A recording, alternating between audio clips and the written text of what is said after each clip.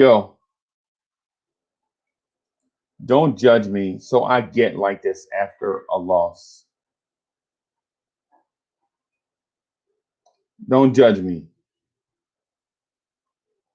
I get like this after a loss. My energy is up and I'm running late. I get like this after a loss. Frederick was good.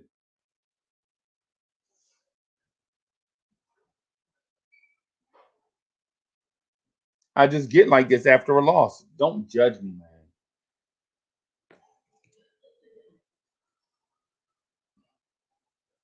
So I get like this after a loss. Stephen Fox, get some sleep, man. You're not a robot.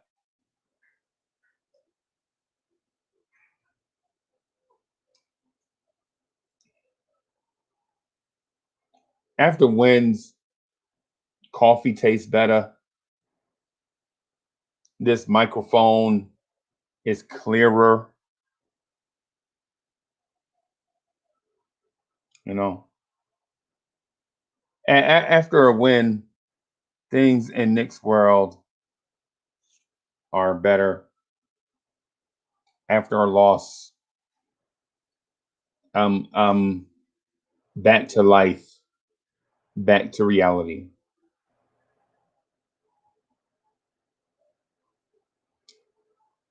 What's good? I see y'all in the chat, man. I want to shout y'all out, but my emotional energy is not up. Need for somebody in the chat to help me get this energy up.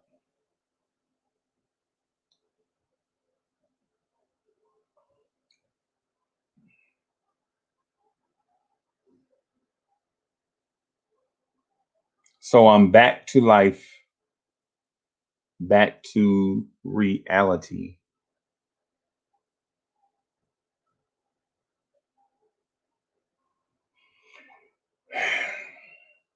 What's good, everybody?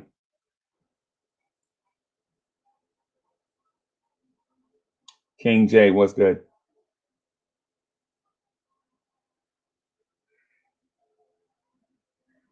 What's good?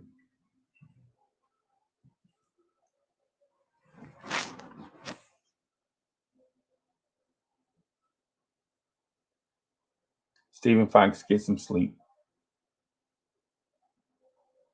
MIG, what's good? King Jerry, what's good? Sin Miz, good morning. 0.5,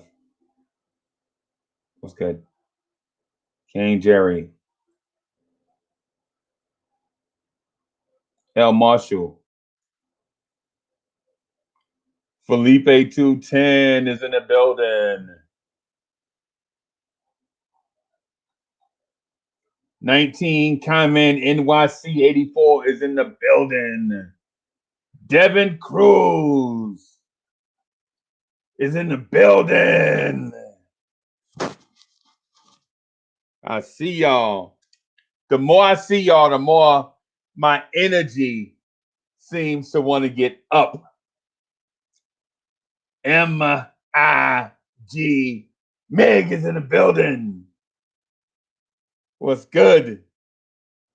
The more I see of y'all, the more I want to crank this thing up. Sin Miz was good.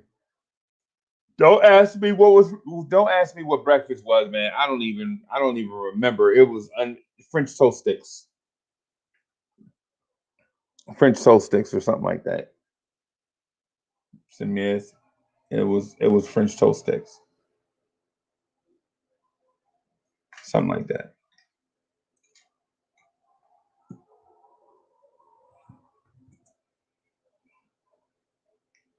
How y'all feeling out there? How y'all feeling out there? Tone Woo. What's good? Kobe Grant. What's good? Kobe. What's good?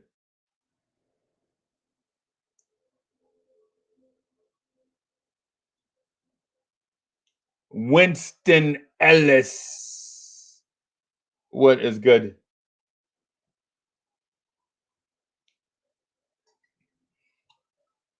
The more I see y'all pop into the chat, the more my energy feels like it wants to get up. I think y'all are hyping me up. Hoodie Swish. What's good? Ismail Rivas. Ismail Rivas. What's good? Officer Frankie is back, baby. Like a bad trilogy. Like a bad trilogy. Like this whole Frank narrative is like, yeah, I'm gonna do it. I'm gonna do it in movie trailer voice. You thought he was killed in part one. He survived. Now he's desperate. He's revived, and now he's back. Dun dun dun dun.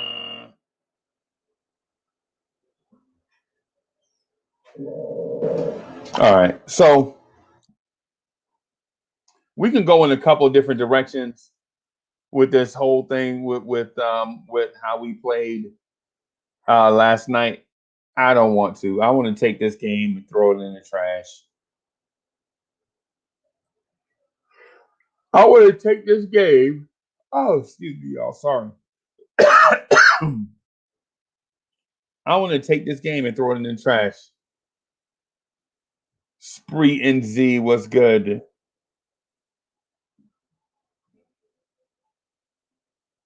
I legit want to take that game last night and throw it in the trash. I think the Knicks wanted to also. King Jerry was good. I think Rose is out till after the All-Star break, man. I bet you.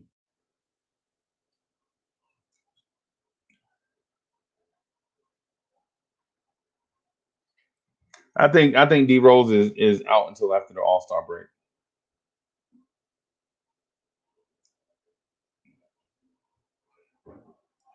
Hoodie Swish. Hoodie Swish says, I'm not even upset about yesterday's loss because we're still in 60, and I predicted we would have a 1918 record going into the break and still be a top 5 seed if possible. Well, you know what?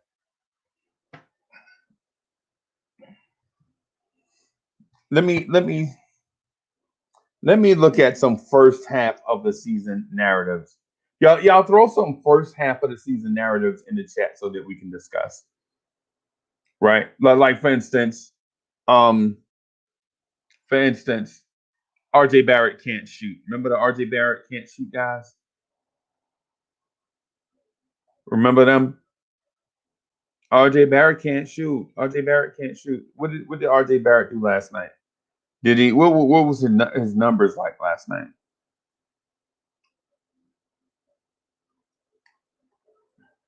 Throw some first half narratives in the chat because there are a bunch of them, right? Throw some first half narratives in the chat. That's what I want to do.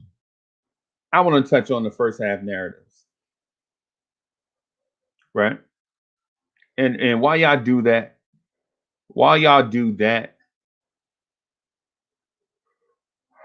I want to touch on a couple other things.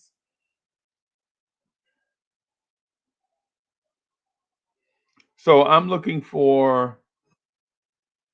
Wait a minute.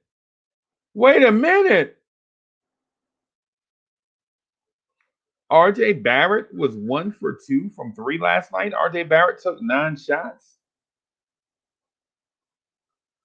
RJ Barrett took 9 shots and was 4 for 5 from the. Wait a minute. Let's touch on this RJ Barrett can't shoot thing. Let me throw this thing in the chat here.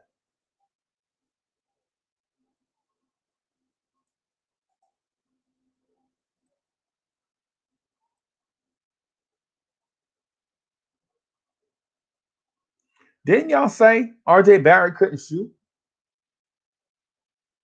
Wasn't it a crew of people that said, "Man, I'd take Tyler Hero over RJ Barrett"?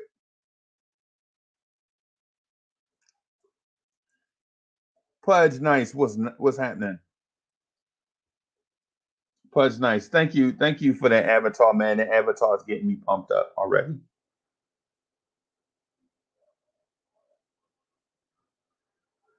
Because there are a lot of critics out here. Yo, it's the sun. What's good? Good. What's good? What's Top good? of the morning. What's good? What's good, man? You know, Dog. when Frank make exciting, I make exciting, man. I'm just here to share the morning with you on. Yo, my man. What's Look, good? man. Hey, I ain't gonna lie. I was dragging tail in here. For one, because I'm a little bit tired, and also the Knicks lost in a bad way on the road. Yeah. But then the sun show up. Oh man, how you doing? The prodigal ones. I'm doing good, man. Listen, we took a little L last night. I'm doing great. Frankie got a start, shot lights out. Didn't do too good on setting up the offense, but it's his first start. So, you know, I'm just happy to be alive, man. Happy to be here. Happy to soak up this great content, you know. Yeah, That's the sun it. come through shining. Look You at know, him. you know. Oh, and you got the baby with you. Yeah. And you got the baby with you. Of course. How old is the baby? She just turned a year. No, she about 12 months, 13 months, 14 months right now. What? Yeah. Oh man. Yeah. How long you had her? I had her about 2 months after her birth. I got her sister in the house. I had her 2 weeks after birth. Wow. Yeah, I got two of them. Yeah. How old is the sister? They both the same age, same litter, but I just got one. I just got one before the other one. Okay, and both of them healthy? Gorgeous. Healthy. Word. Yo, look who's in the building. There you go. I had to help keep the Frankers under control this morning. Go. How's everybody doing? Good, man. I was doing okay. Sin is big bro. I miss you too. How you been, Sin? I can't lie. I'm doing great, man. You seen Frank last night? I'm doing great. Yeah. Wow. A true point guard last night. Let me tell you. Well, everybody said he wasn't, so he played true to his position. You know, 3-and-D.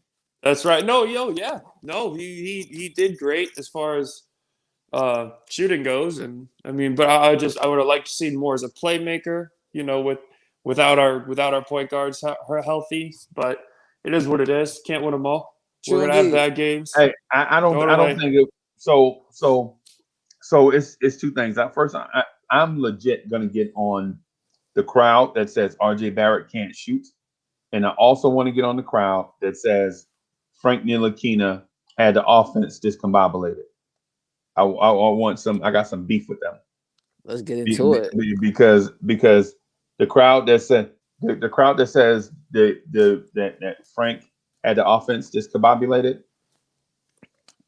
I think they don't know what they're talking about. I think they legit have a complaining spirit, and so no matter, regardless what Frank Ntilikina would have done last night, they would have been complaining anyway, right? Because complaining is in their spirit. Some people just love to complain.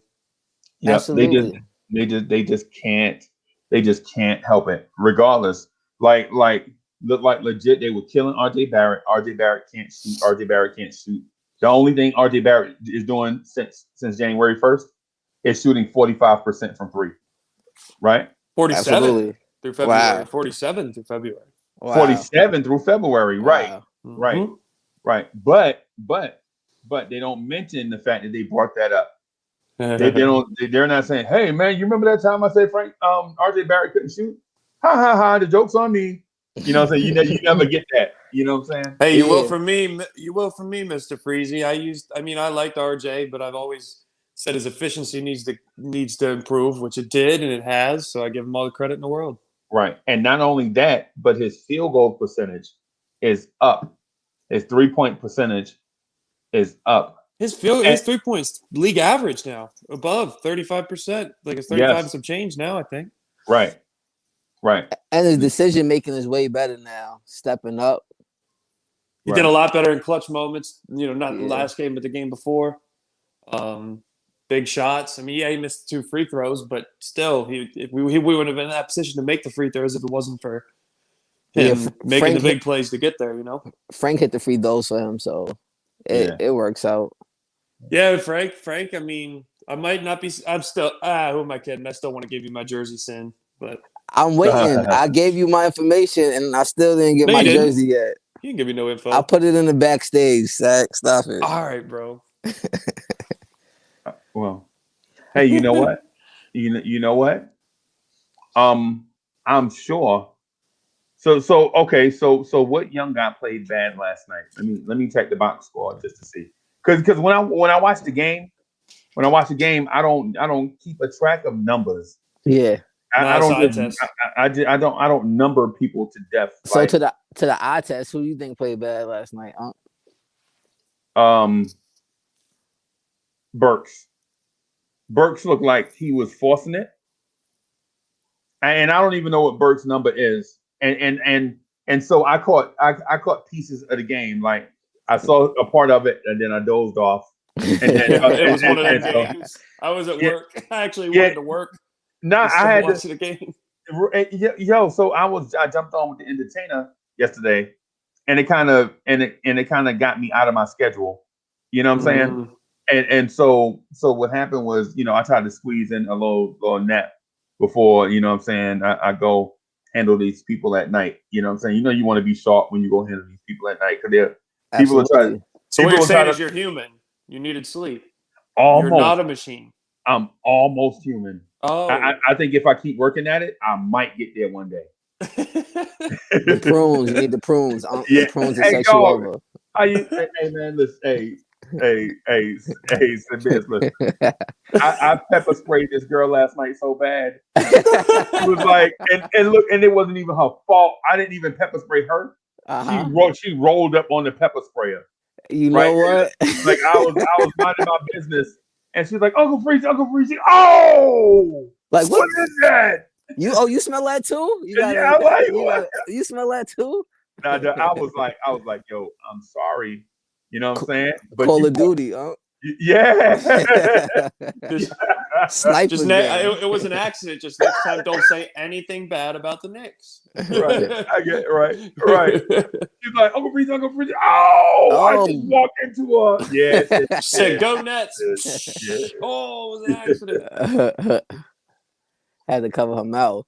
Yes, she had to cover. Yes, she had to cover her spirit. She thought to take her jacket off and throw it in the trash. I had to light a match.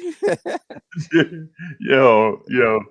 But so last night, I think Randle might have been off last night. Looked like last year, Randle. Yeah, and not in a sense where it was like a mental. Not being there mentally, it was just like, man, I'm dog tired. You know what I'm saying? I'm out here. Why am I out here? Kind of. You think so? He tried to force it too. I don't feel like that's what I felt like. I don't feel like he trusted that those teammates that were stepping up. Yeah, I don't think he turned into last year's Randle. I don't think he liked Frank too much. I mean, Frank's chemistry is always off to me. I don't know. I'm always watching that. Sam, did you see how many times he put his arms up? Like if Frank would want the ball or pass, he's like, "What are you doing?" Yeah. Like he looked disengaged at that point. Yeah. Until they had that great 2-man game where Frank went on that tear. But until then, it was like off the whole night. Burks looked like he was forcing it, but if they would have went down, those would have been like good shots, good a nice shot selection. I feel like. I'm gonna say this, man. I'm gonna say this. When we need vets to step up, how about have a vet step up? Right? when we need vets to step up, can we just get a vet to step up? Yeah.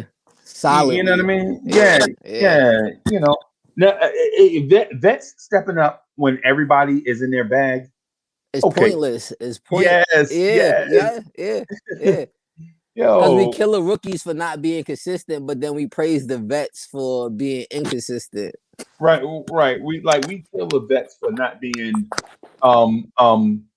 great NBA players, right? Yeah. That rookie that's only been here 2 months is not a great NBA player, right? And he's like, but my man just got here. Exactly. But then the vets, we praise them for being alive. As long as Exactly. the vet is alive, as long as the vet has a jersey with the number is matching on both sides, the front and back, they good with us. Oh, wait a minute. Absolutely. Wait a minute. One of the vets didn't even do that this year. One vet came in the game with the wrong number on. You remember that, Zach? Bullock. Yep. Yeah. Yeah, you Reggie remember Bullock / Mitchell Robinson. Yeah. Yes. Yeah, man. How you not even know that you have the wrong number on, Reggie Bullock? I mean, but we'll kill Emmanuel quickly for taking a bunch of shots. He was too busy looking in the mirror, making sure his hair looked ridiculous as always. He didn't care about no jersey number. He was fixing a blonde streak in the back. I think Yeah, that that's blonde cross.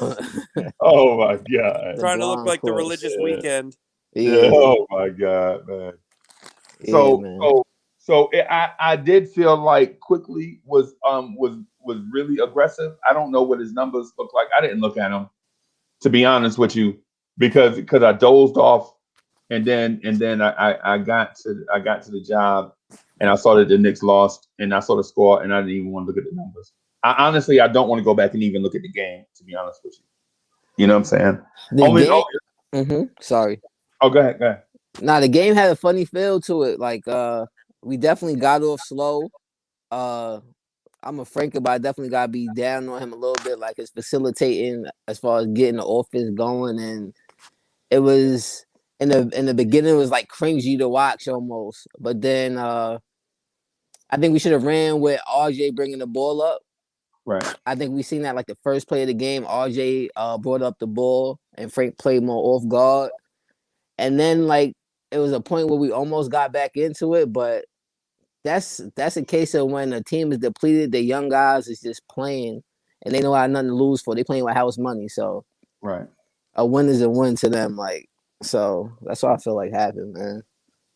I just feel like today when the OGs show up, it's gonna be one of those conversations like bash Quickly for being aggressive, but not bash Burks for being aggressive. You know what I'm saying? Yeah, like, yeah. You know what I'm saying? So I'm like, and then when you like, OG, listen, how you gonna bash a vet for being alive, but then not bash a rookie? You know what I'm saying? For bash a rookie for not being an all-star day one. Absolutely. That's just what it feels like to me, man. You know what? I feel like the bashing of the young players, man, is going overboard. It's ridiculous. And people are hide behind this thing of, hey, I'll criticize everybody, and then when you like, okay, I feel you on that. But then you wait for them to criticize everybody, and then it's not true. You know what I'm saying? I mean, come on, Knicks fans. I knew once I saw the score, I was like, you know what? They're gonna blame Frank. So as soon as I saw the score, I still didn't look at the box score completely, and I still don't even want to look at it. But I think what's going to happen is people are going to say, I told you Elfrid Payton wasn't so bad, man. Frank ain't really a point guard. Yeah. You know what I'm saying? I don't want to have that conversation, man. We know what Frank is at this point. Yeah. We know what Frank is at this point, man. And so we got the bench being uber aggressive storyline. We got the blowout loss is a storyline. We have the RJ Barrett can't shoot thing. We have the CP killing Max Kellerman on national TV thing that I want to touch on. You know what I'm saying? Hey, CP, if you watching, you did your thing, son. And I mean sun in the sky, not sun like, I ain't calling you my baby. You know what I'm saying? So yeah, man, you did your thing representing for the whole Knicks universe. You know what I'm saying? The entire Knicks universe. So White Falcon was White Falcon. It's not even a show without White Falcon.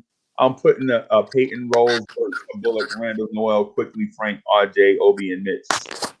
And it's something. So White Falcon, what's your daily random trade scenario? White Falcon is consistent with that lineup. I love it, man. Yeah, I love the lineups. I'm not even gonna lie. Like when I seen Frank starting, even though I'm a Frank, it kind of scared me. I was like, I don't want him starting. I want him. I want him with that big squad with IQ. I think that's what kind of threw off what made us lose too. Our second unit was thrown off. Like we didn't have somebody to offset IQ that well. Hey, you know what? You know what this is telling me? What's that? I'm gonna say this. I'm gonna say this I hear right, and I know the OGs, the double OGs and the triple OGs are gonna be like, man, Uncle Freezy, you reaching? Hey, man, maybe I am, right? Maybe I'm reaching. Mm-hmm. Forgive me for being almost human sometimes, right?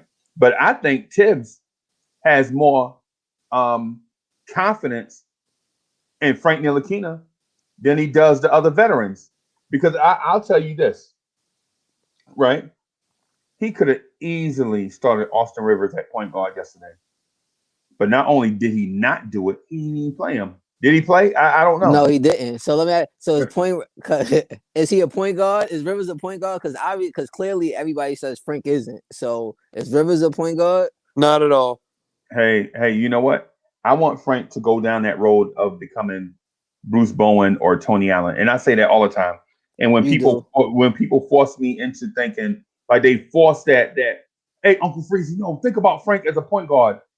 The first thing out of my mouth is Frank Ntilikina is a 6'4" Tree Rollins, right? You know what I'm saying? People think I'm hating Frank, but I don't hate Frank. Yeah. I just feel like let's all be the best version of ourselves, right? Let's do that. You know what I'm saying? I mean, shoot, I want to be an R&B singer, right? I want 30,000. I want 30,000 chicks to be screaming my name as I sing slow jams to them, right? Yeah. But I ain't good at that. Yeah. That ain't me. You know what I'm saying? Nah, not you, Freeze. Not you. Yeah, I have to be the best version of myself, right? Like, sure, how good did it feel and walking into Madison Square Garden and it's like 20,000 chicks screaming my name as I sing a slow jam to them, and they mans be looking at me with the side eye mad because he had to buy them on the stage. Yeah, they mad because they had to buy them tickets anyway and bring their girl to come see Uncle Freezy.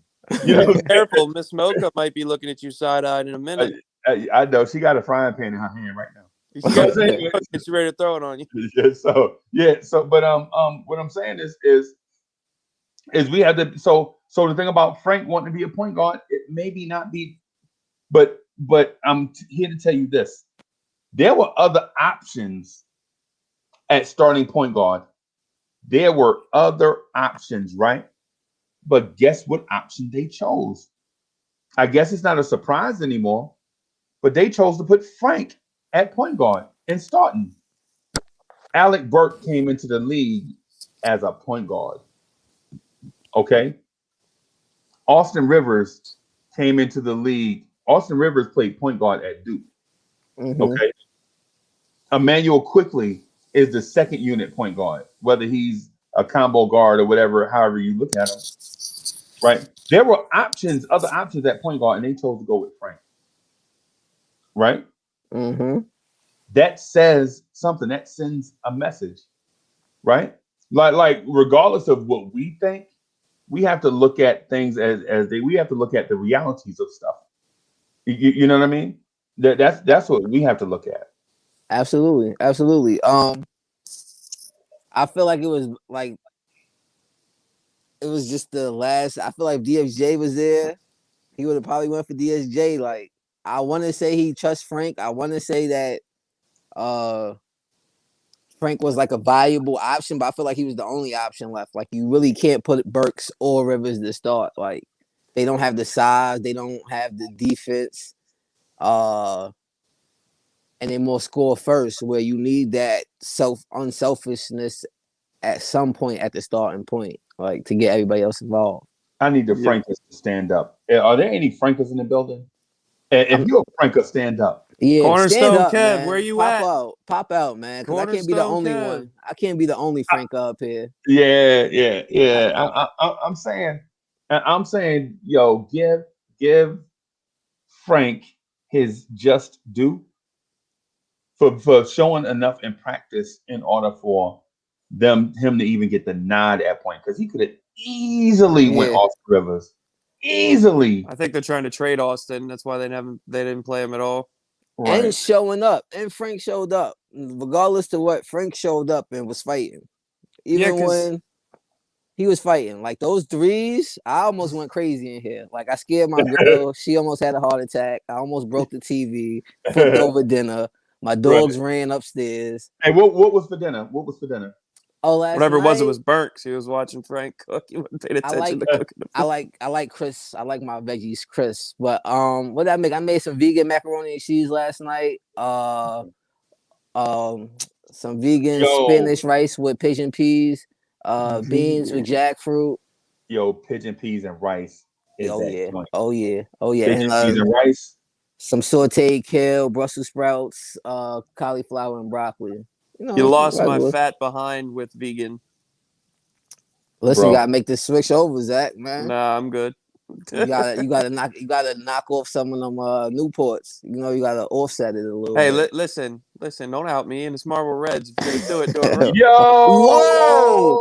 Hey, the president of the Frank Hive is here. He dressed up to go to MSG right now and get paid for start number 2. Senator, I need to get my stream paid. Who do I talk to? Mr. Government. The good Reverend. The good Reverend. You look like he's Frank's agent. The good Reverend Doctor. The good Reverend Doctor. I'm just on my way out to this wedding, man. But I had to call in and make an appearance, man. Talk. Last night. Oh, is it hit? Is it me? Is the suit me? Oh, that's you. That's you. That's all you. Styling and profiling. That's all you. Cornerstone. Yes, Look sir. about yes, 15 sir. years younger. I feel like if you were at the wedding last night, you would have been taking a toast. You would have found out Frank was starting. You would be like, "Oh, damn this! Get the toast." You know what? Good luck to the marriage, all that shit. Did you see Frank Ntilikina is starting? I like to put a toast to Frank. Hey man, I'm not gonna lie. I didn't see the whole game last night because I was at other festivities and everything. It seemed like he had some good marks last night. I heard that he missed an assignment on that last play on Patty Mills going into the half and everything. So I knew he was probably gonna get killed by everybody. That was an illegal screen. That was an illegal screen. If you look at it, the big held Frank. Yeah, he did. Okay. That was an illegal screen. I heard he had a few threes last night, which is good. And I in my opinion, I think that Tibbs is seeing that he needs another defensive person out there on the floor. So I'm glad. I mean, you never want to see anybody get hurt, but I think it was maybe a blessing for us. A blessing. Yeah. So we'll see where it goes. I'm glad that he's getting a run. I mean, I'm glad that people are seeing, what he's worth. He's not the point guard. We've already established that. But he's that 3-and-D guy that we've been accustomed to. That Uncle was saying. Uncle Freeze was saying. He's the 3-and-D guy. You know what needs to happen on an assist? Somebody has to make a basket. So it doesn't matter how nice your pass is. Yes. If they pick the ball out of bounds. Yeah. If they shoot one for 3, or if they go 1 for 9 off of passes from you, guess what happens? If they drop every pass, Nerlens Noel. Yeah. No hands whatsoever on the offensive end. Sorry, that was bad. Yeah. So you can use the box score as evidence, but you have to kind of watch the game itself. Yeah. If you don't have hands, bro, if you can't catch, the point guard. Taj can catch it. Taj Gibson can catch it. Yeah, man. Yeah, like that. So, but other than that, I mean, I know people. I was looking a little bit this morning at the at Sims podcast last night after the game. I know they're nervous about Detroit. I'm not, because I think that I think Detroit is 10 times worse, than Detroit is not San Antonio. That's what I'm getting at. Right. So I mean, I know that any team can be beaten and everything, but I think Tibbs is going to have those guys ready to demolish Detroit, and then we're off to the All-Star game. They better, Kev, because I wouldn't want to be on that Knicks roster after last night. Hell Coming to the no. locker room with Heck Tibbs, no. Heck no. Heck no. I Absolutely. wouldn't want to Yeah. be his player after last night. Exactly. But I'm off, guys. All right. Take care. Love y'all. I will speak to y'all tomorrow morning. Okay. No Frank toast at the wedding, bro. All right, Absolutely. Kev. Absolutely. All right, Love Kev. you. Take care. All right.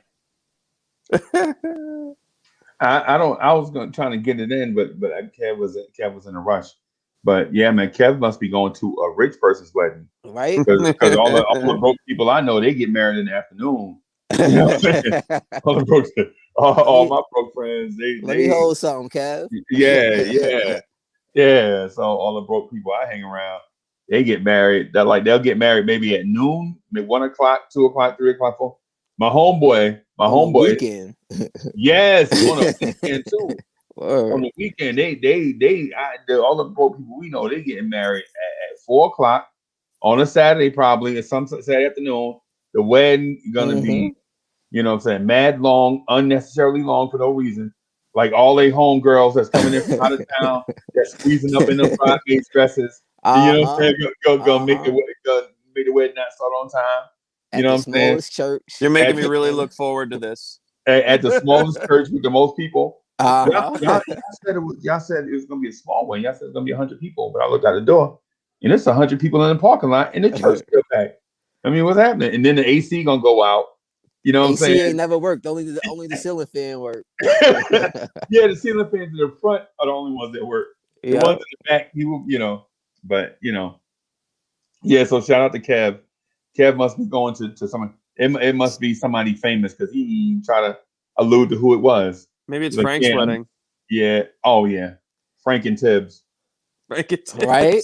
Yeah. A beautiful marriage, man. Yeah. Ceremonious one.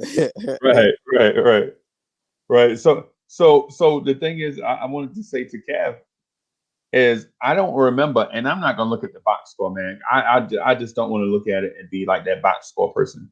But I don't remember. I think Frank hit his 3-pointer, right? What did he take just one? Wasn't he 3 for 3? No. 5 for 7 from the field, 3 for 3 from deep, 13 points, right? Yeah, something like that. He hit 3 threes in a row almost, Uncle. Oh yeah, he had one freezy where he pump fake, got someone, and then stepped back to the right and you sank one from the corner. Randle set him up for the pick. He went on Randle and stepped back and then hit the 3. And then the next one, Randle fed him again and hit the 3. Then he hit from the other corner for 3. That's what I'm saying. He had like a little step back, like a little almost Klay Thompson shimmy to the side where he one dribble and go. All swishes. Nothing hit the back. All swishes. Wow. All swishes. Wow, that's crazy. That's what I'm saying. I want to look at the box score, because he was like one of the only ones to show up last night.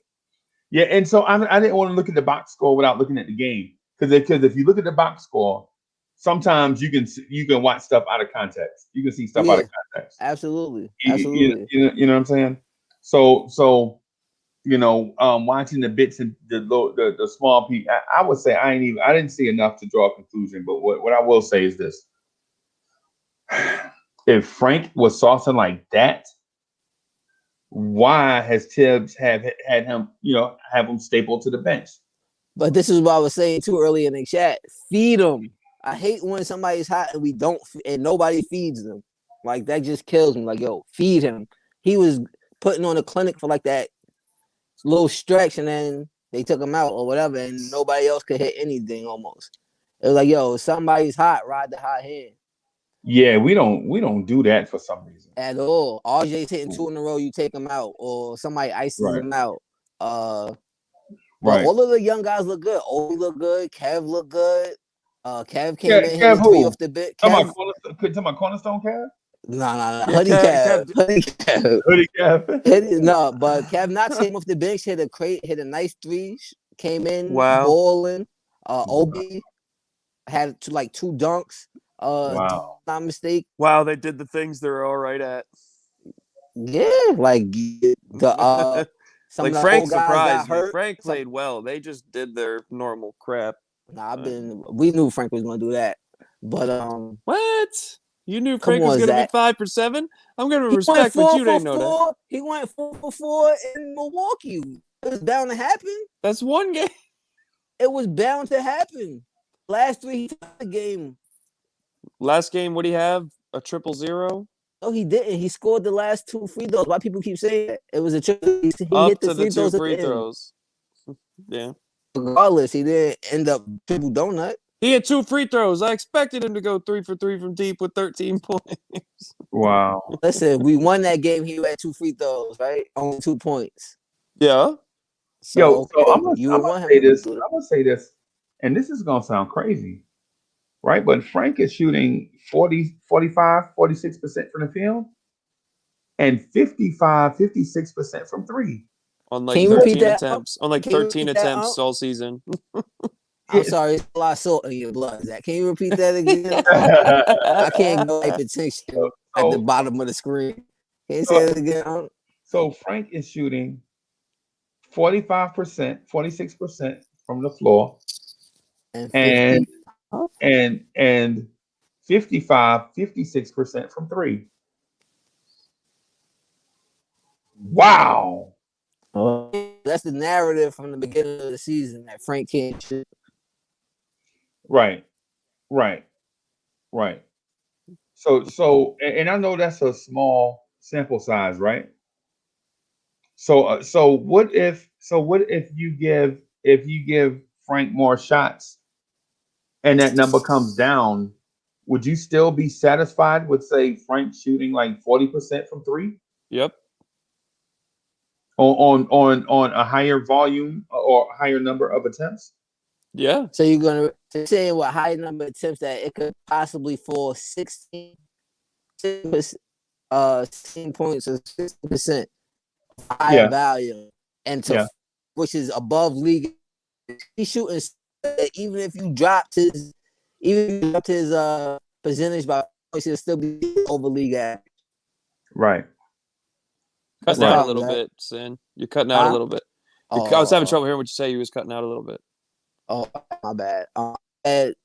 So it's safe if you dropped his by 15%, his value, he'd still be shooting the league average. Wow. League average is 35, so he'd be above, right? He'll be shooting the 6 right now. I just want to see it. Like I love it. I give him his respect, but I just want to see it more. I see if it's sustainable. Like over a. See if it can drop down to 40, or if it drops down lower than that. I just want to see him do it more. I'm happy for him. I just want to see it continue to happen. It doesn't sound Zach. It doesn't sound happy. You don't sound happy for. Bro, I just got off work. I just you don't sound happy. I don't have much energy. I've seen you more with players. Oh, you don't have energy. Hey, so I'll tell you what. I have something for energy. Okay, go ahead. I have something for energy. Check this out.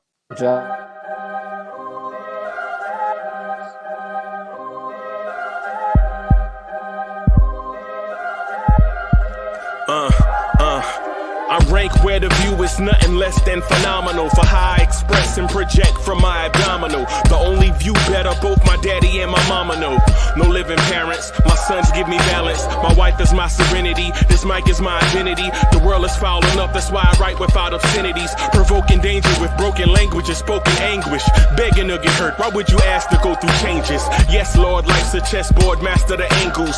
Control the tempo, be the one who holds the info. Acknowledge is just as deadly as machete swings. When spoken, the truth is as potent as that Medellin. While others swear the style is free, I just let it ring. Our time is undervalued, soldiers make us better kings. My fans on my shoulder, reaching after better things. Today I take the shot, for them I'd rather set the screen. My mama told me follow my dreams. My daddy told me get it by any means. Stand tall, make him bow to a king. But I've evolved, you can see the resolve. Look in my eyes when you speaking to God. That is fire to me, y'all. When you speak, God, fire. Yeah, to me, that is fire. I mean, best interest business, man. Yeah, we trying to do a little something. We trying to do a little something. So the league average, I'm told, is 36%, right? 35, 36, something like that. Yeah, so Devin Booker shoots 36.7% from three. Yep. Right. Is that what we want in a young star shooting Uh, guard? I'd love Devin Booker on this team. Nothing you're gonna say. Yeah. He's Yeah. a No good doubt. player. Just a high Yeah. volume though. If he shot less, I don't know. Said RJ shooting. He's shooting 35 for the season.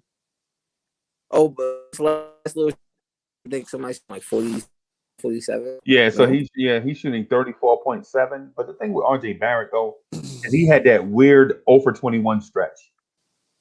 Right? And so if he shot his career average, not league average, but his average over that stretch, RJ Barrett would be at league average right now from three. Right? Mm. But instead, he went through a huge slump. And on the other Twice. side, and on the other side, he's scorching hot.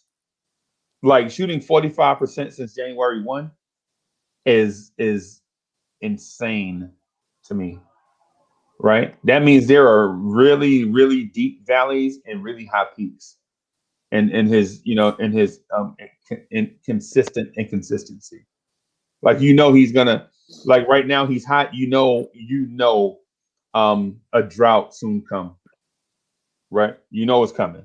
You know it's coming with RJ Barrett because he is a streaky shooter in the very sense of the term. You know what I mean? How do you know it's coming though? I mean, he could still he could be figuring it out. Trending upward. I was just about the same thing. I mean, the soft, isn't it like more wall? He's supposed to be hit. I think he's figuring out. Like I said, Like he's both. He's still like through since January 1st. He's had a lot of inconsistencies, and he's still shooting 45% from deep. Like it could be he could still be inconsistent. Still got to work on his game, but he could be starting to figure it out. Freezy. That is true. I think his inconsistencies is kind of like that. He's shooting bad. Just now he's not scoring, so he's being alpha zone or low. But it's not low shooting percentages. Not up the number. Yeah. Okay. So let me do this just real quick. I want to get on one topic and just stay on it and then finish it and then jump to the next one. So we were talking about Frank. We were talking about quickly, and we were talking about RJ Barrett shooting, right? So my preference would be to finish up with RJ Barrett shooting, since the haters are like, but he can't shoot. Move him to small forward because his game is best suited for small forward position. What does that have to do with shooting the ball? Small forwards can't shoot the ball? Hey man, I don't know. You know what it is? We just don't know basketball, Freezy. Yeah, yes, right. So I don't coach basketball anymore, but I was coached by a old school throwback coach. He was the dude that coached me. Was a star basketball player in Jersey City in the 60s, right? Uncle Drew? Uncle Drew! But he was a star basketball in the early 60s. So when I came through in like the early 80s, he was like, yo, no, play fundamental basketball. But he said, ball don't lie. Basically, he was saying it and the slick 60s talk, like how he used to talk, right? He'd be like, yo, don't hog the ball or beat it to death. You know what I'm saying? He was like, yo, if you love basketball, and this is what he said to me, if you love basketball, love the basketball. And so I'm like, what are you saying? What are you talking about? Give me the ball. Yeah. So let me get to the super chat real quick. Paris Duggar. Guys, Frank shot well. He didn't play well as a PG. Well, yeah. Hey man, you need some continuity, Paris Duggar. Point guard is not just about breaking your man off the dribble and throwing an alley to somebody. It's about five guys having continuity. You know what I'm saying? And clearly inserting Frank in there with the starting unit when Frank never even played as the backup point guard. Yeah. threw Frank off. I mean, come on, we got to look at things in perspective. Like Frank wasn't even the backup point. Frank wasn't even the third point guard. Remember, so the depth chart was Elfrid Payton, Derrick Rose, Emmanuel Quickly, and then Austin right? Rivers. Yeah, Austin Rivers. Yeah, and then you take Frank from a guy that just is getting minutes for his defense to, hey man, you starting that point guard tonight against a playoff caliber team. We won 20 and 15. Yeah, we won 20 and 15. And by the way, the game starts in 30 minutes. Yeah. You know what I'm saying?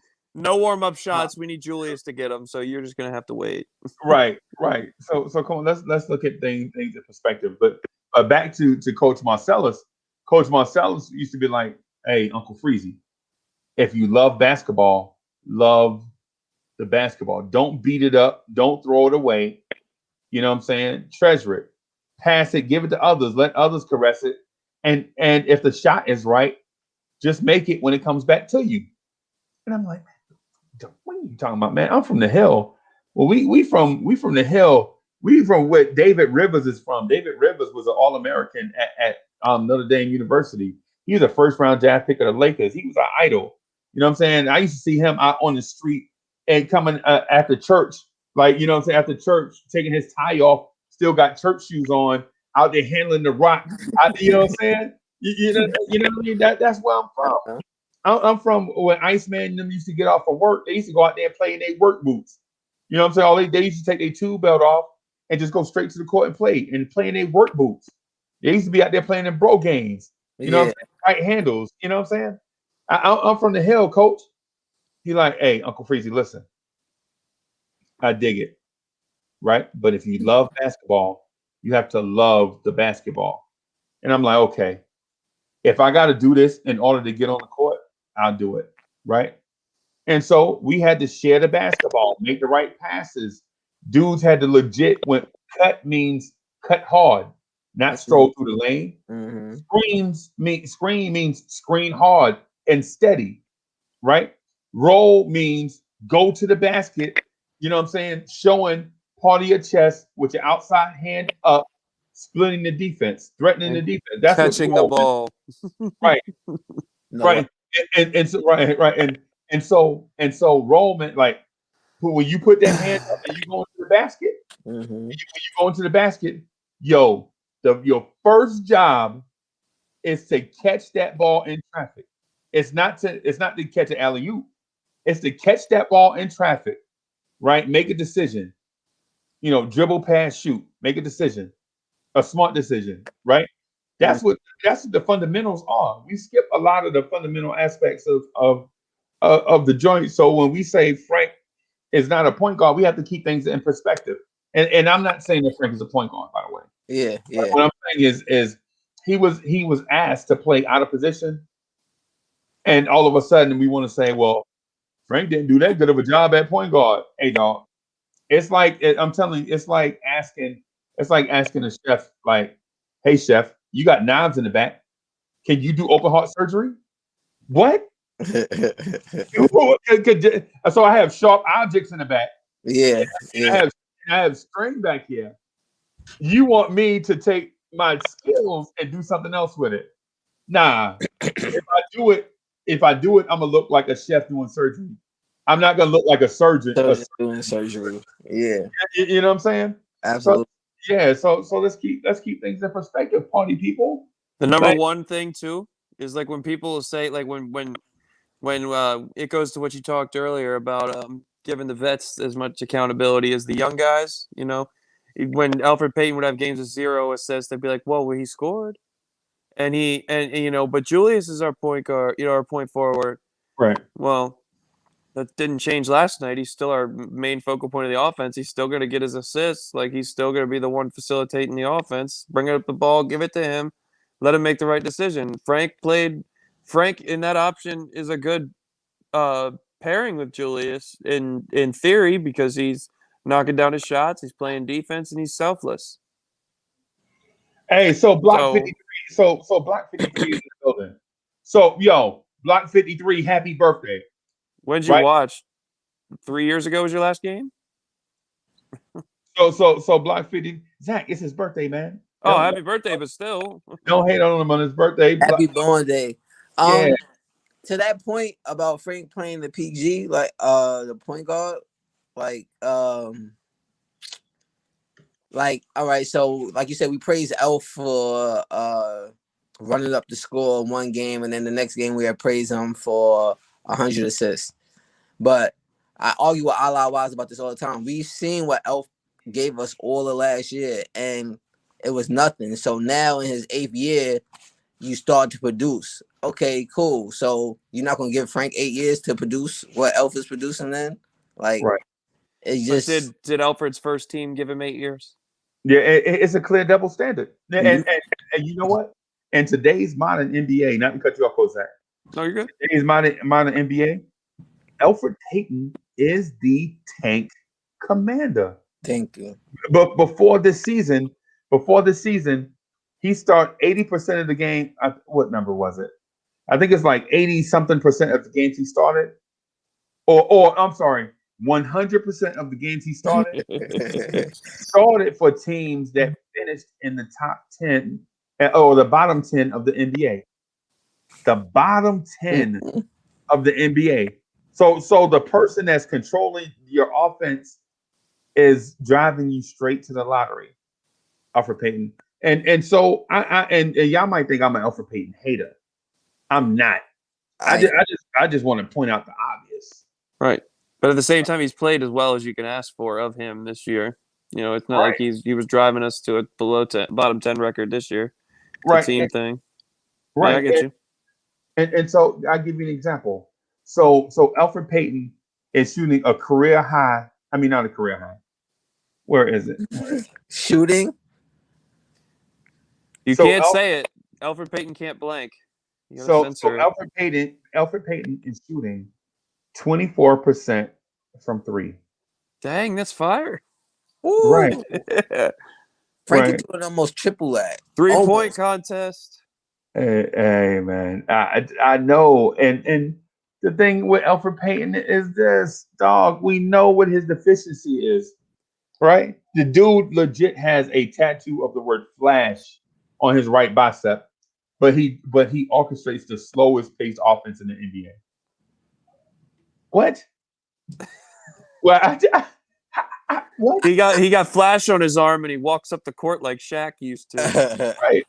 I give him his credit though. He does get to the thing that I want to see more in Frank's offense that I do see in Elf's offense that I like is his ability to get to the cups. Like I've seen Frank get there and finish more than 50% of the time. Elf doesn't always finish. I feel like if he finished more, he'd be great. But even still, all of this in your 8th year is like production I don't want. Like it's why? Because it's taking too long. Like if that's the case, we have since he's older, you don't want him. Is what you're saying? Like even if you produce, you'd rather have a 4-year guy struggle and give you a couple good games a season because he's young, or and not even accept anything from a vet just because it's a vet. Or I'm not gonna say not accept anything from a vet, but if I gave you a chance last year and you showed me everything you showed me last season, I wouldn't have even brought you back to show me this season. But Frank showed us his deficiencies for 3 years straight now. He's but he's getting his chance and he's rolling with it. So you compared to 6 years, that's totally different. No, but I'm saying like you said just last year. That's all I meant. You said last year with Alfred. Yeah. So I was like, look, you know, people can change. Look at Julius. People can have a certain mold their whole career and a certain thing about them, and then they put the work in and they, you know, right situation. We have a plethora of youth that we need to give that to, right? Instead of keep bringing back Elf or Julius was a great pickup and comeback. I eat crow on that. I thought Julius showed us almost the same thing Elf showed us last year, and I'm good off of that. But I was proven wrong to a degree. Well. Did we both just admit we were wrong on the same show? I think so. I think we're sick. I think so, man. Coronavirus. You got temperature checks in there. Wow. Hey. So here's the thing, right? So I want to say this thing just real quick, man, and it has nothing to do with the show, but so my man Sin Me is super smart, right? So I noticed the way that he speaks, right? So he uses like allegory. It's like he uses allegory a lot, right? What do you say, alligator? No allegory. Yeah. Like he uses words with double meaning a lot. Stephen A. Smith. And so you can tell that he's smart, like he knows like some type of science or something. I'm Like okay. something on the side. So he uses allegory. And me being a Freemason, right? So I'm a Freemason, whatever. I don't talk about all that stuff on here. Like Okay. whatever. I didn't So know that. I hear these things. I hear the allegory. I'm like, who does dude think he playing with? He coming on here using these words and terms in context and out of context at the same time. So it's like for certain people that hear like certain trigger words. Yeah. Okay, Sin Miz. I see you, Sin Miz. Hey, Wow. I see you. Wow. I see you. Yeah. So he using like certain things, and that's why when he sometimes he say something to pause me, I'm like, what? And then we talk about the Knicks. You know what I'm saying? So shout out to Sin Miz. Sending his meeting, putting his. I see you. I see you. I appreciate it, Unc. I appreciate it. I see. And I'm like, what? And so I had been hearing it, and then I didn't want to call him on it, but then I'm like, yo, I gotta call him on it because you know what I'm saying? Because I feel him in that sense. So, but anyway, Appreciate hey, it. one of these days, man, all of us we got to get together on a non-sports chat. You know what I'm saying, and talk about some, you know, but Anytime. You got my math. Anytime. yeah. Oh, for sure, we got to do something. So shout out to Coach Zach too, because I saw a picture of the car the other day, and I was like, yo, come on, dog, really? You standing us up so that you can do this as your side hustle? You slick. Hey, I listen. I drove the whole way. When we got off that morning drive, I drove to Maine and back, Wow. trailered the car, and I got home damn near right before the Knicks at night, Right. Knocks at night. The knock. And then I said, you know, am I staying up till Respect. 4 in the morning or am I going to sleep? Yeah. Sorry, I'm going to sleep. Right. So how long was the drive? I fell asleep for most of it, both ways, because my dad was driving the trailer. Wow. Right. But it was a long drive. But like it was I know it's got to be at least 10 hours. At least 10 hours.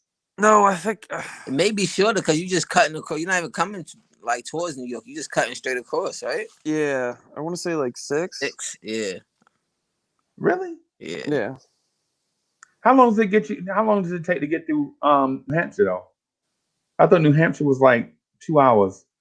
Like Mass is like Mass is 2.5. Then you got you got New Jersey, Connecticut, Mass, New Hampshire, Maine. So I would figure that'd be like at least 8 hours, at least. But you're not going through all No, that. it was he sorry, I prefaced this. He was from Maine. You're right, it is about 10, 12 hours. We met halfway, but the car is from Maine. Okay. Yeah. But the car is dope. You could Thanks. give it to me if you want to. I'll give it to you for a cool $8,000. What kind of car? Man, this water tastes good. It's a 97 Cobra, Mustang Cobra. It's beautiful too, man. It's beautiful. Black leather interior. Did you start the project car stuff, Zach? You started the car stuff that you was going to start? No, I went a different route because I had an opportunity go my way. But with Spree, the Trail Spreewell's the American Dream, you know who that is? Yeah, I see. Him and I are starting our own little thing. Okay. That's Ron from Owing Mills. Yeah, that's exactly where my fiance's from, though. Is really? Mills. Yeah, that's where she grew up with. Yeah, but yeah, we're doing our own little thing. But no, I've been looking for my next project and I got it. So okay. Cool. Yeah, man. I have a bunch of things, man, that I'm working on, bro. So I'm gonna take this all-star break and take a break. So I'm legit gonna, after Thursday night, I'm not gonna do any more shows, any more live streams, any more videos until the season starts back. The next NBA game Wow. just to catch up on. You might sleep every single minute of that break. Right. I'm telling you, man, because what happens is the season is a long season. Like sometimes we forget. Sometimes we forget how doing a live stream at night, like working and doing a live stream for 4 hours, right? Get off, come home, hug the missus. You know what I'm saying? You got to, hug the missus and all that stuff. do the man thing, do the special hug. Like, yeah, okay. All right. Come here, girl. I feel sorry for what those teddy bears have witnessed. Yeah. They asked poor teddy bears. They asked me for blindfolds, but I'm not getting no blindfolds. And you said nah. Nah, I ain't getting. Yeah. Love is a beautiful thing. Yeah. I ain't buying no blindfolds for no teddy bears. I mean, come on. It's bad enough they hog up the live stream every day. They legit want camera time. They look like they've been through it, man. Said love ain't blind in your house. Yeah. I have to buy them cigarettes. You know what I'm saying? They paws all grungy. They've seen some shit. Marlboro Reds. Hey, easy. So just to put a bow on the Frank thing, I'm just gonna say this: Frankers unite. The Knoxers had their opportunity at the beginning of the season, and the Knoxers were throwing shade at the Frankers. And everybody else except Kevin Knox. Right. Everybody else. Like the Knoxers were legit like RJ Barrett can't shoot. Kevin Knox can shoot and blah blah blah. All these different things, right? And so I'm like, okay. Don't forget. Hate to cut you off, but they wouldn't trade Kevin Knox for Ben Simmons. No, they wouldn't trade Kevin Knox for Ben Simmons. That was said. And was mad that we asked. You know what I'm saying? Like the audacity. They like, Uncle Freezy, the audacity you would ask me if I would trade Kevin Knox for Ben Simmons. Ben who? Right. Boy. Hey, so we got a troublemaker coming in, y'all. Hey, so we got a troublemaker coming in, right? So I'm gonna try to get on my best behavior. I'm gonna try not to be an instigator. Or whatever. I'm gonna try to be on my best behavior, right? I can only imagine who it's gonna be.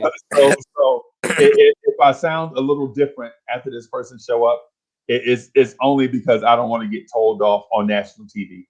Okay. I can imagine. All right. So I'm a. Oh Lord, what's up, What's up, big man? How you feeling? I had a tough night, man. I ran into the virtual brick wall last night. I was listening, and I felt horrible for you. I was at work, or I was going to jump in with you. I tried to negotiate it, but the fact of the matter is, it is one tough cookie. Wow, you know what I hate? You know what I hate, Gi? And I just wanted to comment on it before you get rocking. This man will literally clown an innocent little child instead of admitting Kevin Knox is garbage. He will clown an innocent little kid instead of admitting Kevin Knox at least has discrepancies in his game.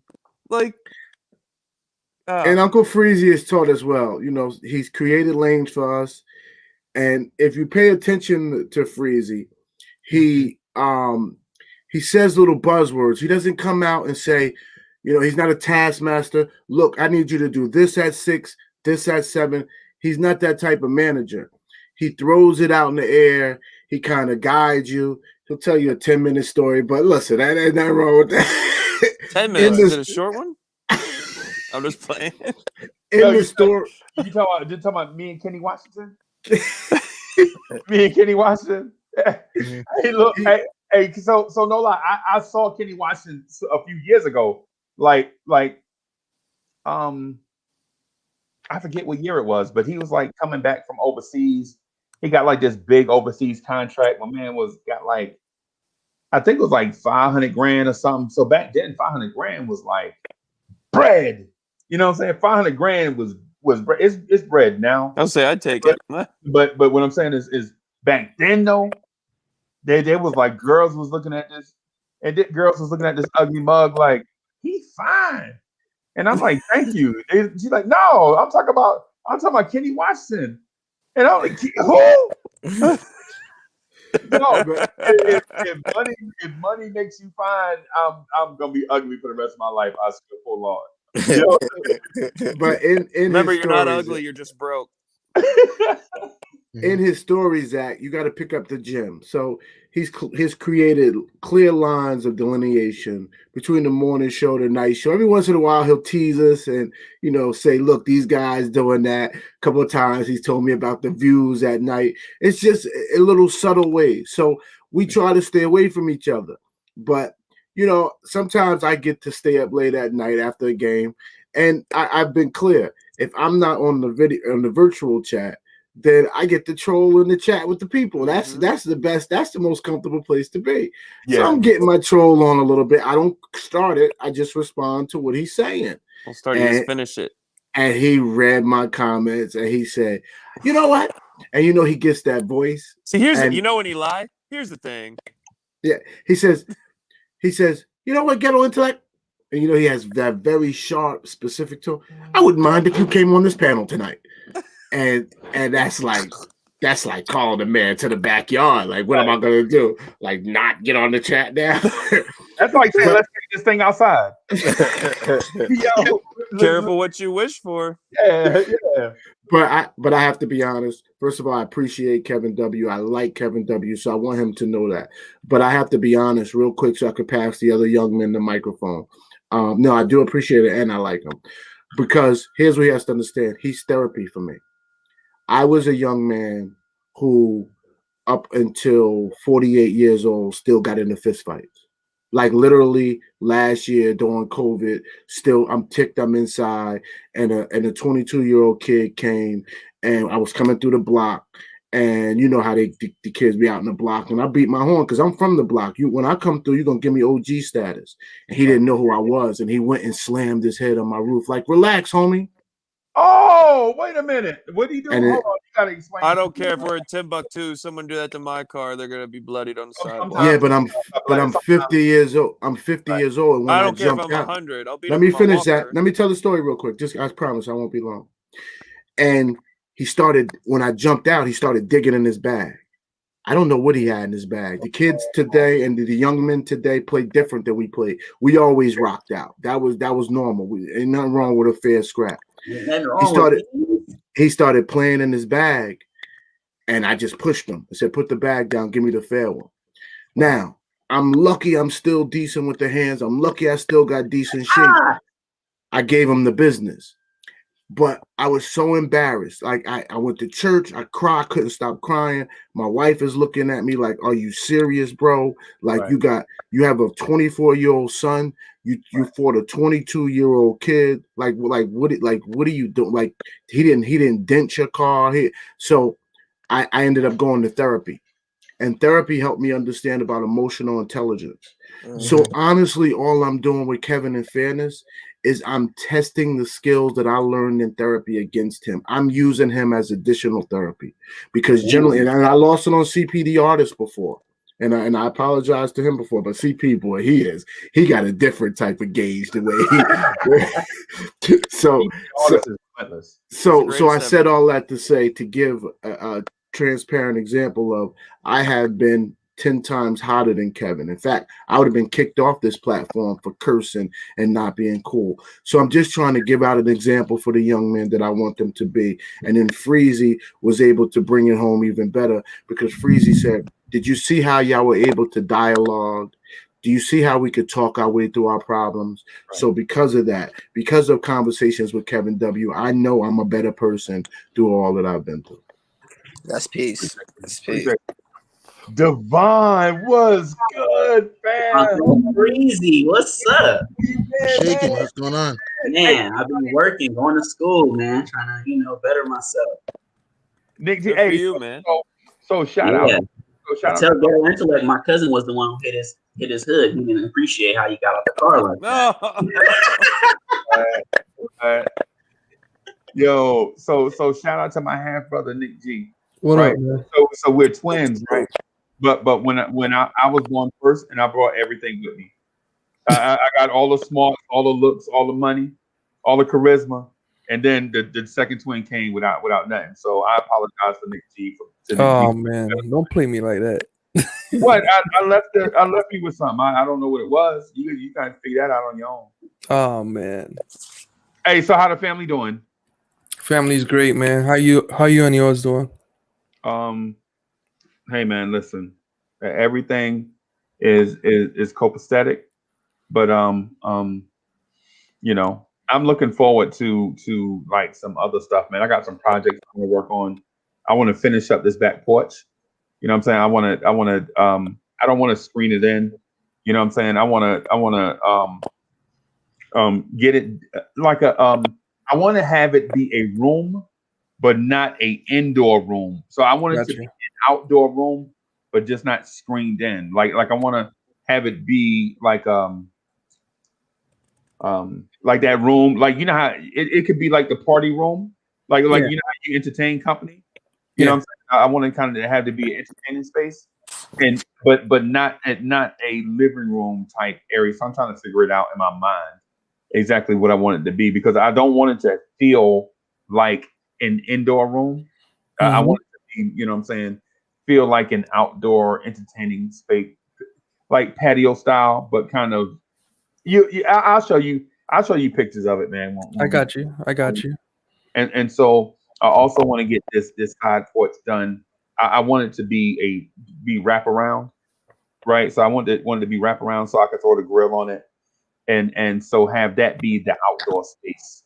You know, the only thing though is it's hard to I'm working on because I wanted to do it myself, but bro, that's a lot of work. DIY, man, that's tough. Yeah, but I'm doing the Knicks Morning Drive, the Knicks at Night podcast. You know, you gotta go to the bill payer. You know what I'm saying? And then we want and in a case and you know want to give Miss Mocha the special hug. You know what I'm saying? When it's not raining, want to go out here and chase this white ball around. You know what I'm saying? Some other things. So I'm working on a bunch, and I got some cars in the yard that I want to kind of throw some life back into. It sounds like you need a clone. Yeah, or something. Body double. Yeah, man. He needs those teddy bears to get to work. Exactly, man. But they keep staring me down. They feel uncomfortable. Like they legit looking at me right now. I feel All like stuff they've seen. I wonder why. Yeah. So hey, G Money, what's good? What's going on? How's everything with you guys? Good, man. Hey, it's good, G Money. What up, baby? Hey, G Money, they trying to call you Biggie Smalls. Tell them you got them bars like Biggie too. Yeah, I do. I do have those huge balls like Biggie. Yep. Yeah. Hey, so pause. I said bars. Pause. Pause. So hey, so G Money, you said something the other day, and I'm gonna get at you about it. And so you were adamant, right? But since it's 7 of us here, I'm gonna pass this microphone around, man, and let everybody get into their bag. And just I would love for the conversation to be more organic. Maybe if we pass the ball around and don't let it stick with one person. Mm-hmm. But you said the Toronto Raptors would have beat the Golden State Warriors regardless. You said yes. I really believe that. Yes. You said 2018, 2019. No, listen. Here's what I thought. I know you guys are going to disagree, and that's fine. But here's why I believe that. I understand when Durant went off, he was going off. It was only a 5-point game. I gotta look at the facts, okay? When the Warriors were virtually healthy in that same playoff run, they needed 6 games to beat the Clippers. The Clippers were a good team, but they were not as deep as the Raptors. That's what I'm saying. Also, the fact that if Kevin Durant was healthy, Klay Thompson doesn't go off the way he does because KD does more iso ball. That's what I'm saying. And I'm saying objection because that's speculation. You don't know that both could not be red hot at the same time. You would assume that based off of what you've seen in the past, but most teams don't have a Kevin Durant, right? I know that, but KD's not going to beat the Raptors by himself. That's what I'm saying. So who on the Raptors was going to stop KD? I mean, I didn't say shut down. I said slow down. You have Kawhi Leonard. Kawhi could give KD some problems. That's what I'm saying. He could. Again, I never said they're going to shut down KD. I never said that. Kevin Durant could get his points. It's Durantula. What I am saying is that Kawhi can slow down Kevin Durant. That's what I'm saying. And also the fact that you also have to consider the Warriors didn't have enough depth. Yes, I know they have 4 All-Stars and Draymond Green, but you also have to consider depth will matter in that series because the All-Stars won't play every minute. That's what I'm saying. The Raptors had a better bench than the Warriors. That's what I'm saying. Right. Also the fact is, but you didn't take into account. What you didn't take into account is that Steve Kerr could stagger his rotations in order to keep 2 All-Stars on the floor at the same time, as opposed to playing them as the Hampton 5. I mean, you have a point, but what I'm saying is that you want to keep your All-Stars fresh. That's another thing you have to understand. You don't want to just keep playing your All-Stars 40-plus minutes because you want to keep them fresh. It's the finals. It's the finals, though. I know, but I'm just making a point. I know, but what I'm saying is that you need a bench to stabilize the offense. Yes, you need defense, but you need a bench to stabilize the offense. And that's another reason why I felt Toronto had the advantage with their depth. Yes, Golden State's more talented. There's no argument there. But main reason why I think Toronto would have beaten them, in my opinion, because I felt they would have some defensive schemes to give KD some problems. I felt you even saw them slowing down Steph Curry at times. And if you have KD, this is just what I believe. In my opinion, Klay Thompson won't be as consistent with Kevin Durant on the floor compared to he is off the floor. That's what I'm saying. And also the fact is they had rim protectors like Ibaka, Gasol, Spicy P. You had rim protectors. The Warriors didn't have rim protection. That's what I'm saying that year. Yes, I know they had a lot of All-Stars. I'm not denying that. But you also need bench production. You need defense. The Warriors that year weren't the same defensively compared to years past. That's what I'm saying. You even saw in the first round against the Clippers. Yes, the Clippers, did play their butts off. But with that much talent, the Warriors should have swept the Clippers. I can't just give the Warriors a pass going 6 games. I'm sorry. That series shows to me that if they play a defensively minded and well-balanced Toronto team, they're going to be in trouble. That's what I'm saying. How about some context? How about instead of saying, they should have beat the Clippers 4-0, how about we have some context with the Clipper series? Right? They blew a 31-point lead in Game 2 at home, and in Game 5, they lost at home. I can't listen. Were the Clippers a good team? Yes. I'm not saying they weren't. But were the Clippers expected to win 2 games on the road, especially? No. So that's what I'm saying. Before Boogie even came to the Warriors, people called the Warriors the greatest team in NBA history. So even if Boogie was a little bit hurt in that series, it doesn't matter because you still have Steph Curry, Klay Thompson, KD, Draymond Green, Sean Livingston, Andre Iguodala, and you still can't beat the Clippers in a 4-game series after you're up 31.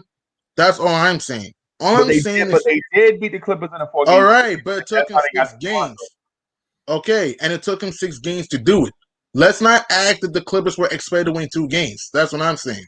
All I'm saying is that sorry to cut you off. So you're saying, basically, what you're saying is that the Warriors showed that they have a chink in their armor and that the Raptors were going to, even if they were all together. No. So G Money is from Toronto. No, I'm from Brooklyn. Actually. I just don't. All right. You're not going to change my mind. At the end of the day, I'm going to believe what I want to believe. So you're not going to change my mind. I think I can because you sound like a reasonable dude. I think I can. You sound like a reasonable, thoughtful person. And to say that my mind will be unchanged if I'm given facts, that sounds unreasonable. No, I'm considering your opinion. I'm just saying that I'm not going to change my opinion on this. I'm not. Even we're presented with a different perspective and a different point of view, and facts that have not been injected into this discussion, you're saying that you're not going to change your mind, or even consider, because if you're not going to change your mind and you're not going to listen to others' point of view or opinion, we may as well just change the subject. Yep. No, Can I just ask you a but question though, G Money? yes, Just my position. Do you think Steph Curry's a Hall of Famer? yes, Steph Curry is a Hall of Famer. Think There's no Klay argument. Thompson's going to be a Hall of Famer? Probably yes. Yeah. What about Kevin Durant?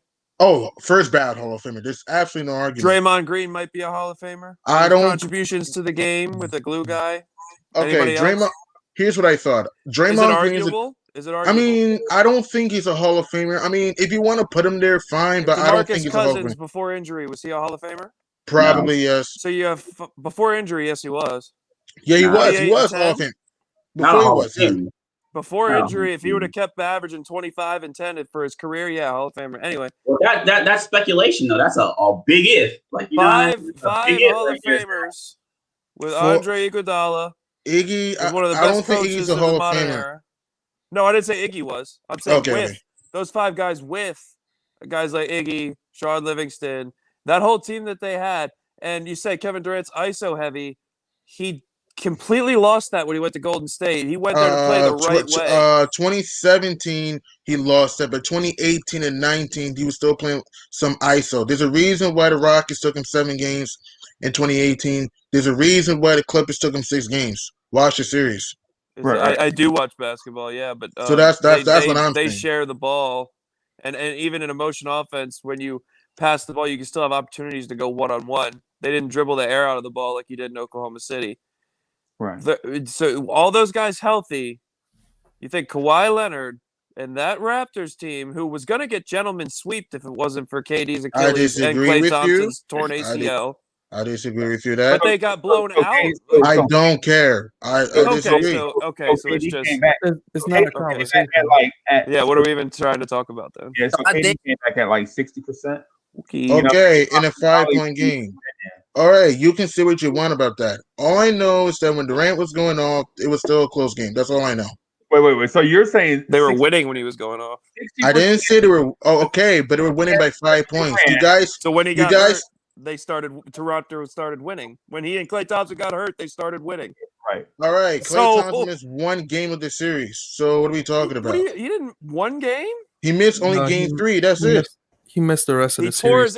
He tore his ACL. Okay, and they were still down 3-2 in the series but when he tore his wrong. ACL. You say he only missed 1 game. No, he tore his ACL. Yeah, he tore his ACL. Kevin Durant tore his Achilles, and then they started winning games. Durant tore. Okay. You can say it's your opinion, but at least have some facts with it. Like I'm giving you facts. What happened? No, you're not. Kevin Durant shouldn't even have come back. Whose fault is that? It's the management's fault, right? Whose fault is that? It's not management's fault. It was his choice. Yeah. So it's injuries happen. So why are we downgrading championships now? No one downgraded any championship. Okay, hold on. Because I want to ask you, didn't the Blazers get swept by the same Warriors team without KD? Didn't the Rockets makes no sense. The Blazers didn't have a Finals MVP on that team. I don't care. They're up Pascal Siakam on that team 3 games in a row. So what are we talking about? Hey, G-Money, can I ask you a question? Yes. Here we go. Is Kevin W. your big brother? Oh! No. So what you're saying is, even right now, see, I don't. That makes it's no not sense. a conversation. This is not a conversation. He's not convinced or even listening to anything. But that's look at the facts. There's no facts that you're bringing to the table. I am giving you facts. With Kevin Durant, you said Klay Thompson missed 1 game. That's not a fact. That's a fact. Game 3, he only missed game 3. That's a fact. No, in 2019. He tore his ACL in like game 5. Listen, he tore his ACL in game 6. I'm saying that he only missed game 3. That's it. Yes, he did. Check. But that changes the series, though. Oh, they were still down 3-2 in the series. That's what I'm saying. Even if they win that game, they had to win in game 7. Who's to say they win game 7? We don't know. Okay. Is it more impressive win? The Lakers winning in the bubble or the Raptors beating the Warriors?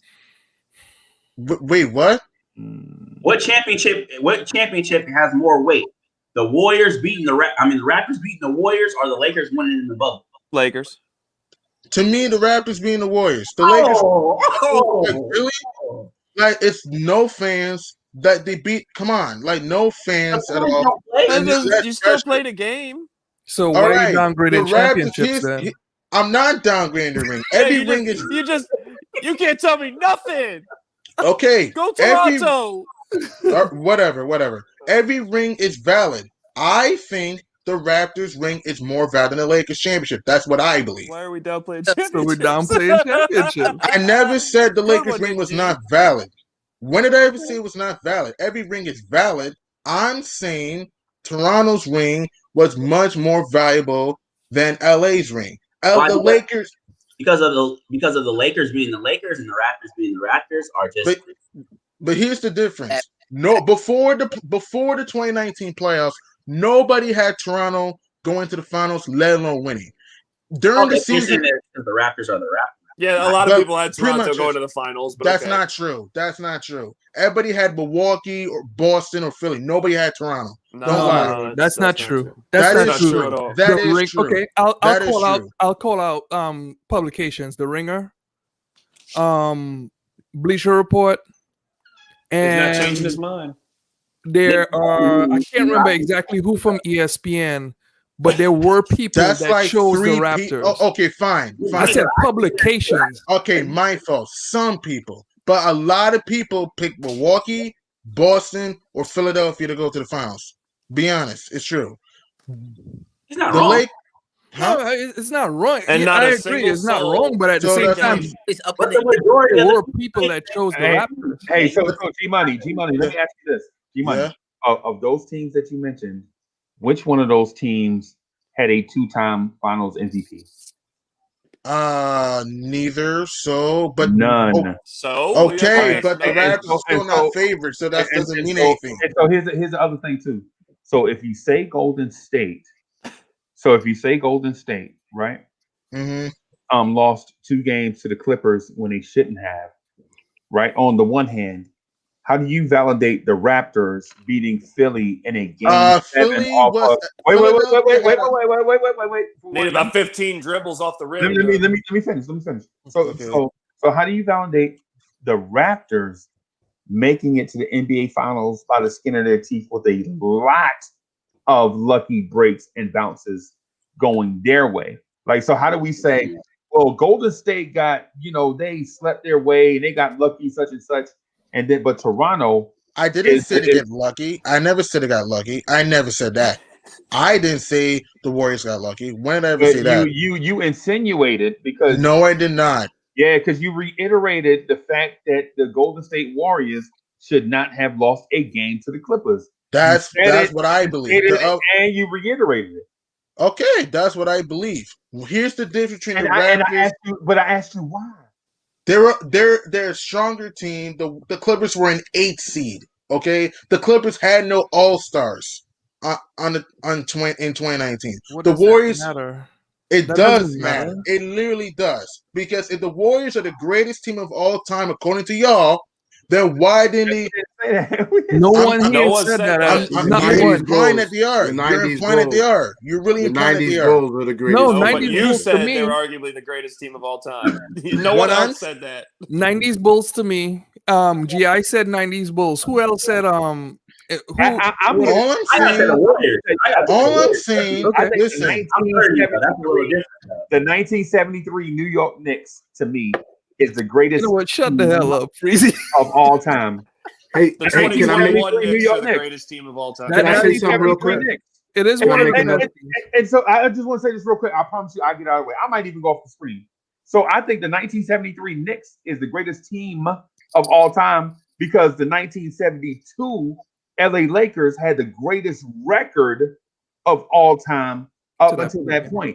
They were 72-10. I believe their record was, and the Knicks beat them in the finals. No, the Bulls were 70 and 12. They were 70 and 12. No, 69-13. I think it was 69-13. Oh wow, split and cut hairs. Yeah, same thing. Right. So what I'm getting at is that team was a juggernaut, and the New York Knicks of the following season played the most beautiful brand of basketball on offense and defense you ever seen in your life. So Freezy. So why isn't the Cavaliers the best team ever? Huh? So why isn't the Cavaliers the best team ever? They beat the 77, whatever, the 79. 73-9 Warriors. Yeah. Why aren't they the best team then? I'm not for sure. I think Cleveland, or the organization, is a grease fire, and I think they caught lightning in a bottle. The NBA gifted them a franchise player. They didn't know that they were giving Cleveland potentially the greatest player of all time. I'm not And they saying still he is. messed it up first time around. And so I'm not saying he is, but what I'm saying is when organizations are gifted certain players, like how the NBA gifted the Chicago Bulls Michael Jordan, and how they gifted the Cleveland Cavaliers LeBron James, and how they gifted. I can't see. No. You think they gifted Michael? Like, and they gifted the Toronto Raptors a championship? No. And so the thing is they didn't gift Michael Jordan the draft pick. I'm talking about Jordan the player.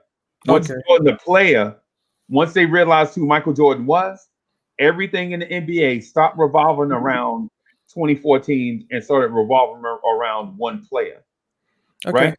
And they had to save the league. They had to save the league, right? They had to, from going to bankruptcy. They legit had competition on their own continent, right? They legit had other leagues that were thriving. There was an ABA that was siphoning money from the NBA. Yeah, but that's not Michael though. Like, I just gotta chime in. That's not Michael. That would be Magic versus Bird. They saved the NBA first. Then Michael came in and took the mantle. One thing that you gotta give Michael credit for is on the way down with the Bulls. You had the Bulls, the Celtics, and the Pistons, and Michael took it away from two of the greatest built teams of that era. And Michael stole it from them. Right. Well, after that, you can say that, but there were also outstanding scorers in other cities. Alex English was scoring at a Michael Jordan type pace in Denver, Colorado. Dominique Wilkins was scoring at a Michael Jordan type pace in Atlanta, Georgia. Right. So what I'm saying is the NBA got behind Mike Jordan, and the Nike hype machine was getting the NBA into every living room in every household in America because of their product. And so they combined together to create this Michael Jordan persona. Is what I'm getting at. And it's the same thing going on with this kid Zion Williamson in New Orleans, Louisiana, too. Right? They gifted New Orleans this guy to save a city and potentially save the league. That showed because Anthony Davis didn't want to be there anymore. Yeah, because he was supposed to be a Knick, but because AD decided to bounce from New Orleans, like you said, Adam Silver needed someone to put the Pelicans back on the map. Because I remember one time the NBA used to own the New Orleans Hornets. Yep, they sure did. Can I drop one of my little 3-second bombs? Okay, go ahead, man. I'm gonna jump up. Don't go nowhere. No, don't go. You started this conversation. It's a lot of people on the screen. I want everybody. I'm shutting up after this. Here's what I want to say. One of the greatest champions that's going to happen is the first team that wins it with the New York Knicks. Boy, are they gonna be famous, baby. We will argue to the death that they're the GOATs. Whoever was on that team. I don't care who it is. Whoever brings the Knicks to championship is the greatest of all time. Michael, who? Yep. Stop it. So G Money, this is the question I want to ask you. I'm sorry, Devon. Let me ask you this. So before Michael Jordan, who was the greatest player in Chicago Bulls history? Before Mike? Yep. And so I'm George Gervin. No, he played. No, George Gervin used to play for the San Antonio Spurs, by the way. Right. Oh, he played for the Bulls too, buddy. He played for the Bulls. But he played in the Bulls after he was washed. Yeah, that's true. Artist Gilmore? Did he play for the Bulls? Yeah. The point is, who cares? Yeah. The point is, the Bulls franchise is trash. That's the point. Yeah, the Bulls franchise was in shambles until they were the Sacramento Kings. Pretty much. They were like the 70s, 80s version of today's Sacramento Kings. Bad organization, bad front office, lack of talented players. Then they got Jordan. Then they started to win a little bit. Then they got Scottie Pippen and Horace Grant, and they started to come on the rise in the 90s. Yeah, right. And so to answer that question, the two best players I remember, right, are Jerry Sloan and Bob Love. Yeah, rest in peace, Jerry Sloan. Yeah. Wow. So I say that, man, to say that let's not get this thing, twisted about organizations and championships, because every great organization is not going to win a championship. Because in my opinion, the Portland Trailblazers is a great organization, and they don't get credit for what they do, but they consistently make the playoffs. And when they don't make the playoffs, it's like a one-off scenario. You look back at the only way they don't make the playoffs is key players get hurt. You know what I'm saying? Like a Brandon Roy gets hurt, a Greg Oden gets hurt. You know what I'm saying? Or something like that. A Bill Walton gets hurt. You know what I'm saying? Something like that. The Indiana Pacers are a great organization. When they miss the playoffs, they're not going to miss the playoffs 2 or 3 seasons in a row. If they miss the playoffs, something definitely went wrong, and they're gonna self-correct. Memphis Grizzlies. Yeah, the San Antonio Spurs, are a great organization, and since they have championships dotted in their timeline, people forget that they were the model of consistency before they were actually winning championships. You know what I'm saying?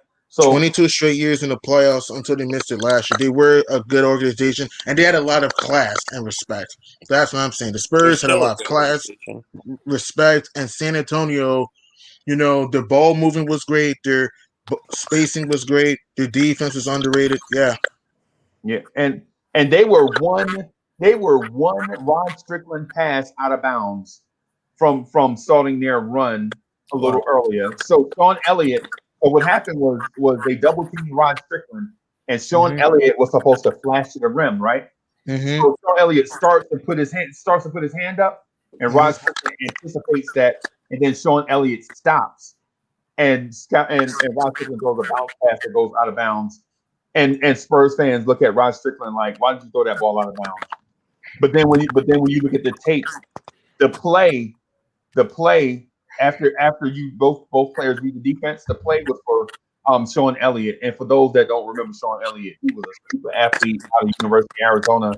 Played on one of the greatest college teams. Yeah, he played on one of the greatest college teams of all time with Steve Kerr, Kenny Lofton, who wound up playing center field for the Cleveland Indians, Bison Dele, and Sean Rooks. And that team, everybody in that starting five made some professional league, right? But but that team, that's one bad play away from.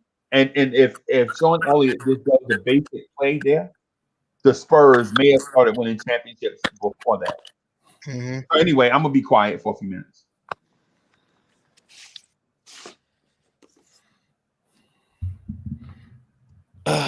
Don't everybody go quiet. So Nick G, since everybody went quiet, I'm gonna throw this out here. Oh no! And this is a live grenade, right? This is a live grenade, and I know this is a live grenade. So the Knicks have 2 first-round picks, right? They have 2 first-round picks this year, and they have a very early second-round pick. Nice, right? And so, but the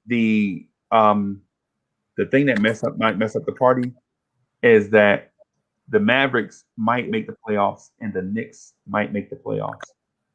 What do you do with those first-round picks if that's the case? And if there is a scenario where the Knicks can move up in the draft, what is it? I'm gonna go for my take was real quick.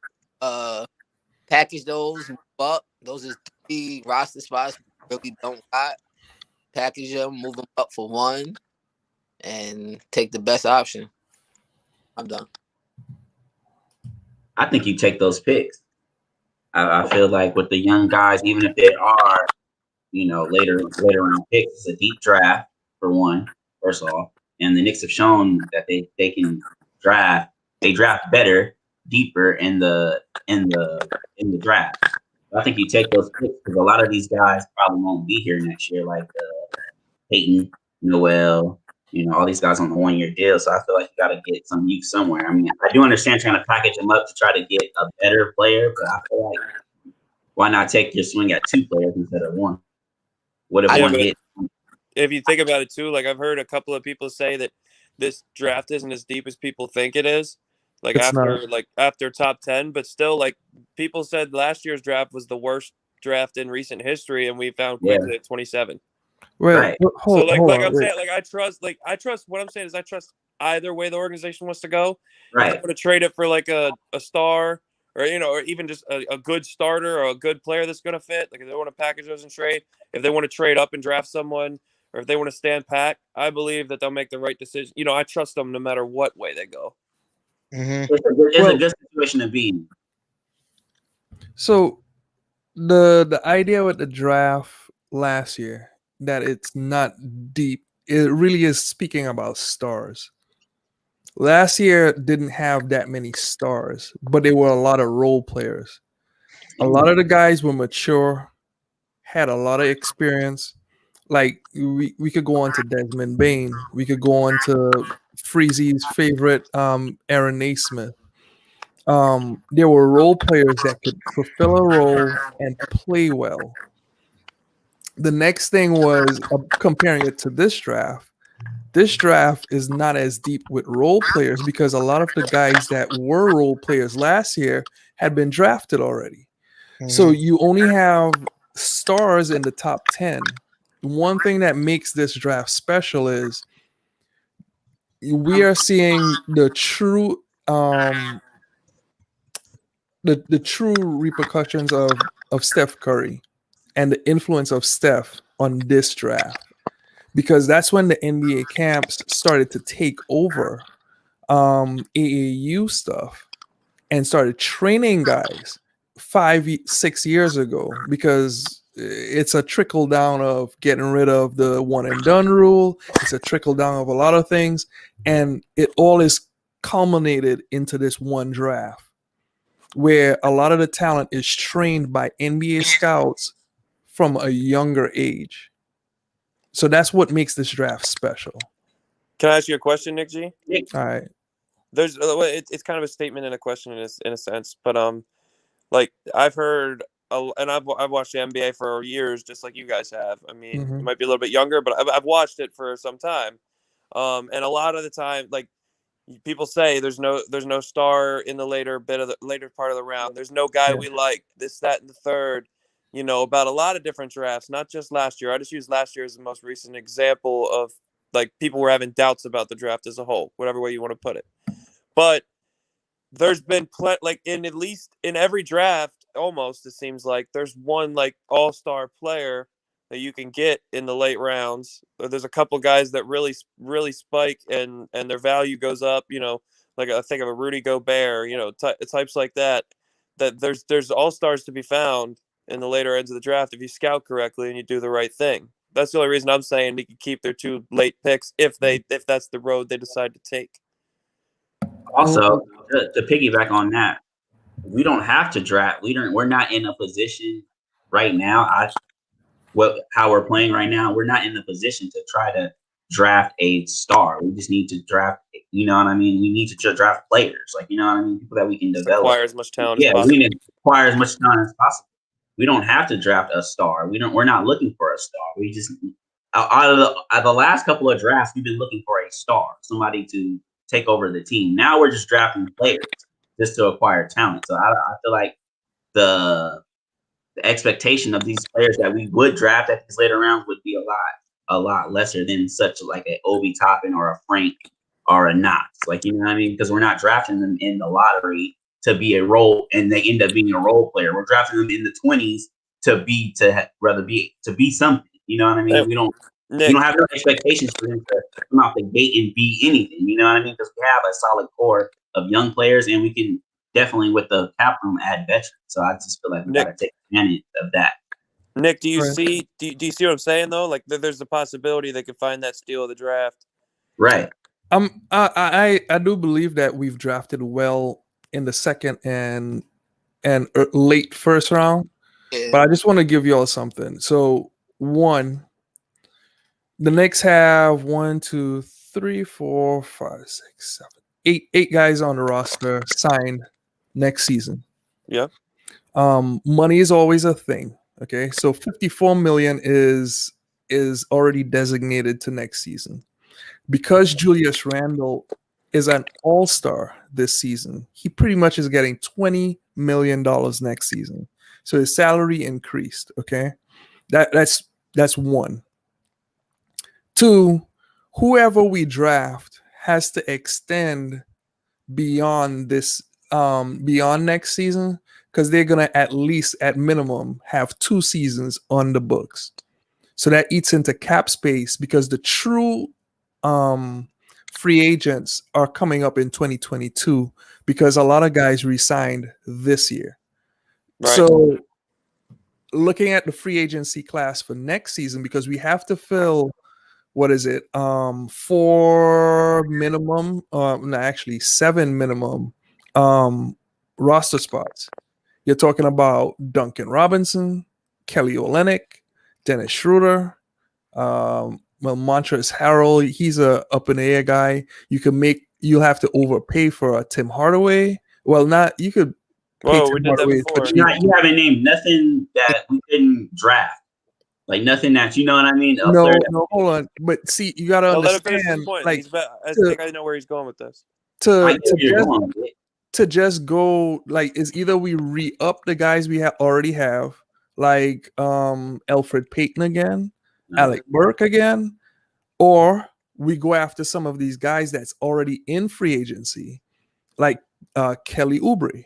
The draft, look at what we're going through right now with our young guys. Some of our young guys don't get playing time because they're just not ready. Like they're not on that level. And the argument versus last season, a lot of guys had more experience. Who gets playing time that should? I mean, who doesn't get playing time that should be playing? Like, well, I'm just saying, who is experienced and ready to go? Like from the draft. So, right, but I'm saying you can draft those players. We drafted a Quickly who was experienced and ready to go. We drafted a Mitchell Robinson who was ready to go. We also drafted Frank, Obi, and Knox, who are not ready to go. Right. You mentioned the draft, so I'm just you mentioned the draft, so I'm just saying, who would you draft in the late rounds? I'm not saying I know who.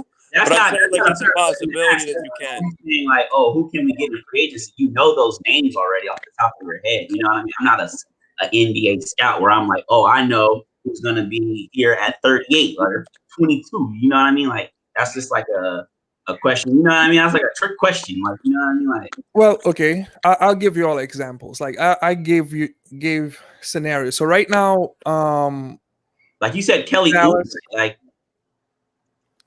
like Oubre is an upgrade for us, but he doesn't add shooting, right?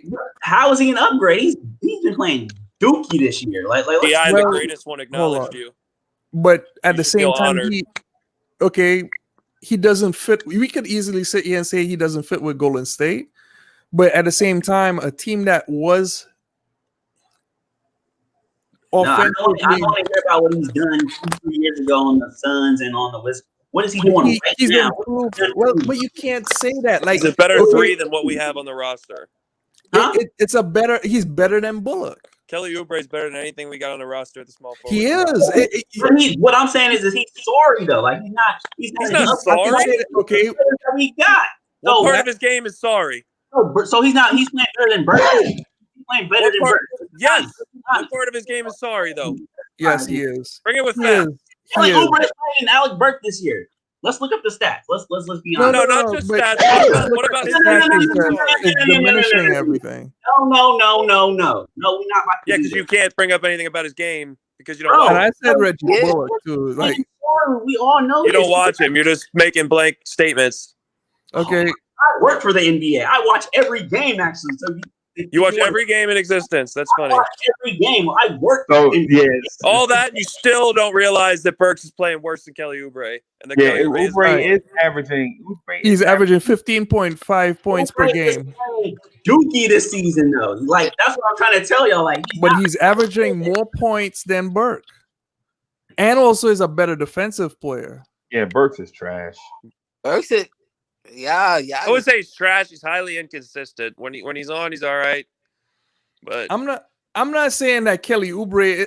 Either way, we can still go down the line. Like, what free agent out of the list? What you're saying Oladipo is hurt.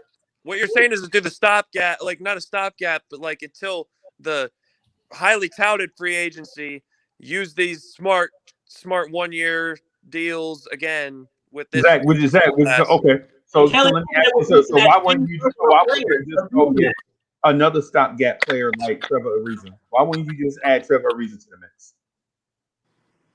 Well, I could end it with that same question. Why add Trevor Ariza to the list? Why? Like Trevor Ariza is not per se that much of production when Kelly Oubre is actually out there. Like, is he available? Is he available though? No, he's a free agent next year. Or this offseason. Okay. There's like pluses and minuses to everything. Like I like Ariza, but Kelly Oubre is what 26? Yeah, you want to talk about Kyle Lowry's joke, Freezy? Trevor Ariza got to be up in Kyle Lowry years. Trevor Ariza. Kyle Lowry turned today. He's only 1,108 years old right now. Really? Yesterday he was like 22. Yeah, time flies when you're having fun. DeMar DeRozan, you want to sign him? For what? That's what I'm saying. You can say he's Dookie too. Why are we going after old players? Why are we going after these players? Are okay, but we need 7. We as well. Okay, let's draft 7 rookies. We can make excuses for the next 5 years that we have a hive for 7 different, like a Frank and a Knox 5. So but Divine, we can just make excuses why they're not ready for 5. So Divine, we need. Like you just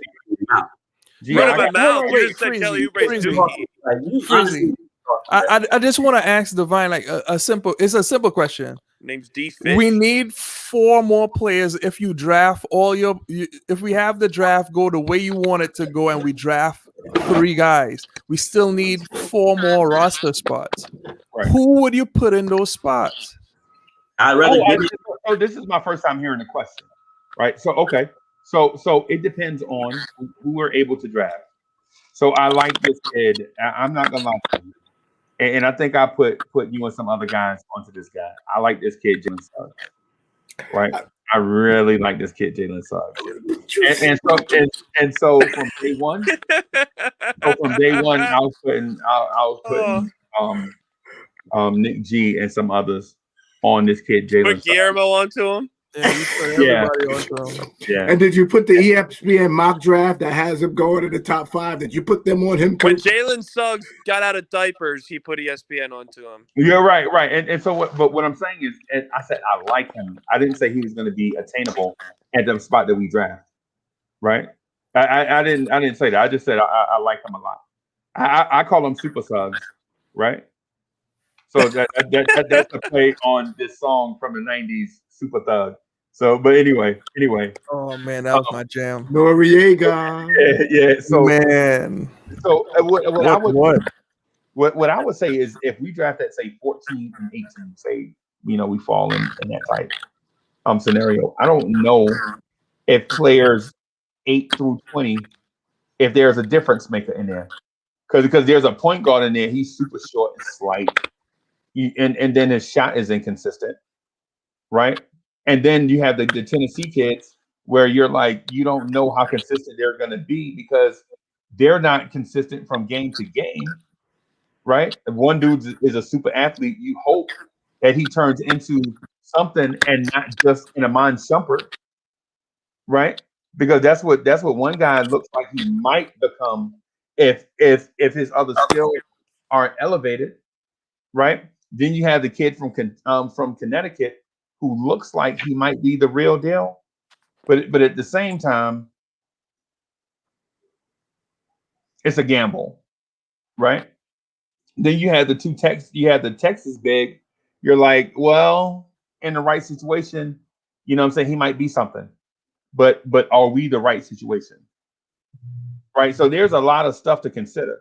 Well, the only thing I say that won't be up for consideration is if BJ Boston is on the board when we pick, he's a Knick, period. Right? All signs point to BJ Boston being a Knick. Right? Only thing he has to do is sign with CAA to make the board. I knew you were trolling. He's trolling. Be careful. What Kentucky players are going in that range? Because they're going to draft them. Yeah, BJ Boston. BJ Boston, yeah. BJ Boston is slipping like into the second round right now. Yeah. Yeah. It was quickly. But so he's a first round pick on him. The downfall to BJ Boston is okay, so he was the second leading scorer in high school, behind Jalen Green, right? But then this season he's on a team that's ill fit for him, but his IQ level had been lacking. His defense has been lacking, and I'm scared he's another Kevin Knox because his body development is really off. Another guy from Kentucky. Another guy with the. I'm sorry. Go ahead, Niji. No, it's all good. But I'll tell you one person that still rings with me, Nepart. Really? Back up, but you brought him up to me. I'm not saying it. Like he's coming off the bench, and is it Nepart or whatever it is? Ajayi or Nepart or Nepart? The one that's coming off the bench for Gonzaga. Yeah, talking about the dude that transferred from Florida. Yeah, transferred from Florida. Yeah, that's him. Yeah. But like there's stuff to be had out there. It's just I don't know. Like, okay, to me the stakes are gonna rise consistently. Tibbs is only gonna go with guys he could trust. Right. Like I believe Emmanuel quickly earned trust this season, and he's been hardworking.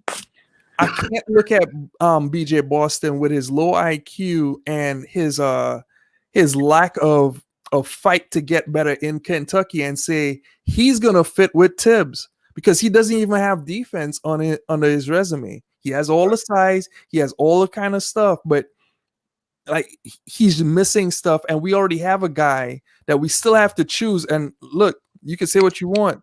We may resign Kevin Knox for next season, or Kevin Knox will be here. He's already signed next year. Well, and then what are we gonna do the year afterwards? So then BJ Boston, who looks just like Kevin Knox, probably he's more of a 2 than Kevin Knox, but he has some similarities. Like there's a clash there. Keep going down the line. Like I would think that the Knicks would look at Scotty Barnes if need be. There's all kinds of stuff. There's all kinds of scenarios. Like, and this free agency list, which are veterans, I believe that Tom Thibodeau is going to want a veteran to just bolster up the team. Oh yeah, no doubt.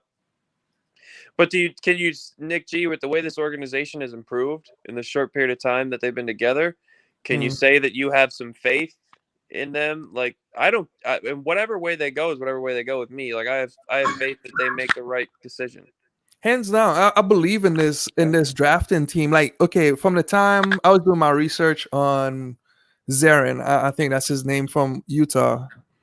He has this theory on drafting guys. You got to be able to shoot like 100 shots in a row, and whatever that percentage, it shows him like if you're a draftable player. And he goes through the regular drills and stuff like that most teams do, but it's all about his specific shooting drill. He runs you through the paces, and it's at the end of the whole workout. So it's really your ability to shoot under like exhaustion. So if you can shoot while exhausted, like he believes you're a draftable player. Hence, Emmanuel quickly fits that mold. Like that kid could run. He actually started off the season playing full court and then still shooting a high percentage. Right. So like that fits.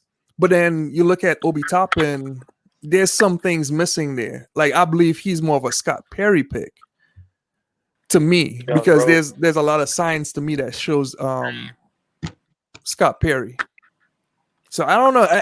To me, it could go either way. I have faith in the organization, but I'm still prepared for them to trade for someone too. Yeah. Right. So I don't believe it really matters. Like to just draft someone, you got to be opportunistic in this league. Like sometimes you have short windows. Like, okay, Boston had the opportunity to get Paul George. Should they have gotten Paul George? They could have traded for other players, other big men. Should they have gone after them? who knows? It's opportunistic. You every team has a window. We don't know exactly when it is, but in the moment, you just gotta go for whatever you could go for and try to get up there. Right. Okay. And so with that said, man, it puts me in this weird mindset that if the Knicks are going to pick, they're projected to pick, say, 14 and 18 or 13 and 19 or wherever we pick, why take a chance on drafting two kids in that range when we can take those two picks and draft and trade for a guy that's going to be here for the next 2 years? Like, why not just go get Zach LaVine right now? You know what I'm saying? And he's proven the Bulls are rebuilding, right? The Bulls are rebuilding, and so they would value those picks. Are they rebuilding? They're like the same record as us. I was right? about to say, are they? Can we really say they're rebuilding? No. But the Knicks are rebuilding also. But at the same time, both teams are ahead of schedule. Like both teams are trying to contend too. Yeah. So both teams are in the same boat. Like they're rebuilding, but at the same time, in a regular season, both teams are have eyes on the playoffs because you're right there. The playoffs are achievable. And so what people what never gets injected into our discussions is in a season where teams are losing money, that playoff revenue would be huge for organizations. You know what I'm saying? That playoff revenue. And then by the time the playoffs come, you may be able to have more people come to your games. Right? And so a team that's thirsty for revenue would make that playoff push in order to generate that revenue. And plus it's an opportunity for you to get your young guys in high leverage games that matter. This was my concern 2 months ago, and Free Keith got me to chill out. That we would jumpstart this season. And when I say develop players, a lot of guys say, well, you got to win and develop players. But then you also say the players got to get minutes. And for me, the best way to know a part of the development process is the analyzation of who has what going forward. And we know we got guys that work with Randle, but I also feared that we would win enough games so that we'd have to talk about having this conversation and finding a player 14, 12. You know what? I'll be safe. 10 through 18 with both picks. Not one being 6 or 7 and the other being 10 through, both picks being 10 through 18. Right. And then we're sitting here, maybe potentially taking a step back next year while we try to bring guys up to, and it shouldn't be hard to get the Burks and Bullocks level, but I don't want to look Burks and Bullocks in the eye, or I don't want to take them for granted, and we can't find quality replacements for them in the draft. I am just so afraid that we're gonna be in 2 years of purgatory. And that's why I say, you know what? Are we stripping this thing all the way down? Or we doing the Zach move? We're going to buy something that we already like, and then we only got to put a few piece parts on it because it seems like that car you bought is pretty nice, Zach. A me move? A me move? Because I'm saying we call it like Zach. your cars. Oh, because I wanted to trade for Bradley Beal. Yeah, okay. No, the car you bought. The car you like is already at a certain level. No, it's a project car. Oh, it's a 100% project car? Okay. Well, is this a full project, or do we have some nice rims where we only got to put an engine in it? That's where, and I don't have an answer. I'm just talking. I'm going to shut up now. But that's why I'm scared. I'm scared we enter in those, because that's what we had with Melo. I can say this is potentially Melo, where we have the piece that we want, even though everybody agreed we're building around Melo. I don't know if everybody agrees we're building around Randle. And then we just couldn't find that right piece. We kept trying to plug and play and keep winning and just make the playoffs and go out in the first round. That's my concern. And I tell you what, one other comment is, somebody said, do we trust this front office? Not if they keep making OB Toppin picks. See, that's where I have this weird feeling with the front office. I have a feeling that if held to the fire, I like this organization, what I'm saying, picking at 14-19 and say 32 or 33. Because if their guy's not there, man, listen. So shout out to Ed Davis. Ed Davis is the Knicks MVP this year, right? And so people are like, what? But we traded a second round pick to get Ed Davis, or 2 second round picks to take him on, and then we traded him away for a second round pick. So we got 3 second round picks for a dude that's not even here. You know what I'm saying? And so it puts you in a situation where it's like, Hey Freezy, yo, Freezy. The chat is saying there's a then we need to do an audio check. Somebody's echoing. all right. So let me do this. I'm a mute. I'm a mute. I'm gonna mute some. Oh man, I think I know who it is. I think hey Devon, can you unmute yourself? I think I know who it is, Coach Zach. Hey, Coach Zach, I think it's you, man. Hey, do you? Yeah, you do have headphones on. Okay. Let me unplug them. Okay. Better? Testing. Better? Yeah, that's good. My apologies, man. Nah, I ain't until that. But to the point that we were making though, I like this front office's ability to maneuver. The Obi Toppin pick makes me nervous. Not because we have Obi. See, Obi is here, and we should embrace him, right? But the Obi Toppin pick makes me think that this young front office was enamored with run jump athletes, and they saw Obi, and they made a rookie misstep, but they made up for it by getting quickly, you know what I'm saying, in those draft picks.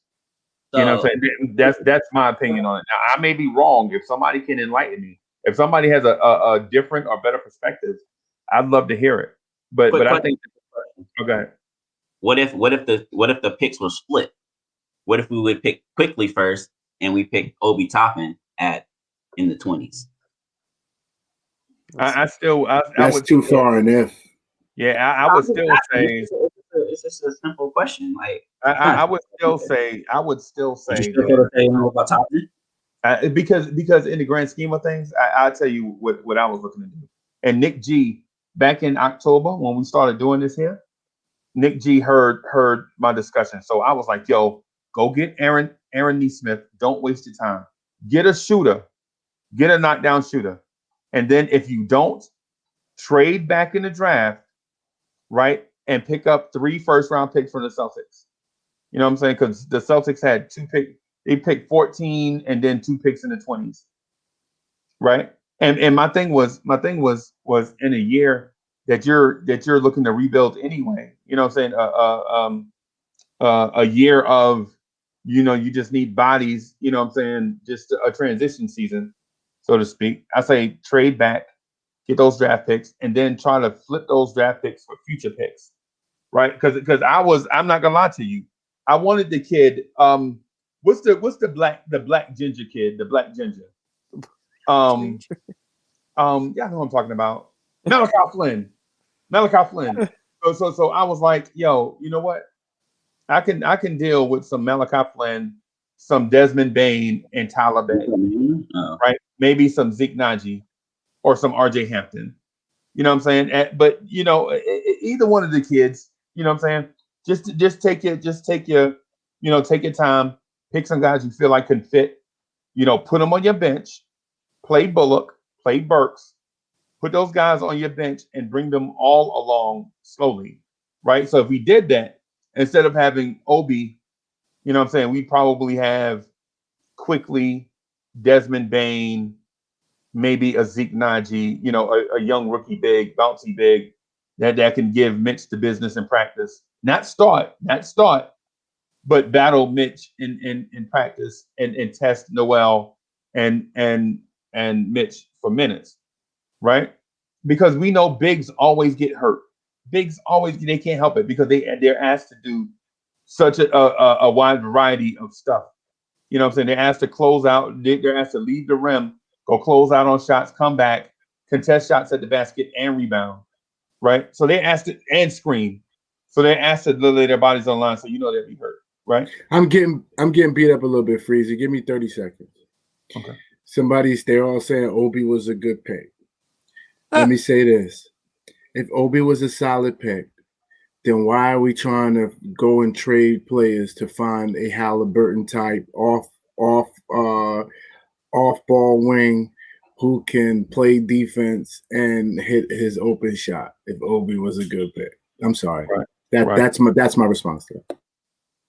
Right. And so the thing is I'm not beating up Obi. I felt like from day one when I heard Obi Toppin's name, I thought he was going to be a star out the gate. Man, and I was wrong. I thought because the hype around Obi was he's NBA ready. And he did play in Anthony Grant's system at Dayton. You have to be a smart cat.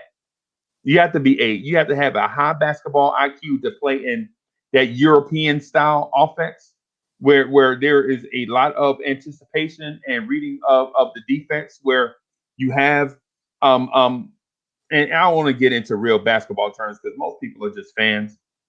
But when you get into this 1-4 flex offense where you have three legitimate ball handlers, you have a point guard, right? For when you can't get anything, he'll break stuff down late in the shot clock. But when you have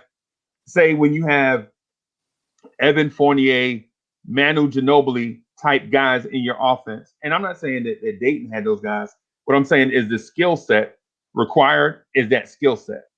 Because nobody's Ginobili and nobody's Fournier, but you need to have smart guys that can anticipate, you know what I'm saying, and manipulate the defense from the 2, the 3, and the 4 position, right?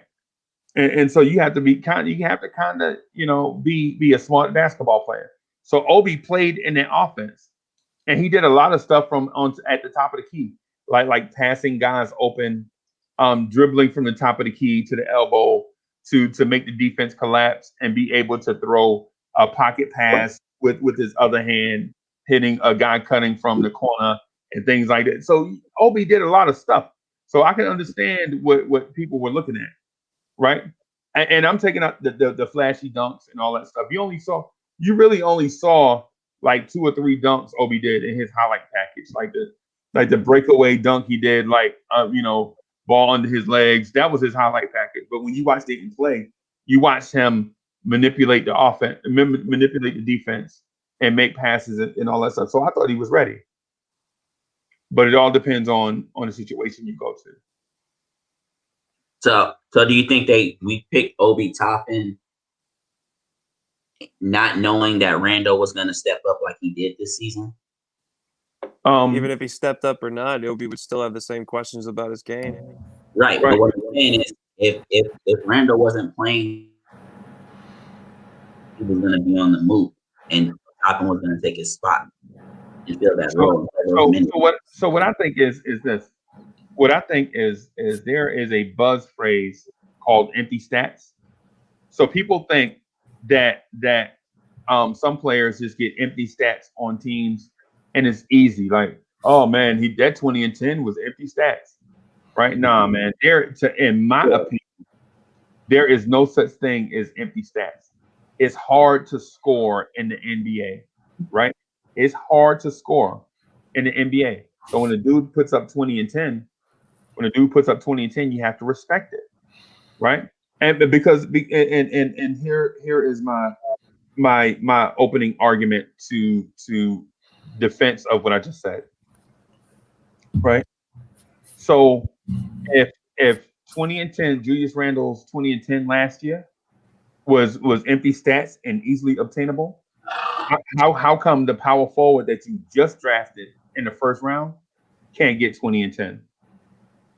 If Julius Randle's numbers were empty stats and scoring and rebounding in this league is easy, how come a dude that's more athletic can't do what the previous guy did? That is true. I 100% agree with that empty stat thing. I want to hit something that Divine kind of mentioned. Why draft Obi Toppin? It's more about Tom Thibodeau's offense. When we played Sacramento, I normally listen to the other team's broadcast. Me too. Sacramento Kings were very clear, or a lot of the reports were, this is the first time that Halliburton thought that he was going to be drafted by the Knicks. He felt that when he played that game, he took it out on us. He felt like he should have been drafted by the Knicks. But there's something that's wrong with Halliburton specifically because he doesn't get to the rim well. And so far, even though he's having a great season, 6% of his points are at the rim. Yep. And if you're going to say, if we could have predicted that Point Randle was going to materialize, then Halliburton would have definitely been the pick. But if we didn't know that Point Randle was going to materialize, and also RJ would have to also step up as a playmaker for that to work with a Halliburton, you can't just, like, you got to look at the big picture because, like, there's some things that don't fit you. So far, one thing that Tom Thibodeau needs is a guard that could get to the rim. Yeah. Hands down. If you can't get to the rim, look at last night. Our offense broke down because, like, the point guard was not getting to the rim. RJ took over point guard duties in the third quarter. Actually, he came out. Ntilikina handed him the point guard right off the first tip. But go ahead. Off the first tip, he handed him the ball to run the point guard. It's just hand to the ball, run to the corner. There are things that there are limitations. So it's not a good fit. Like, Halliburton essentially is a Ntilikina type player. Yes. He's going to hand it off and then expect it back. He's not going to drive into the teeth of the defense. But he moves a lot of guys to drive to the basket. But the problem, I disagree with you, Nick, is because Halliburton is an amazing second option. So I agree. RJ would have been able to move more without the ball with Halliburton. Now RJ has to stand around because whoever Randle gives the ball to that's not named RJ, the chance of RJ getting it back is limited. RJ would have got the ball as a third option if Randle would come down and give it to Halliburton, create, because with Halliburton, it does have that you're not saying. He has a great handle. He does. He handles the ball well. That's something. Also, right. But what Nick G is saying is his strength to his game isn't to break down the defense like a true point guard. But we already and that's why I'm telling you that can break down the defense. Derrick Rose, Alfred Payton, and can't shoot. We didn't have Derrick Rose at the beginning. I'm saying, like, but we still had Alfred Payton who could attack the basket. And what I'm saying is that's perfect for RJ. Remember, I'm trying to put pieces together. Right. Now it's not clock because RJ loves to go from right to left. Halliburton would have been able to work on the floor where RJ could go right to left. Halliburton would have got left open for some threes, and he's hitting his open shots. Yeah. He's hitting his open shots, and he plays defense. So Tibbs would have played him, whereas Tibbs is playing Obi, but man, he is on Obi's tail. I feel bad when Obi takes the court, man. I really do. I really feel bad for the young guy when he takes the court. Because we're taking our best. We're putting him in for our best player. That's why. That's what sucks. Because it's like, well, we got to put Randle back in because he, once he messes up, like, got to get Randle back in. Or you know what I mean? You can't we don't play them together. Yeah. Really, rarely ever. So it's like Obi Toppin only has one chance to come in, really, is for Randle, where he's going to be actually effective. Yeah, that's a lot of pressure to put on a guy that's not ready. Yeah, I feel like it's kind of like he was kind of like a waste of a pick in a way, in a sense. You know what I mean? Because, like, even if he materialized as a good player right now in his first year, we kind of needed him to play. Thinking, so it's like he kind of like was like a waste, like he doesn't play at all, like I mean, he doesn't even play like minutes where it's like we can see enough of him. You know what I mean? GI touched on something so beautiful earlier when I said I trust the front office, and he said not if they keep making Obi Toppin picks, which is so true because they used their top pick on a guy because he was Leon Rose's son-in-law or son's client, whatever it is. You can't do that. Like, if we're just gonna hire our guys, give the guy the best who has the best chance to help us win games, not who has the emotional attachment. Did you want to say something, Nick, before I go? Where you going, Gia? No, before I got into my spiel. Oh, okay. So like we keep bringing up Halliburton, but let's not forget that even Cole Anthony outplays Obi Toppin too. Oh, another Cole guard. Anthony. But he's still outplaying Obi Toppin. Yeah, I'm I know that's just saying. I think if we draft one of those like a Cole Anthony, we're not going to draft quickly. So you're right. You're right. Not necessarily. Not necessarily. No, they still could have drafted quickly to still be like a bench role player. What Kenny Payne saw. I don't think you draft Cole Anthony in quickly. You could though. I think so for depth purposes. I feel that, but that's. But let me say this. Because I don't like to get into hyperbole. I don't like to just take shots, but I do like to be a realist. When we watch Obi on the floor, so let's say that they had no clue what type of style Obi Tibbs was going to play. Even though if that's the case, then we have more trouble than this team that was top executive staff, great management of the cap and all of that, and this developmental coach, dogged coach. Then we were all fooled if they didn't know that Obi wouldn't fit into Tibbs' system. But so let's say this, because I try to give Kevin Knox the benefit of the doubt too. If he went somewhere else to play, where would he be great? Guys, if Obi went somewhere else, the days of teams running up and down the court for 42 minutes a game, that's gone. NBA teams now get back on defense. There's no team out here scoring 50 points a game on fast break. If Obi was in the fast break and getting the ball at the rim, now there are other teams with better players where create options for you to cut back door, and Obi could cut back door and get the ball at the rim. But there's been many times where Obi is one-on-one and can't beat the man in front of him. There's many times Obi shot an air ball last night. Obi leads the teams in air balls from 3-point. Not Knox, not Frank, not RJ. Let me finish. Let me finish, please, because y'all been letting y'all cook. Because I want to give you something to respond to. I'm gonna give you something nice to. I'm gonna put some meat on the bone so you can tear it up if you want to. Pause. Hold on. I hate Chuck. I hate Chuck so much. Nick J. Chuck destroyed everything. Nick J. I can't stand them. Pause.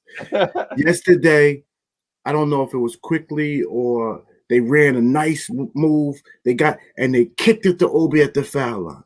He got the ball at the foul line.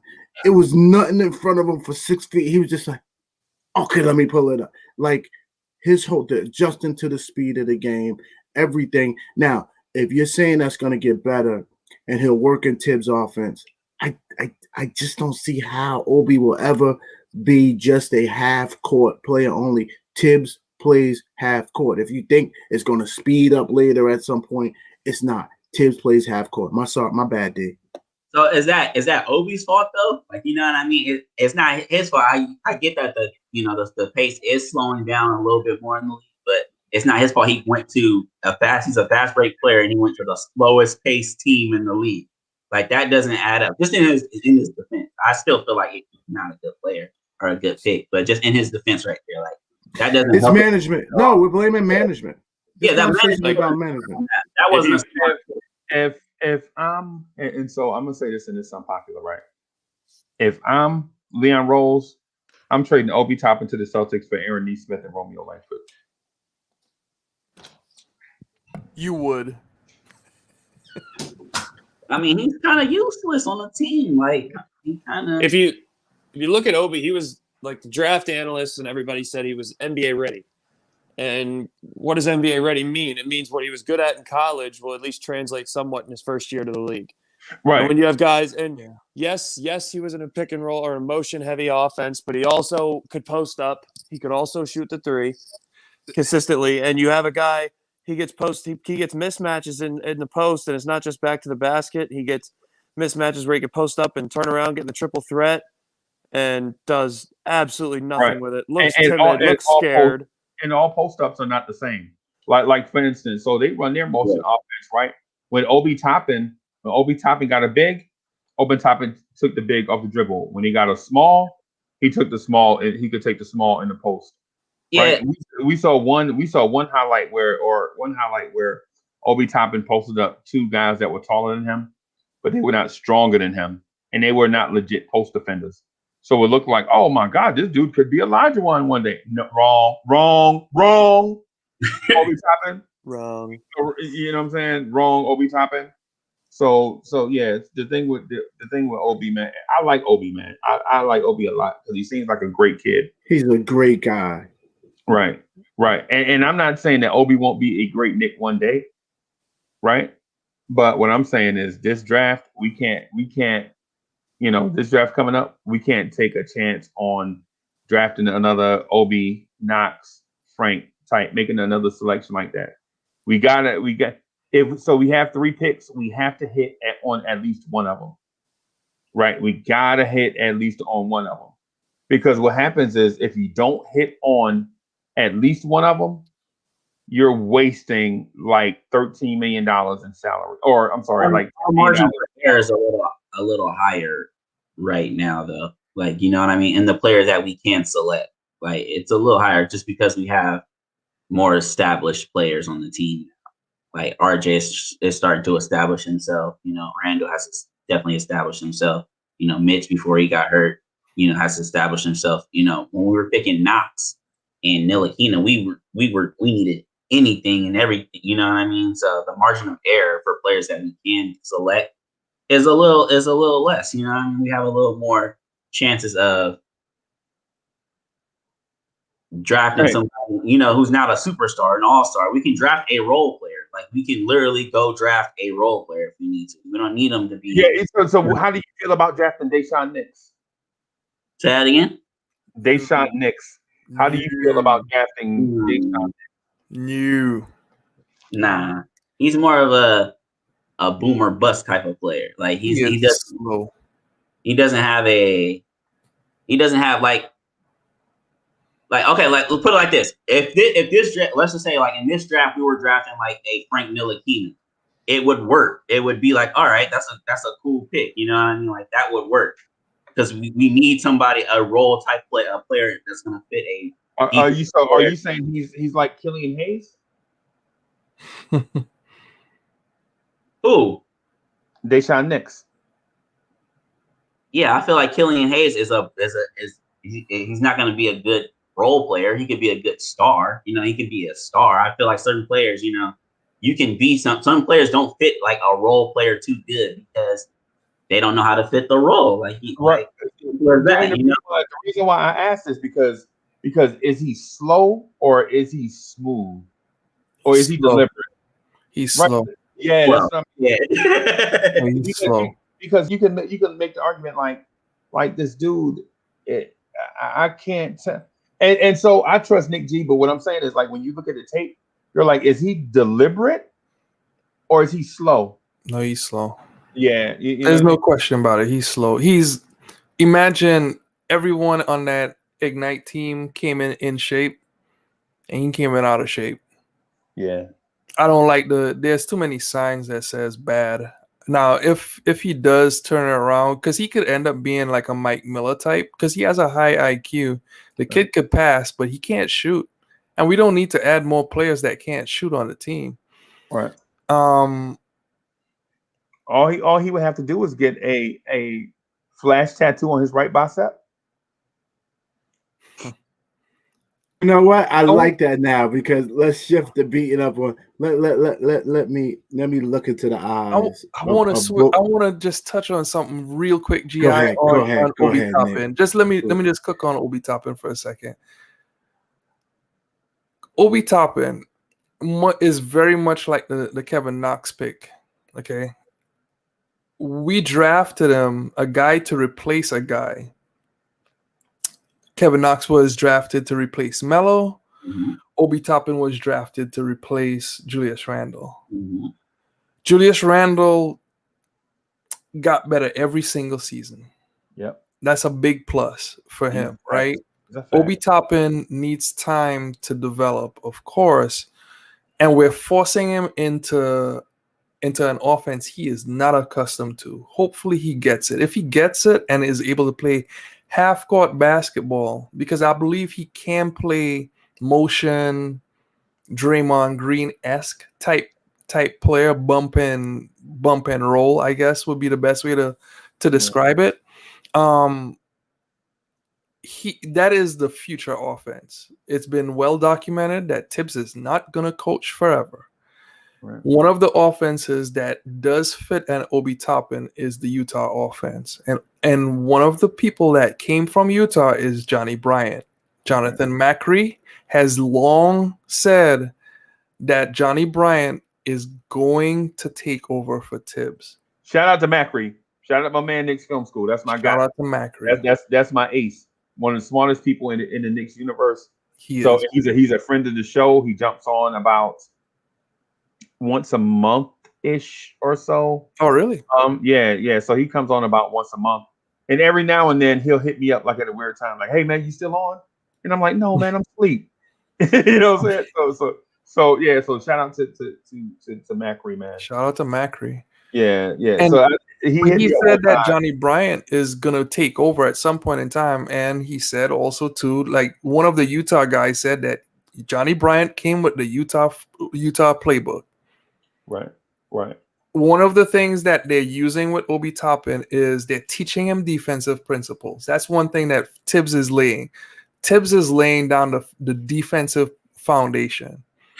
By the end of this 3-year or 5-year contract with Tibbs, because I believe he's gonna stay full 5 years.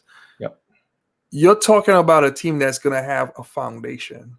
And someone like when Mark Jackson ushered his way out, you're going to have someone to take over the offense that could bring new age offense to the game. The transition. And because even if we had, let's say, what was the other guy? Kenny Atkinson. He still would have been a transition coach. It doesn't matter which one. We're just trying to build foundation. We're just ahead of schedule. And heck, COVID. And look at how many guys have been injured while we played and we won those games. It's not like we're just absolutely fourth best team in the East. Good. That's not clear. We're a good defensive team, but Tibbs is actually bringing a lot of defensive principles, and we're learning from that. Right. I can understand what you're saying. Yeah. Do you guys think someday, like even like next year after, when Tibbs is still the head coach, do you guys think maybe like Johnny Bryant becomes more like a offensive coordinator type, where like they've almost forced Tibbs to use his system? I was gonna say, go ahead, man. I'm sorry. Johnny Bryant won't make it that long. That's what I'm trying to do. That's what I'm afraid of. Johnny Bryant is going to get a head coaching job in the NBA, especially with the pressure on hiring a black coach. And Zach, I don't do the color thing, but there's a lot of pressure around the league to hire black coaches. He's going to the top of that list, man. He absolutely is. Well, not even just because of that, because he deserves it. Not because of that, because he deserves it. But okay, you asked about the offense. Me and Guillermo had this long discussion last night after the show. There are principles that's being added to the team right now with spacing. It's slow trickle, but I want people to look up the play where RJ Barrett, I think in the third quarter, it was bottom right side of the court, took a fadeaway jumper. Look at the spacing on the court. There is an influence that was never in any of Tibbs' offenses, where the court stays balanced and spaced. And I believe that's a Johnny Bryant influence. Right. Because Woody didn't do that, didn't keep that going when what's his name? Mike even Mike D'Antoni didn't do stuff like that. But there's a spacing thing. Look at how when Derrick Rose goes into the lane, he does this annoying jump pass that I cannot stand, but Derrick Rose would do a fadeaway away from the big, but he draws people to him to keep us spacing. Right. And it keeps the court balanced because when he makes the pass, guys are spread out.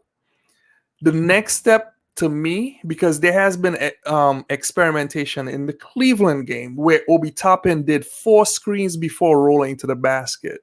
Right. That is experimentation happening, but we're doing it with no off season. Right. That's the Brad Stevens play. That's the Brad Stevens. That's out of the Brad Stevens playbook. Yeah. I don't know if y'all noticed the double screen up top is a Boston play. We get 2 bigs, one screens, the other one pops, one pops, the other one rolls. But what it does is it traps the ball handler's defender behind 2 bigs, and it makes the big defending the rim come out and contest the roller or the handler, which creates an ISO with the ball handler on the big in a one-on-one scenario. RJ loves that play. In an open pass to the corner, because once the help defender sees a 2-on-1 scenario coming to the rim, his thing is either contest or go to the 3-point shooter. And so what people say is, man, we got beat back door all night long. Now what it is that weak side defender is put in jeopardy. Like he has to make a split-second decision whether to contest the 3 on the wing or stay home or stay back and prevent the back door. So if he stays home, right, then they get a wide open 3 off the wing. If he contests, right, if he closes out, then he may get backdoored if the timing on the offensive play is right.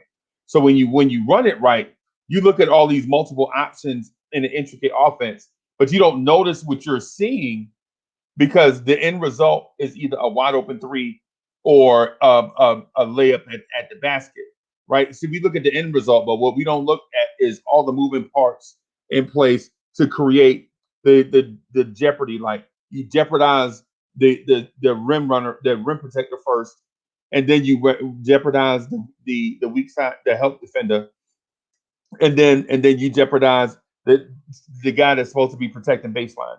So all these people are put in jeopardy. It's not like they're in a man situation where they just lay down on the floor and took a nap and their defender just strolled to the rim. It's not how it happens. You run these plays to create a situation where a defender has to make a split-second decision and the ball handler or the cutter or the other person involved makes a split-second decision based off of the defender's split-second decision. And that's why you see a Lauri Markkanen get wide open 3s or uncontested 3s, or Patrick Williams or Thaddeus Young backdooring somebody. And so it looks as if what are we doing? Why we keep giving him that wide open shot? And it's not as simple as that. It's intricacies, like legit, like these guys like Billy Donovan saw, you see Brad Stevens run this play, right? And since teams can't stop it, every team is going to run it. You get me with it, I'm going to get the next guy with it. You know what I'm saying? Like you legit see Kemba come across with the 2 screeners, and sometimes it's 2 bigs. And I even saw him do it with Jaylen Brown and Jason Tatum. You know what I'm saying? They set the double screen. Jaylen Brown cuts to the basket. Jason Tatum is on the perimeter. You got 2 defenders covering 3 guys. Are you going to let Kemba get his floater off? No. Are you going to let Jaylen Brown go to the rim and yam on you? No. Well, you're giving up a 3 to Jason Tatum because you don't have an option. You can't take 2 guys to guard 3 guys. It is what it is. So, and I don't like talking about breaking down plays because I know most people are fans, and fans don't really get into that kind of stuff. Fans, they like the hyperbole talk. Yeah. So let me give them some. Yeah, they would like to look at the box score. Let me give them some. You and guys, help me out. Who should we hold accountable for Burks and Bullock? Is that is that who the management thought we could have? It's like who holds us so we hold there's a clear lineage of holding Rose accountable for the OB pick, even the fans believe in him or not. They say give him 4 years like Knox. Not my last OB comments, but look what we got from Knox in 4 years. But off of that, and that was a petty comment. I apologize. But off of that, who do we hold accountable for Burks and Bullock and Rivers? And Rivers 3 year, we thought it was the cheapest 3 year, 10-year, $10 million deal. We thought that was the cheapest deal in the history, the best deal. It was anti Eddie Curry deal, and the man's deep on the bench. Heck, you talk about Theo Pinson. We don't even know that he's Rivers out there. He don't even step up and talk to the players. He should at least be doing that. I don't know what he's doing in the locker room. At least Theo Pinson is cheering for his $2 million, 1 point something million. What you call it, texting his girlfriend in back there in those third row seats. Who do we hold accountable for that? Is that another disconnect? Did they think these guys were going to contribute, or did management just not expect us to be where we are right now? As a whole, I think personally, I think Rivers, his value for his contract is cool. You know what I mean? I give him. Drinking a whole bunch of water will send you to the bathroom. Huh? Science. Facts. I'll be right back, y'all. Go ahead. Hey, Devon, go ahead, man. I'm sorry. Oh yeah. I think Rivers for the 3 years or whatever his deal is a good value. I think 3 for 10. Huh? 3 for 10. 3 for 10. I think 3 for 10 is good. Yeah. I think Burks. What was Burks' contract? I think for his value, 1 year, $5 million. I think that's a good value. A good valuable player. He's giving us 1 year, $5 million production. But Bullocks, I don't think we should have brought him back because we already seen what we got from him. You know what I mean? We seen what we got from him, and we seen what we got from Peyton. And I don't think, we should have brought them back. I think that's a management fault right there. Those two players. But I think trying to go for Rivers and Burks is still, good pickups because they actually are valued. Their contracts are valued. The contracts have value for their production as well as they have contracts of trade. And teams will still want them still.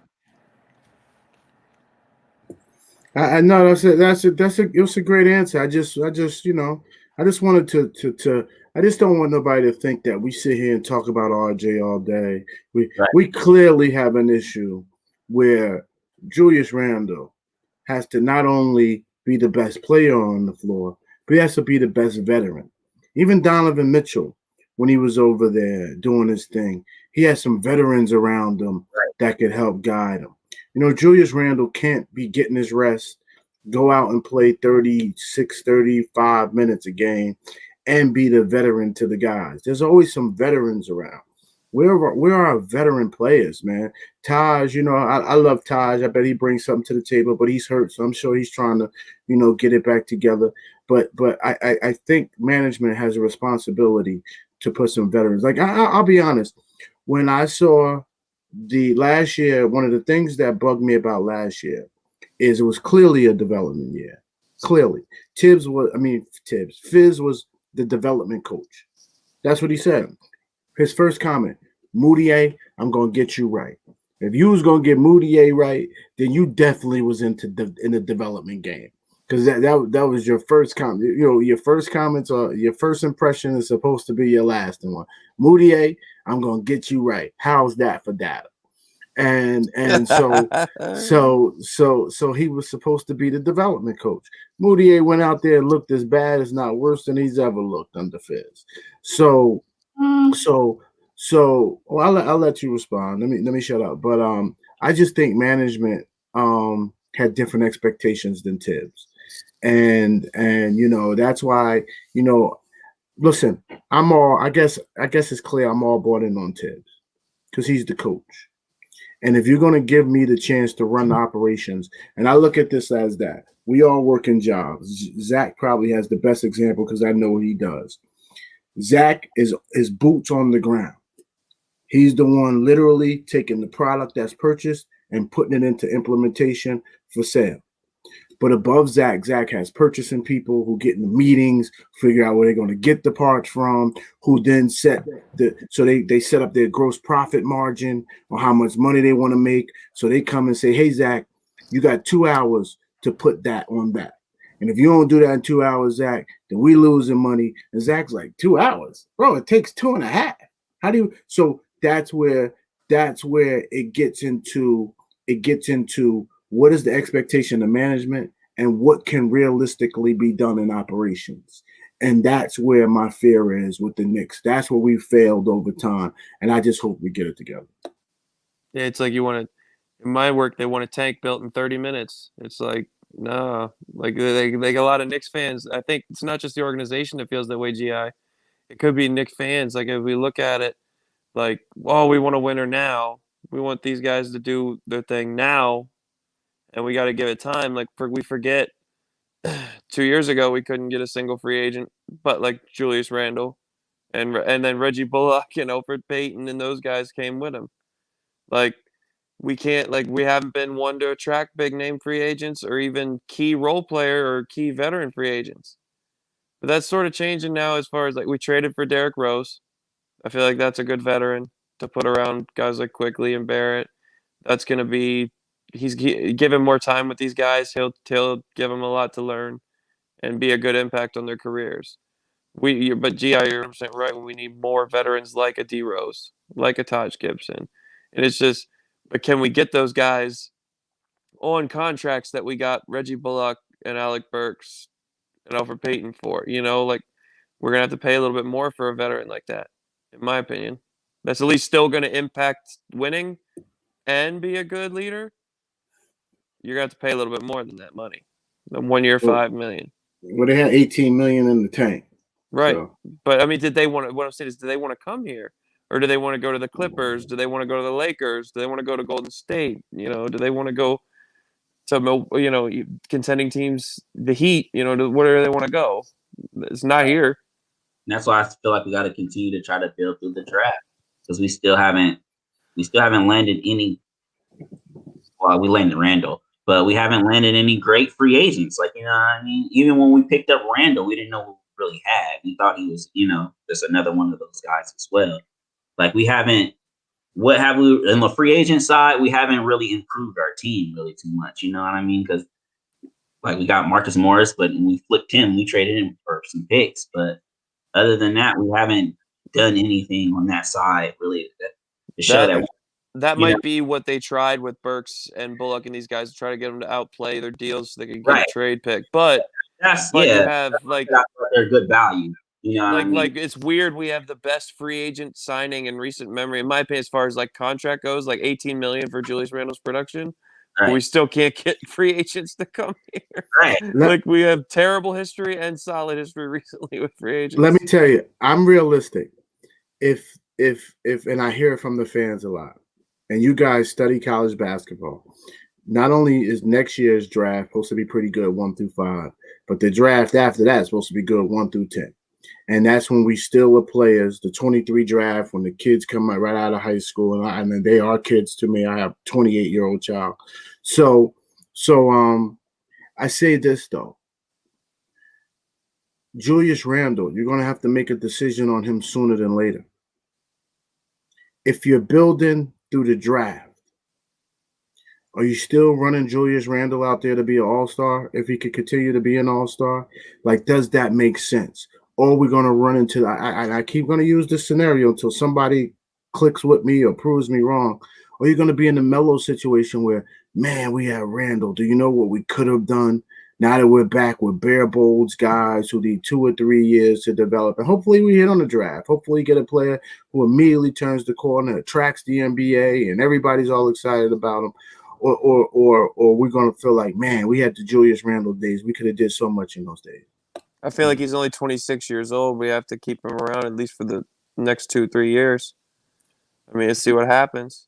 Yeah, no, and I don't expect, because we got Julius Randle, to be any further than, you know what I mean, than we are now. Like, And when I look at it at the signing, like I never thought Julius Randle would get us to be the fourth seed in the East. You know what I mean? So I wouldn't be thinking about it that in that aspect, because we've already overachieved. You know, not overachieved, but we already got to the point where Randle has outplayed of where he's supposed to be at. You know what I mean? Anything else that he does after this, just by himself, as Randle as the key, cornerstone piece, then it's just a plus. You know what I mean? Other than that, we would have to get somebody, a plateau over Julius Randle. You know what I mean? To even move forward. To think how you're thinking. I see what you're thinking, but I don't think years are going to be wasted at all. You know what I mean? Yo, shout out to Julius Randle. Yo, thanks for popping in today, yo. I knew you heard me talk about you, Julius baby. Randle. Congrats on your All-Star. Go ahead, Nick. I see you dying to say something over there in between cereal bites. So one thing that we have to think about, Julius Randle, if he was to sign today, like extend his deal, I think he'll be like up for, because he made the All-Star game, he'll be up for like 30 mil. If he makes the All-Star game next year, he'll be up for 200 mil. Supermax. It's like just below the Supermax. Oh, okay. It's close to it though. It's close. It's like 180, like somewhere between that range. So to just say that Julius Randle, all I gotta say is people like to just look at things and just take money out the picture and just throw money out there. Like, do you want to pay him that much? Shout out to Julius Randle. Thank you for what you did, but that's really expensive, man. Like for him in particular. And I'm not saying, and look, we could easily just do the divine thing and just or D-Fish or whatever. Like we could do that same thing like he says next season. And then just re-sign everyone on the team right now. Just run it back, and 1 year get Zach LaVine next 2022 offseason. It'll be free money. He could fit into the cap space, and we'll steal one from another team. We could easily do that. We could do Bradley Beal at that time too. But it's patience. Are you gonna wait? Is Dolan gonna wait? Is like there's all kinds of questions that start arising, like and to touch on something that GI said, to me, I believe Obi Toppin is a Scott Perry pick, because I could go through a lot of the history of Scott Perry picks where he's gone high upside, athletic, maybe skilled, promising player, rather than surefire thing, good player. Like the workout guy wins the Scott Perry draft. Kevin Knox workout. There's talk about Obi Toppin working out in Brinkley's court or whatever and winning guys over. Like Mario Hezonja too. He drafted Mario Hezonja. But he likes workout guys for some weird reason. Mm-hmm. And to me, that's the problem more than Zarin. Like Zarin, at least, even if he misses, he still hits on a lot of picks more than Scott Perry. So I don't know. It's kind of tough. Let me ask you guys this though about Julius. What yeah, you said about the money he would command, as far as like what his max would be. I don't think the Knicks are the only team that are not willing to even think about paying him close to $200 million. I don't think any other team's really going to throw $200 million at him either. So do you let him test the market and see if you could get him, instead of the 30+ million, get him around 25, 23? You know what I mean? Like, do you try to get him, like, if you can get him around that price, Nick, do you keep him? Okay. Scenario. And I dare anyone to look up video of Minnesota Zach LaVine with Tibbs' his first year before he broke his leg. Look at the dribble handoffs between Cat and Zach LaVine, it was so explosive. To recreate that again with Zach LaVine and Randle, because of the way Zach LaVine has developed his game as a shooter, he's a very high level 3-point shooter. It's effortless. If I could have the two of them, I don't mind signing Randle for that money. Randle has been generally healthy. He has shown a propensity to pass, and he's adding defense to his game. It makes RJ a luxury, and he doesn't have to score. He could do more things, so he could become the Frank Ntilikina. He could expand his game, because I think RJ is going to take 4 years to become the player that we want him to be. But I don't think he'll ever be per se more than a 16-point per game player, but consistently a 16 night in, night out, just pencil it in RJ, and also give you good defense. I agree. What was that? What did he say? He said he agrees. He said he agrees. That to me, that's the baseline. But see, you know, shout out to Freaky, but it just threw me off. I agree with you, Nick, but it just made me made my brain kind of hurt when it made my ego kind of hurt when you said hopefully RJ can become that, or when RJ can become Frank Ntilikina. Well, no. Well, I know what you're saying. I know what you're saying. Frank in a basketball, I understand what you're saying, but I just made me laugh. No, so there's something to what Nick G is saying. But the thing is, though, is unless RJ has a breakthrough, then RJ is gonna be that secondary Chris Middleton type player. Now I know Chris Middleton scores a lot more points, but Chris Middleton legit had a breakthrough, right? Like he legit had a thing where he broke through his glass ceiling and made it to the next level. But his next level is not that of Giannis. You know what I'm saying? We don't foresee him having another breakthrough where he becomes a Giannis type impact player. But as a complementary player, somebody that's halfway decent on defense, somebody that's good in the mid range, can take the scoring load when Giannis is off ball or whatever. I can see that. So, well, but like the Zach LaVine thing, that's pretty cool though. Be able to pop in and pop out. You got to admit, right? I want to get one of them StreamYard things. Right. Oh my god! I just keep seeing like Family Guy where the guy who is like slippery just pops in and runs away. Hey y'all! Oh no! Oh no! They want to trade Randle again. Yeah, man. So on TV. So Nick G, if that's the case, if RJ is that guy, right? So what do you do for your second option? But that's what I'm saying. In that scenario, I said Zach LaVine is 1, Randle 2, and everyone plays off of that. RJ plays off of that. The one thing that I can say that has been the biggest eye opener, at least it should be the biggest eye opener for everyone. The way Tibbs runs his defense, you could trade away Mitchell Robinson. That like his bigs pick up very quickly. Like it's so simple, just drop back. Like it's just that simple. He doesn't do the if I say if this then that. That's a programming reference for any programmers in the building. But if this then that was Fizdale would say if the person is playing this kind of offense or if they're so fast, then you ice.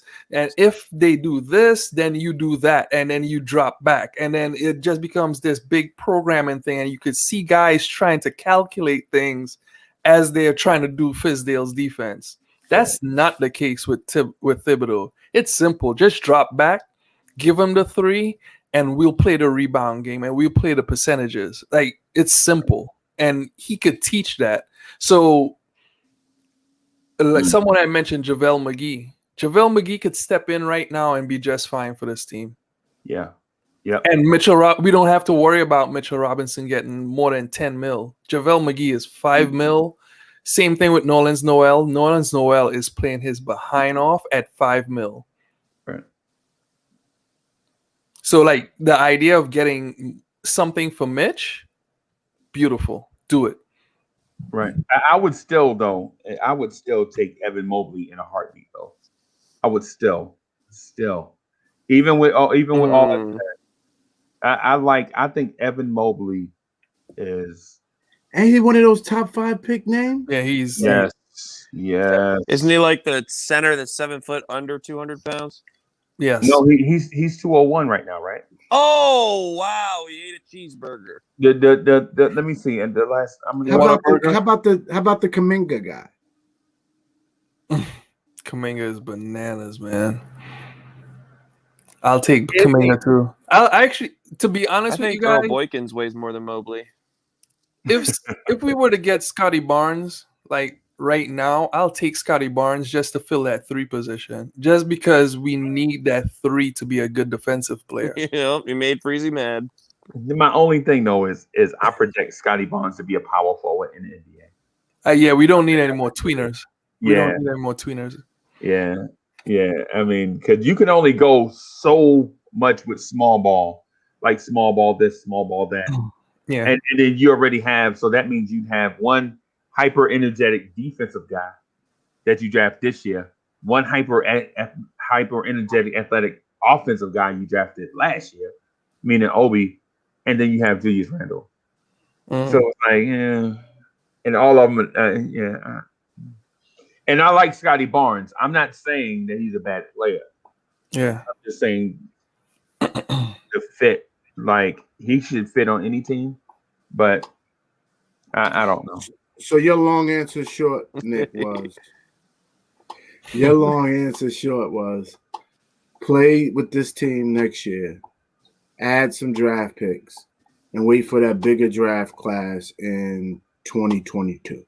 And free agency. No, that's not what I'm saying. I mean free agency in 2022. I apologize, not draft.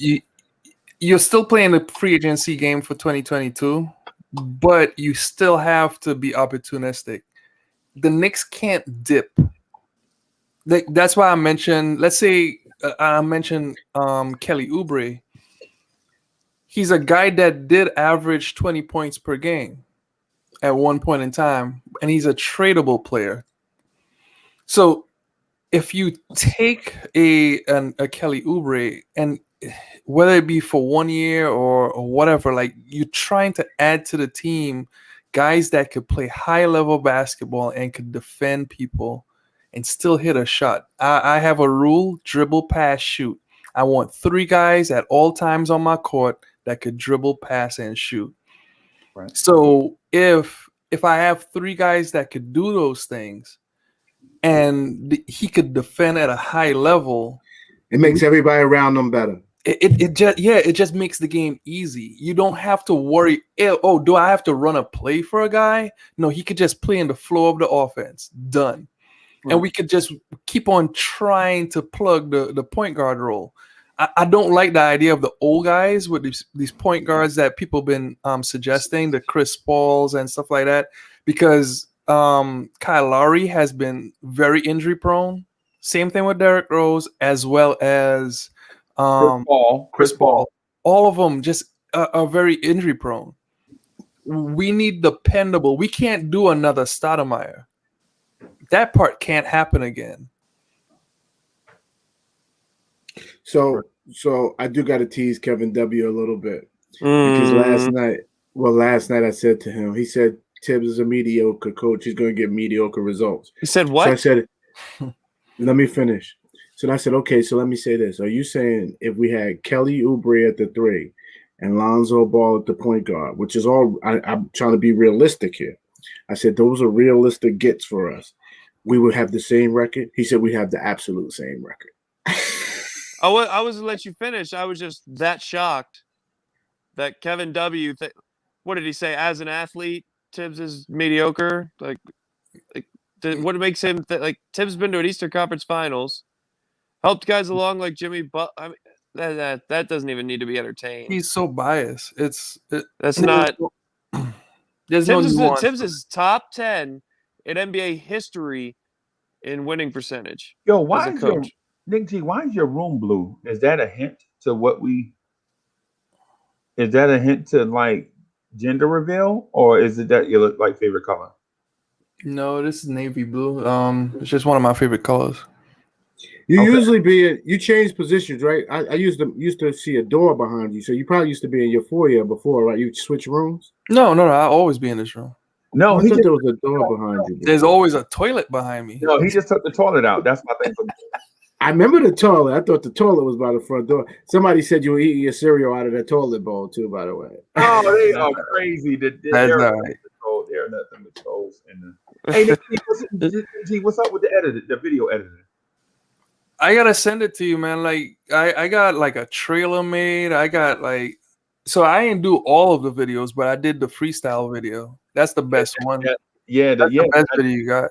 So shout out to Ghetto Intellect and Free Keith. So GI, this is what we've been kind of waiting on. I guess me getting back to Nick G, you know what I'm saying, in order to get the joint out there. That's and it's more so on me. It's my fault, man. I got my hands full with so much stuff. But this is because the So Nick G was telling me about it. He was talking to me yesterday about it.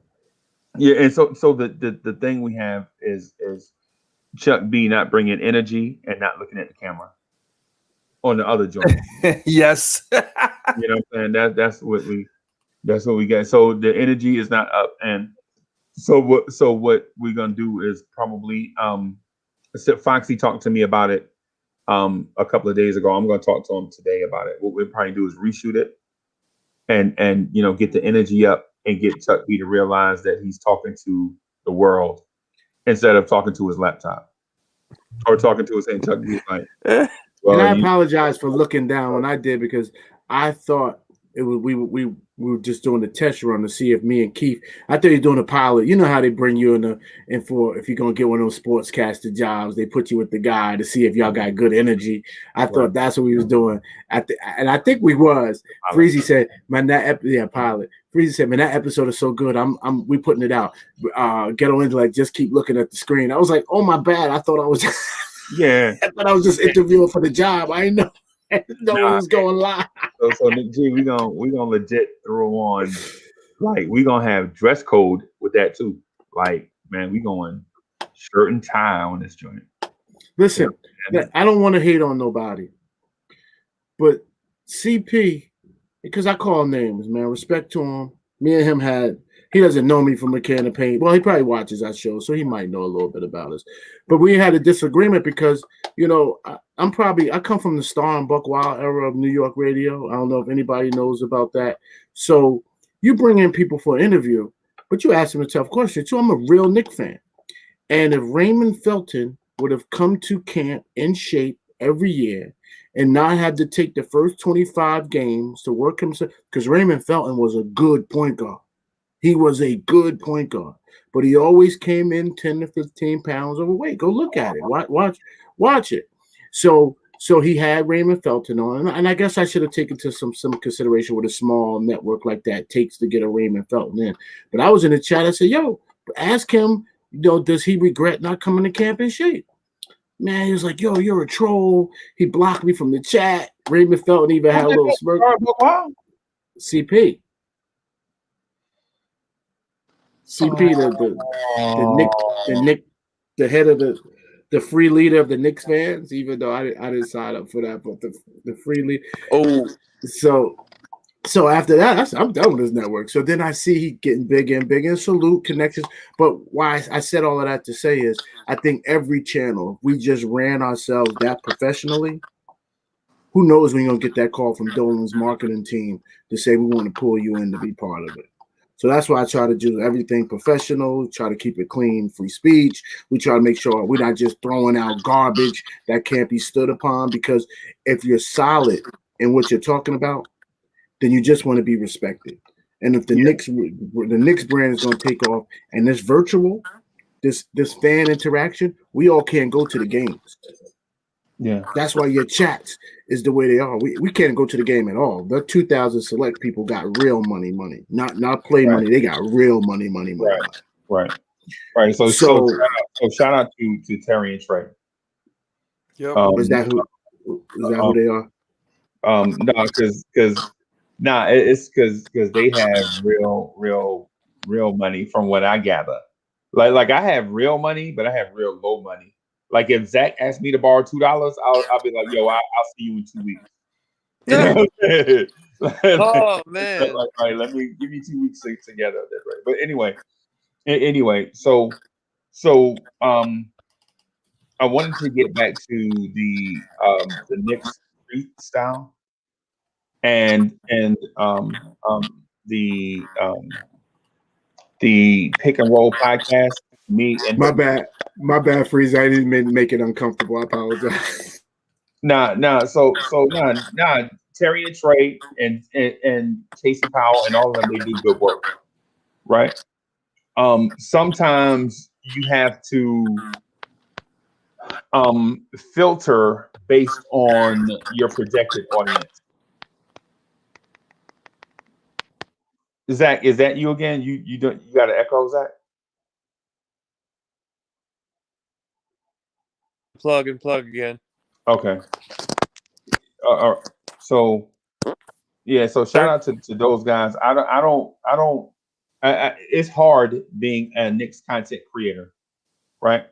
Because you have to legit, for one, not be a copycat. Like you can't just legit just be like, I'm gonna do the same thing they doing. I'm gonna just do blah blah. Or you can't be a troll. Like just be like, yo, I'm gonna just diss everybody that do it. I'm gonna just sit here and do. So you know what I'm saying? Because so you got to be kind of like in this weird space of creative morphing where you stand out from the crowd in order to be successful, because there are a lot of people that do it, but everybody don't have 600 subs, 700 subs, 800 subscribers. You know what I'm saying? Everybody don't have that. They strive to do that, but it's hard getting subscribers and it's hard keeping an audience because an audience has options, right? So that's the reason why I always praise the chat. Like, hey, thank y'all for coming through. We love y'all. We realize that there are a bunch of options out there for y'all to choose, and y'all chose us. You know what I'm saying? So we work hard behind the scenes in order to make sure that the thing that we put out for y'all is dope and original. You know what I'm saying? And so the people that come on, we always make sure they sharp. It's the reason why when we started this back on Sportscaster back in October, when it was me, Nick G, because it was Nick G and myself. Remember Nick G? We were rotating. Nick G was like, yo, I'm gonna go live tonight. Yeah. And I've been like, yeah, I go live tomorrow night. And then I go. So and then shout out to Raphael, the believer of God of Moses and Elijah, Teddy Flat. Shouts out to Rick Wall, yeah, Rick Wall, and a whole bunch of others, because it's hard, getting into this medium and captivating an audience long enough for them to build a trust factor with you. And sometimes what we had to do is double team and triple team. So instead of me coming on by myself just talking, sometimes it'll be me and Nick G. Be like, yo, what we'll do is we just gonna come on all together. We just gonna bum rush the show. You know what I'm saying? And so shout out to those that are looking to do it. But just remember, man, this game is hard, and you always got to monitor your steps. You can't snap. You got to always be trustworthy and consistent.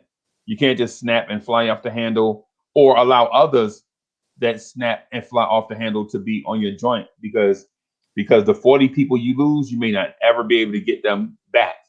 You know what I'm saying? So you kind of gotta monitor your steps and make sure that you are for the most part, a trustworthy person, right? You got to be sharp in what it is that you're talking about.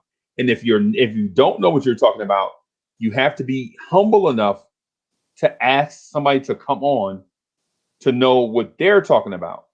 You know what I'm saying? And be humble enough to defer to those persons, you know what I'm saying, in order to captivate the audience. And so that's one of the things that I do here. Like I legit when Nick, like say for instance, if GI is on the screen, Ron Cleveland on the screen, Nick G on the screen, Zach on the screen. So what I can do is instead of me talking over 7 people, I can step aside and let the screen go down to say 4 people and allow them to have a conversation and have the virtual chat follow along or join in, whichever is of their choosing. You know what I'm saying? And what that does is the more airtime that these guys get, the more trustworthy they are, the more likes we get, the more featured we are in the weird, unrealistic and undiscoverable YouTube algorithm. You know what I'm saying? And so the more people come on, and so the bigger the crowd gets. So it's like the weird reciprocation. So so I said all of that to say that, you know, thanks to everybody who, when we started this in October, I remember when me and Nick G did it, and when we crossed 20 people, when I saw 20 people in the top chat, I was like, oh snap, Nick G, we got 20 people in here. You know what I'm saying?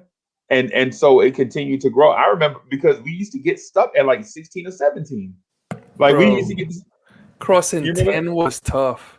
Yes. Crossing 10 was tough. Yes. And then I remember the day I hit like 7th on Sportscaster. Like it was at midnight. We were rocking and we were just going. Yep. Sim was mad. He was like, man, y'all come on too late. Right. And bro, like going that hard and generating fans, like there's stuff I gotta teach Freezy too about this YouTube stuff. But bro, like it's tough. It's tough. Yeah. I got content, but I can't release it because y'all talk about it before I could get to it. So, you know, like I'm late by the time I wake up in the morning. I'm like, God damn, y'all done do something I done plan to do like last week. Right. So. Right.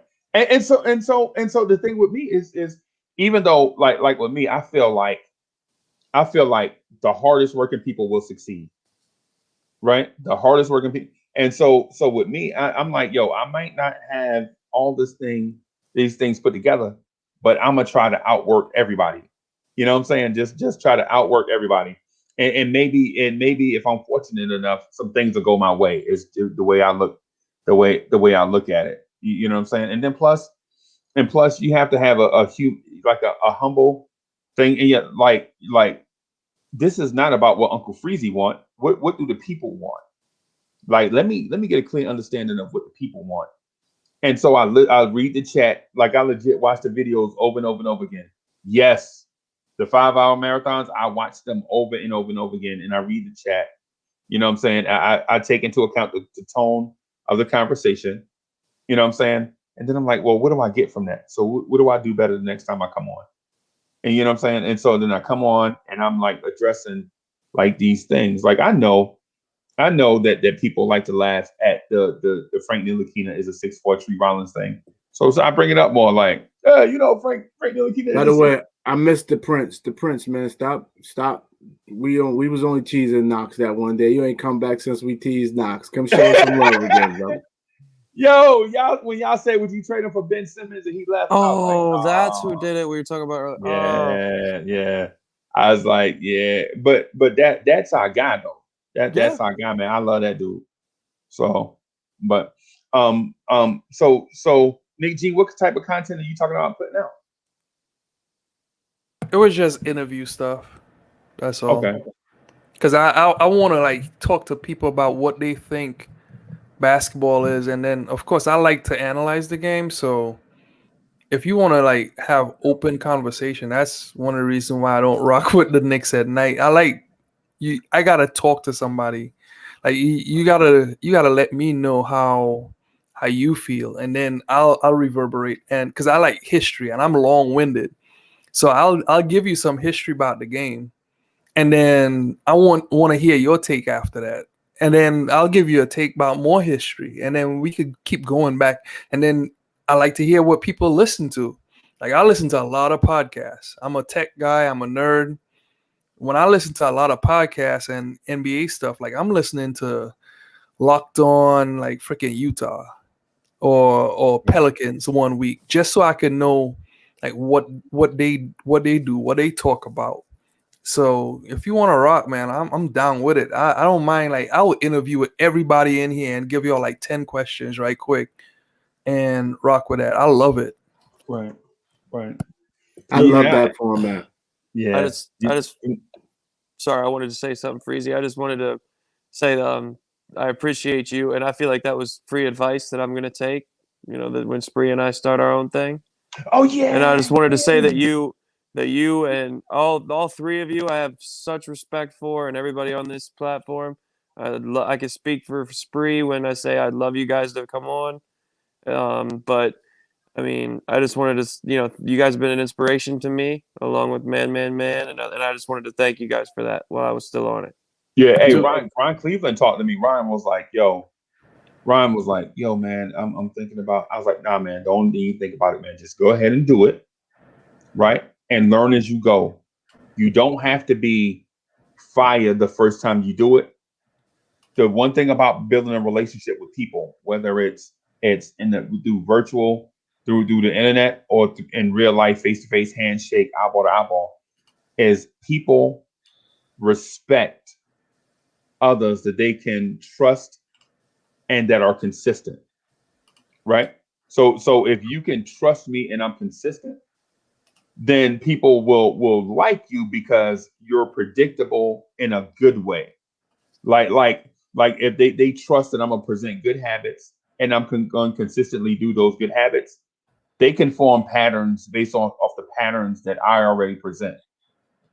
So and then once I say that, look. Oh, that's dope. That's dope. That's the trailer. That's the trailer video. Hey, you can run it so, if you want to. So let me but the thing is I'm wanting to say Knicks versus for him. You saw it? You see what I'm talking about? That's fine. I mean, you got to let me know. We got to talk about it, and we can let the people see some of it. That's cool. All right, this is just a trailer. This ain't nothing much. Yeah, you want to introduce it? Nah, man, you rock, man. This is your show. I don't know what it is. It's just a trailer, man. It's not even done. It's like it's still missing like some labels. Just put it up. Just show it. Okay, let's run it. Yeah, come on, guys. Stop all humility. Show me something.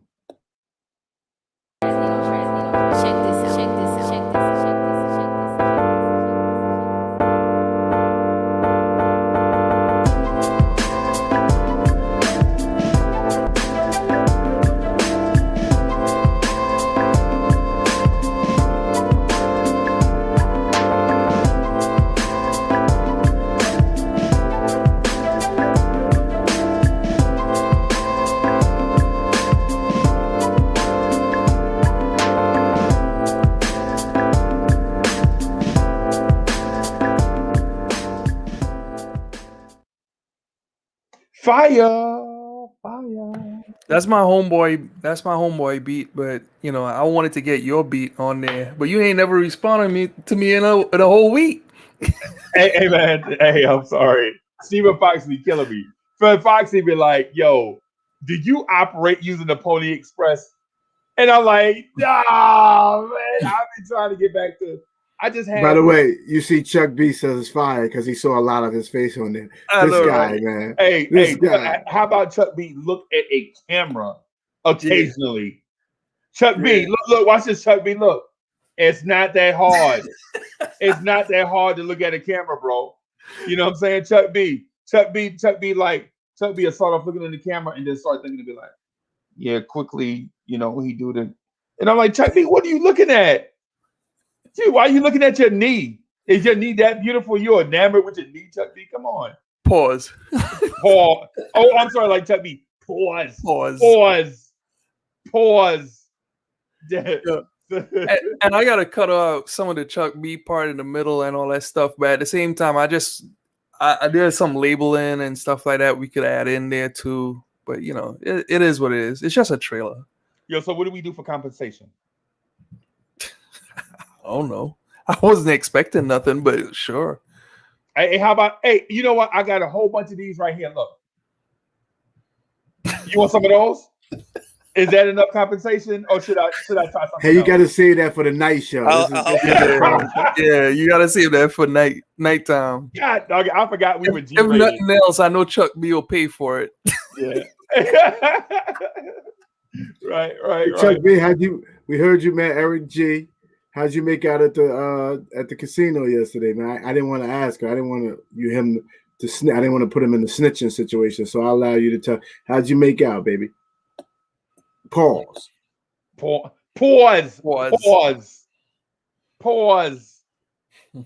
into the conversation. Pause.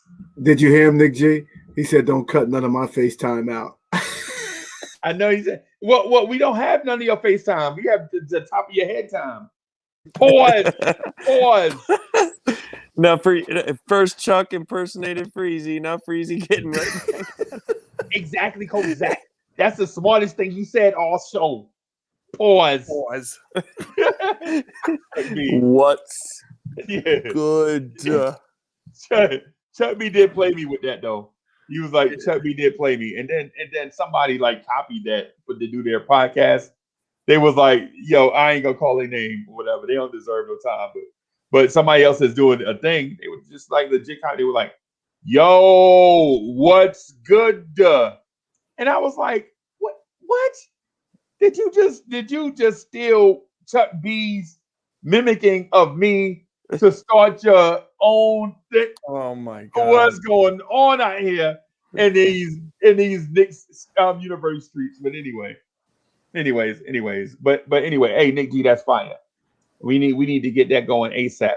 And look at G.I. G.I. was like, I'm a star now, baby. I'm a star. Hey, you know how you see your face and you get nervous, like, oh, that's me.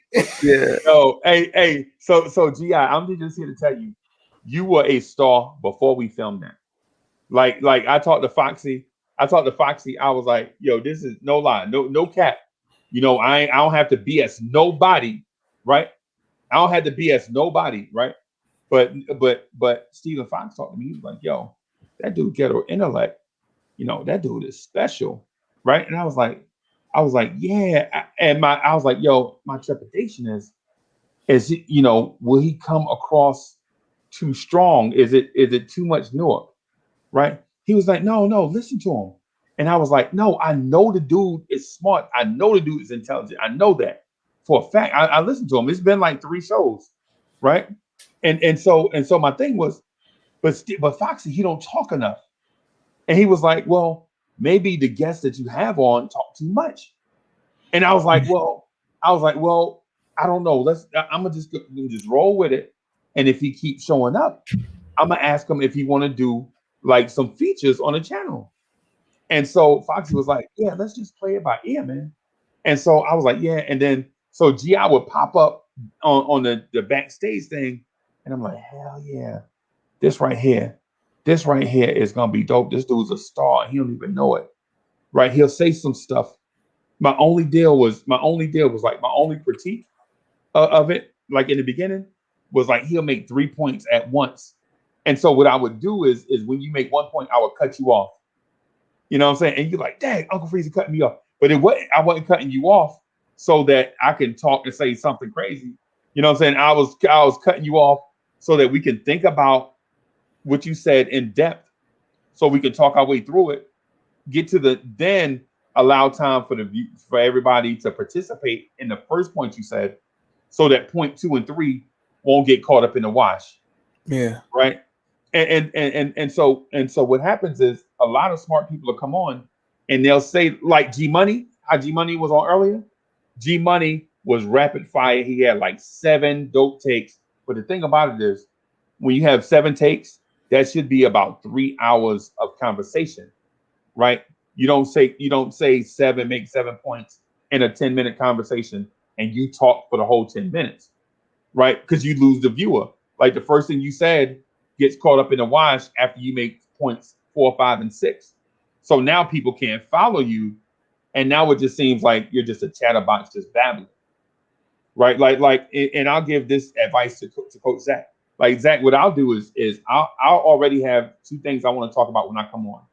Like my approach every day is when I come on, I'm gonna have two things to talk about up front. That way, if I'm on by myself, I can talk and talk and talk, and what people think is just me in a one-on-one situation with all 100 people.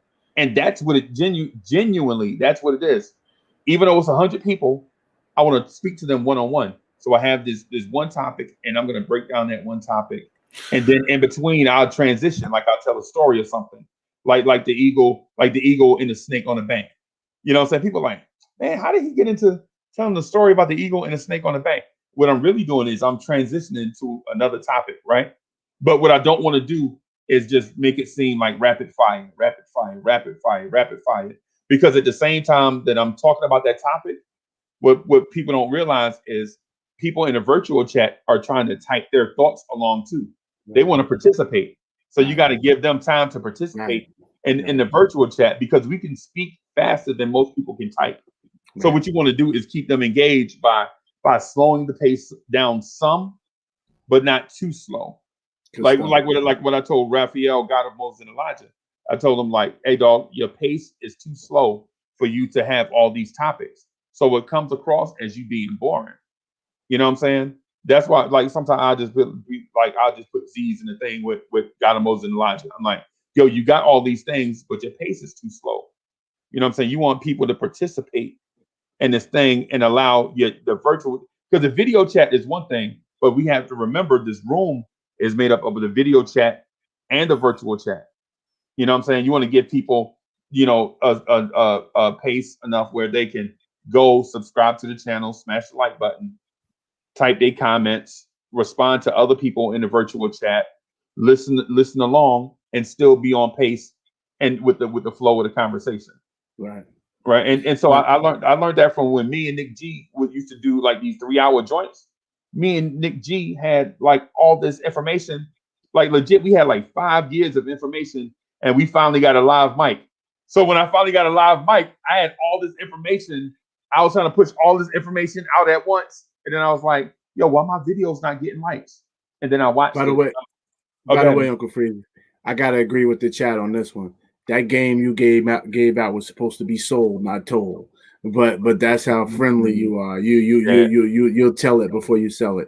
But you know, one of the biggest compliments, and I appreciate that feedback. I'm gonna take notice because I listen.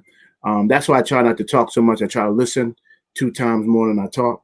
But last night, Jay Boogie, he really warmed my heart because you could tell he's a real dude. He told you he's been through some things. He loved the Knicks. He's positive in outlook because of what he's been through. He's blessed to be around. You know, He says he has a 3-year-old, so I'm sure he's putting things more in perspective this time around. Seems like he's getting a second lease at life, and I appreciate that about him. But when he said, I didn't realize you guys didn't know each other. Right. I didn't realize you guys never met each other. I thought y'all all sat in a room, got to know one another, and then went to your respective places to go live. Right. That's when you know the chemistry works. And that, for me, Nick G, was the best compliment that you can get. Yep. But you're a star too, G.I. Don't forget that. Because my man told me that day one. He was like, hey, yo, this dude right here is a star. This dude right here is a star. I didn't think Nick G liked me at first, but you know, I didn't. You know, he came in hot and heavy on Kev W one day, and I was like, "Damn, man, give him a chance." I didn't realize they had history. I know they had pre-existing history. No, me and Kev ain't got no history before. He just don't like the takes that I have. Yeah, I have nothing against Kevin Dub. Nothing. Yo, I have something against Kevin W. That's my guy. Don't. He's the best. Yeah, and that's my protege, right? I legit will hold Kev W hand because that's my protege. I told him, I'm like, yo, you remind me of a young Uncle Freezy, and so he like, how? Because we look alike. And it's weird deep laugh. Like, nah, dog. Nah, you legit will stand your ground. The only thing though is a young Uncle Freezy was like, wanted to be great and knew he had to be humble, but didn't know how to do it. You know, like how do I check my own ego? Like how do I check my own self in order for me to? And so this old timer out. So I'm at this Freemason event, right? The old timer pulled me to the side. He got like his 40-year pin, and he was proud of it because he had been, with brothers for like 40 years. So he was like, I was like, man, you really proud of that pin, right? He was like, I'm gonna cherish this thing. It's one of my most prized possessions. And I was like, really? He was like, yeah, man. When you get to about 28, 29 years in this thing, you think about getting this 40-year pin. And he's like, how long have you been in? So he asked me in a Freemason type way. And I answered the question by the book. You know what I'm saying? I answered by the book. Like when people ask a Freemason certain questions, I have to answer like we have these codes and things that we go by. And so I answered it by the book. And he was like, you answered that by the book. And I told him, hey, old man, I am the book. Right. And so he was like, really? And so later on, I meet him. I do this lecture. Right. Of course, I can't tell you, but basically it's about brotherhood. And so I use allegory and draw comparisons to whatever. So he meet me after the thing, and we eat in the usual Freemason dinner when brothers get together. Chicken, some kind of yellow rice and green. I'm so tired, dog. I'm so tired of yellow rice and green beans right now, dog. I have a problem. But anyway, he sat beside me, and he was like, hey man, I really like how you did your thing. And he was like, and he was like, so how'd you get to, most people don't. And I was like, yo, about 15 years ago, a wise man like yourself told me that you can't listen with your mouth open. You can't listen and talk at the same time. And when he told me that, I was like, who you think you talking to, man? At first when I heard it, right? But then he explained it to me. He's like, yo, sometimes the best way to get through a situation is to listen. Take it in. And you don't have to reciprocate in the moment. You can reciprocate later. You can take this advice, go home and think about it, apply it to your life. And then when you see somebody in the same situation, you can give them that advice. You also got to pick and choose your battles. Yeah, everything you hear isn't worth combating, because some things are irrelevant. Right. I shouldn't go back and forth with Elfrid Payton can't shoot. Right. Even though he's 44% from the field and having his best year productively, I should probably look deeper to the comment that Elfrid Payton can't shoot. And that's not a hill I want to die on. I think that's what I learned through therapy is you got to pick and choose the hills you want to die on. You can't die on every hill. You won't live to see another day. Right. And you know what? And sometimes the lesson learned is stepping back and allow that person to learn that lesson on their own, even if you know that they have to learn it the hard way. You know what I'm saying? So it's the same thing, dying on that hill or whatever. But hey, so Nick G, when are we gonna get busy, sir? I'm uploading some videos right now. I'll send you the link. You'll get it pretty much later on today, and the fourth video will be done today. Okay. So the thing with Chuck B is Chuck B won't look at a camera, and I'm thinking about driving to his house and putting a kickstand under his neck, so his head to be up like this the whole time. But we got to get Chuck B to. So we're gonna. Stephen Fox is gonna get with Chuck B, man, to do some more stuff and maybe some format tweaking. Yo, what's up, G-Man for Life? With G-Man for Life, what's good? So we're gonna have to we'll have to record some stuff and send it. So I just wanted to say this thing to everybody. So this All-Star break, I'm gonna take the break with the NBA. So I'm not gonna do any live streams or any of that stuff during that time. I'm just gonna legit take a break so that I can catch up on stuff like sleep and them special hugs from Miss Mocha. Hey girl, you know you fine. Stuff like that. So I'm gonna catch up on some stuff like that. But when the All-Star, when the NBA come back, I'm gonna legit, come back, at the same pace, rocking and rolling. CP the artist, You threatened to brand me yesterday, right? And I'm thinking I might be ready to get branded. CP the artist, can you hear me? CP the artist. I think I might be ready. I'm gonna DM you later on. Right. Hey, Coach Zach, did you want to introduce the world, the name of the show, and what you and Ron from Owen Mills are gonna be doing?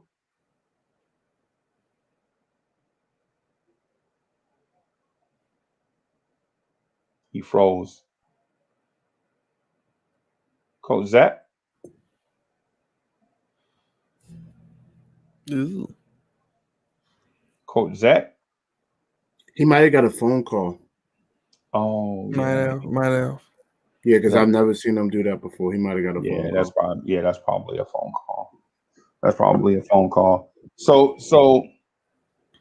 what are you talking about, CP the artist? What are you talking about, fire? I don't know. You know him. Sorry about that, guys. Freezy had asked you a question. Yes, sir. What's the name of your show, Zach? Oh, sorry. He had to ask a question. I was going to let him go. It don't matter. The show. Okay. So Latrell Sprewell's The American Dream and myself are going to start a weekend show called Spree and Z. Just all caps, Spree, and then just the letter N. It's not and, just the letter N. Spree and Z. We're going to go over, this week and over the weekly recap and Knicks, what's going on, what are our thoughts. We're going to have guys that we respect, and intelligent guys on the show to talk about it. And we also want to broaden horizons and talk about other things. Like I'm a youth basketball coach, so I like to talk about the youth basketball coaching system and how we groom players on and off the court. What's the easiest offense to teach young kids? Easiest offense to teach young kids, yeah. Motion offense, in my opinion. Right. Because I think the easiest defense to teach young kids is the 2-3 zone. Yeah, that's cheat. That's cheat. Yeah, that's the way everybody does it. Right. Everybody nowadays in youth basketball, you're just shooting threes and playing a 2-3. It's ridiculous. Yeah. And I hate that. Like, I'm not saying there's no place in the game for that, but like when people talk about big men just being rim runners, there's also a developmental cause to that. It's not just the way the game's played. There's a lot of people. There's a lot. Nobody really teaches. Oh, Chuck. I know the pause, man. Yeah, and I don't even know what was the moment because my mind is not wired. My mind's not wired. I like to. What I like to teach young guys is pass and screen away. Yep. That I just love to pass the ball. If you're just running around and you're not screening for somebody else to move, I love it because guys don't know how to come off the screen. The pick and roll is the toughest play in the history of basketball to defend. What I like to do, GI, and I like to run a lot of pick and roll heavy offense, but I also I run plays. Don't get me wrong. But so pick and roll, or natural rub. Pick and roll. Okay, all right. But what I like to do is because where I'm from, they got coaches that'll coach their own system in whatever grade middle school, and it's they're not in communication with the high school program. So it's not even the same system. So they're trying to remember these plays just to forget them. And they're not trying to think for themselves on the court. So their basketball IQ suffers. And I try to teach kids defense first. And I try to let them think for themselves on offense. Learn, move the ball, move yourself, set screens, communicate with each other, talk on the floor. There's a lot of stuff. But I mean, I'm also more focused on helping kids get better off the court. Helping kids that are in troubled environments. Helping kids realize, yes, this game is great, but it's not like you're going from 8th grade to the NBA. You got to listen to the people that are trying to help you. Right. And it's worked for me. I love it, but I love winning. I'm competitive, but my biggest thing is helping kids off the court. Oh, so. Man, that you got into a public service announcement just real quick. Now I feel like a doofus because I want to talk about offense. So no, save the kids, save the children. You know what I'm saying? That's my system. Save We the are children one slam dunk at a time. We Yeah. are the children. So, save the children one slam dunk at a time. So Coach Marcellus taught me this offense, right? And I don't know if it's triangle or not. I know the triangle offense is an intricate offense or whatever. But what he said, so we had a number system, right? There was so the big was the 5, the power forward was the 4, the small forward was the 3, the off guard was the 2, and the point guard was the 1. Right? Yeah. Right. And I know in other offenses, like players are labeled differently. Like some players have a primary ball handler, like 3 wings and a center, right? So in certain things it's labeled. So what he would do, he would get his 5, right? To What y'all start. laughing at? Because I said the most basic. I said the most basic thing ever. No. Chuck said. Yeah, Chuck said. So Chuck's behind in the podcast. Obviously, he's getting caught up. So he said his pause moment is when you said you wanted somebody to brand you. You wanted somebody to. Hey Chuck. Hey Chuck. Oh man, Chuck, you are the best. Lord. Hey, Chuck B, you think that's funny? I'm gonna bring that kickstand to your house to put up under your chin. You know, Chuck B probably got his computer on the floor looking down at it. So anyway, yeah. So the so offenses would be different. So Coach Marcellus would say, start off on your strong hand block, right? Go to the middle of the free throw line, right? So he'll say, start off on your strong hand block. Like, so if you're right-handed, right? Start off on that right block. Go to the middle of the free throw line. Wait for an opponent to come by and screen. Right. Open your hip. Like not open. Chuck B, cut it out.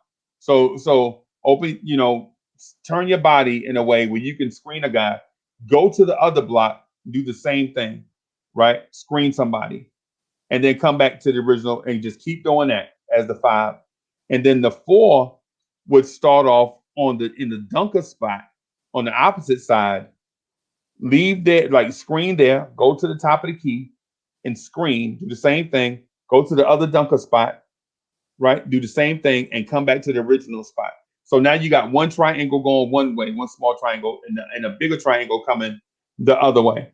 And then you have a wing player, say a small forward. What the small forward would do is go from one corner to the next corner. Just run the baseline. That's what we want you to do. Run the baseline, right? And then you have your 2 guard. If they are pressuring, you stay up top to be the outlet for your point guard, right? And then that way you can balance the floor. But if they're not pressuring the ball, if they set back, if they give you space, we want the 2 guard or the off guard to start at the top of the key, run to the front of the rim, and pick a direction, go left or right, right? But you never do the same direction twice. So if you start at the top of the key and you run to the front of the rim and you go left to the corner, when you come back up to the top of the key the next time, so you go to the right. And so what that does is it creates natural motion in the offense. It's basic, very, very basic. So, but what it does is it creates natural screening opportunities for everybody that does not have the ball in their hand. And what it does is it gives the point guard who runs this enough in practice, he can anticipate where people are going to be, so he can throw passes to them if he sees the defender out of position. Like if the center follows the big to the top of the key, to the free throw line, he knows that the 3 that's running baseline is just running the baseline. So if the big is cleared out, he can maneuver himself in a way where he can throw a skip pass to a guy coming from out of the corner, right? And what that does is it creates open looks, and it looks like a backdoor. It looks like a backdoor opportunity. So Coach Marcellus taught us that, like, no matter what happens, the defense can't adjust. Even if they know what you're running, they can't adjust to what it is that you're doing unless they go to a conventional zone. If they play a traditional man, they can't stop this basic movement in the offense. That's why I asked Coach Zach if that's what if y'all were running something similar to that. See, yes, I mean, and then what your coach did there is he set up a system that makes it easy on your players, and at the same time helps them think for themselves and read and react. And that's the best way to develop young kids on the basketball floor, is have them thinking for themselves. Because a lot of times kids are timid. They want to just the same exact play, run it exact. If the play breaks down, they don't know what to do. Right. So the biggest thing is getting them to read and react. It's sickening because they don't teach man-to-man defense anymore. At least South Central Pennsylvania, it's all 2-3 zone. So I run a man because teams don't know how to counteract a man-to-man defense anymore. It's sick. So Nick G, what is the benefit of running a man-to-man defense in today's basketball? What benefits do you have? In what level? Or in any level? Because I want to get a understanding of why a team at any level would run a man defense as opposed to running a zone on any level: high school, middle school, elementary school, rec league, college, pro, semi-pro, whatever.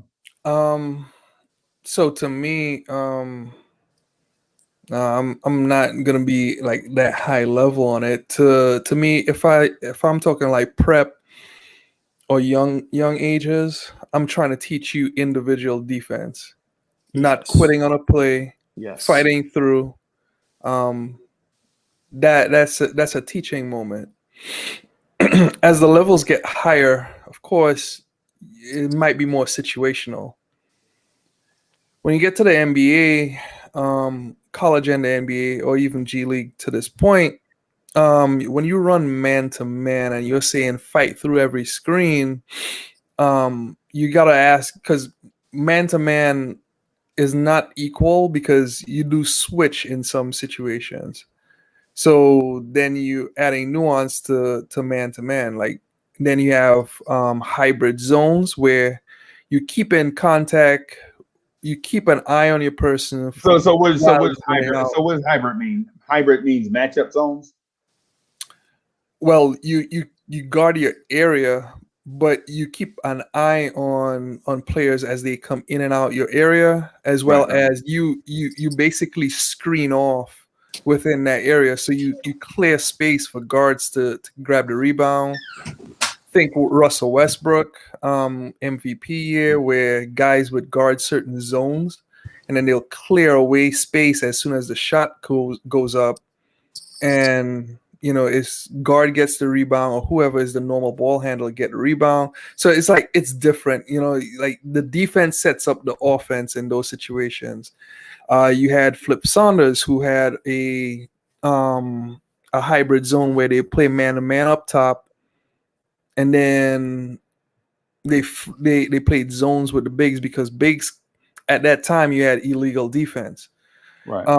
So you play a zone in that area because you could get away with, not overloading the court, and then not playing one inside the paint where you get 3 seconds. It's just so many different ways. To me, it really just boils down to what is your matchup. It doesn't matter which one you run. You just got to play whatever wins the matchup. And then as far as to touch on what he said, just in my I don't want to call it profession because I'm not an NBA coach, but what I do in youth, like he hit the nail on the head perfectly. If you just run zone through your youth basketball, it's cheating your fundamentals as a defender. You want to learn strong man-to-man defense, because you can argue a perfect zone. When a zone defense is ran perfect, it looks like a man-to-man. Like the way you're moving, the communication, how smart your defenders are as far as IQ on the court goes. But you can't just cheat that. You have to learn how to be able to stick a guy man-to-man and stay with him. And it evolves the older your players are and the skill level they are. But starting out, 5th, 6th, 7th, 8th, even in a little bit in high school, you want to preach man to man, and you run zone, but it can't just be exclusively zone. It can't be exclusively man either. You got to do a little bit of, I run a man to man defense, a full court trap, 1-3-1, 1-3-1 and 1-3-1 half court zone, and a 2-3. And you got to do it all, but you want to focus on building fundamentals before you do anything else. The Miami Heat really changed my mind on a zone last season when they flipped the normal wings. Your small forward, power forward will play out on the sides of the zone. 2 up top, 3 at you can see it like that. 3 out at the baseline. Miami said put the guards on the sides, put the small forward and power forward at the top of the key, and you basically said long arms will disrupt passing lanes. Yep. That blew my mind, because basically Phil Jackson did the same thing, but that was from the out of bounds plays.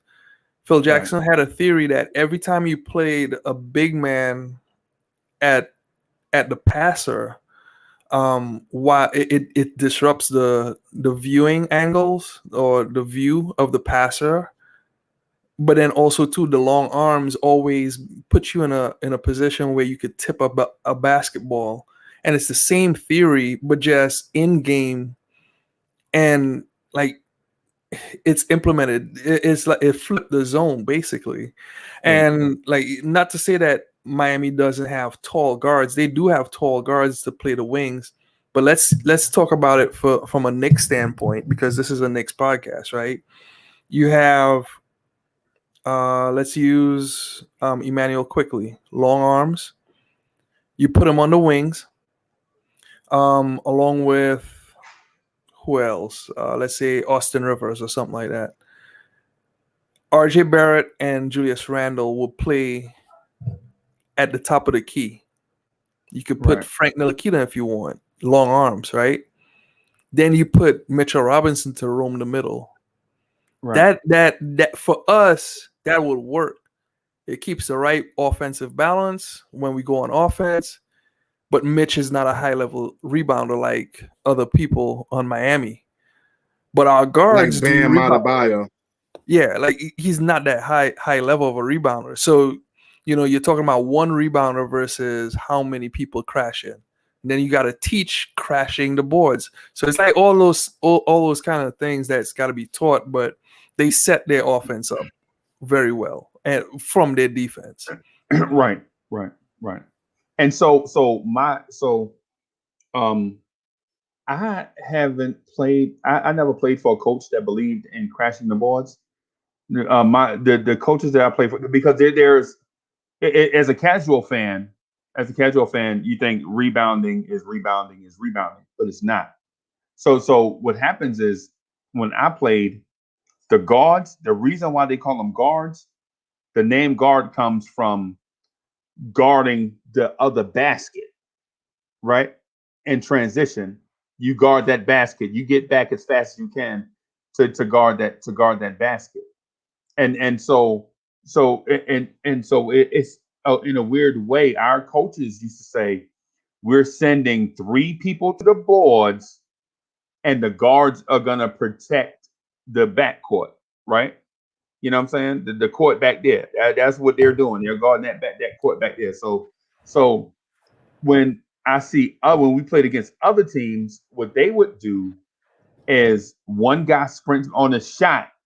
As soon as the shot goes in the air, one guy sprints back, the other guard stays at the top of the key, and the 3 bigs box out, right?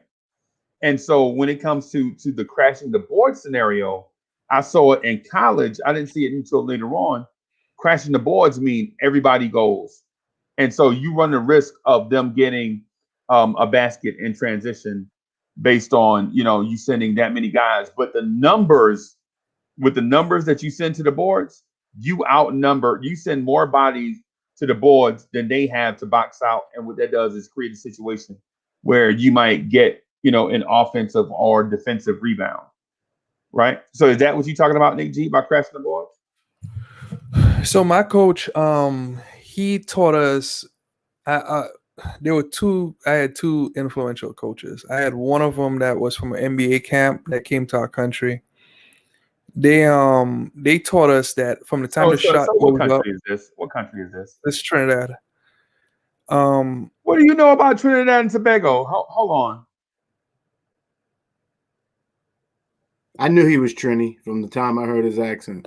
ain't no Trini. He's from Macon, Georgia. Okay, if you think so. If this sounds like Macon, Georgia, I'm telling you, I got curry in my house. You ain't gonna see that in Macon, Georgia. Right. You'll see barbecue sauce. In Macon. Yeah, exactly. You see Uncle Ben's or something. I don't know about that. Right. Shout out Port of Spain. So, like, once the shot goes up, immediately you box out. Like whoever puts up the shot. Unfortunately, I was taught to be the big man in most situations because I was the tallest guy around. I was six, me being 6'2". So when a shot goes up, pause ahead of time. You put a body on somebody. Oh, pause. Yeah. Body somebody. Pause, whatever. It doesn't matter. Anyway, so like that's the way I was taught. But then you look at how guys are playing today, it's a little bit different where you're finding a lot more defenses setting up the offense now in today's basketball because people are thinking that, okay, so just let's use Fizdale as an example. He wanted the person that grabbed the rebound to lead the break. Right? So imagine Frank Ntilikina, which is probably one of the biggest problems where Frank didn't fit David Fizdale. He wanted Frank, who has a big body, to catch the ball and then lead the break. But he was never, one, a good rebounder, two, aggressive, three, not that fast paced. So it didn't work. And he started for a month. But then Elfrid Payton, who is a good rebounder and also can play with some more pace, he actually improved the offense under Fizdale. So you got to understand, like, no system is perfect. It's all about your personnel. Right. But you gotta just fit your offense and defense around your personnel. Can I do a piece of protocol real quick? Yeah. I just want to shout out to Is It Just Me podcast. She came in with the Brooklyn stuff the other day. So I thought she was trolling, but she's been hanging around. And so I apologize. I see you're not trolling. So I see you coming back. But you participated in the show that's got over 1 million views. So we're not as big as Kevin Samuels and Saint and Sinner. But we're just men chopping it up. So I see you keep coming back. I don't want no smoke with you. So salute to you. Salute. How about you jump on? Pause. Oh, maybe not pause. Oh yeah. No, she's a one. So Chuck tried to get me last night. I told her because she wants to battle Chuck. She wants to debate Chuck on one of the Blanche Tears. She wants the one-on-one with Chuck. She wants that smoke. Talking about Brooklyn. What's going on with Brooklyn? Well, I don't know. I think she's gonna come on and participate in the platform. I want to give her a chance to speak for herself, right? Shout out to that. Come on. So she wants to debate Chuck. So I said to Chuck last night, I said, "Is it me podcast? Give Chuck the business." And he says, "Pause. Give me the business." Pause. I said, "That's a woman, you idiot." Yeah. So ready to pause. Yeah. So I mean, and look, I'm not one to throw shade at another organization, but who is Brooklyn? Right? Didn't they trade Dr. J? They traded Dr. J because they were broke. Right? Who is Brooklyn? Didn't they trade for Paul Pierce when Paul Pierce was like 47 years old? Who is Brooklyn? the Knicks we talk about, man. I mean, this is the Knicks we talk about, man. We talk about the Knicks. We ain't talking about Brooklyn. I mean, we could talk about Brooklyn. I mean, it'd be a short history lesson, didn't they? Didn't they have like the All-Star team that made it to that made it to the playoffs or whatever that was supposed to be the next big thing, and they wound up not? Zach wasn't their best player in their short Brooklyn franchise history, Brooke Lopez. Yeah, I mean, who was Hey Zach, this is the woman that turned Zach into me. I mean, not Zach, Rob into Rob the Nick, not Rob the Nick. Rob, no, Rob the Thirst. Yeah, Rob tripped over a Henny bottle and fell in it. Yeah. Yeah, so now I'm trolling. I'm just joking. I'm playing about Brooklyn. You know what I'm saying? No, you're not. You're right. Stand behind it. You're right. I'm absolutely. I'm Knicks to my heart. You know what I'm saying? When Clyde Frazier got traded, I cried. My uncles and them think that's funny. Like they see me now. They're like, "Hey, you remember that time I told you I got the Daily News and we read the paper and Clyde had got traded to Cleveland?" And you crying, talking about where's Cleveland at? Dang, man. You tell that story one more time, I'll push your old ass down.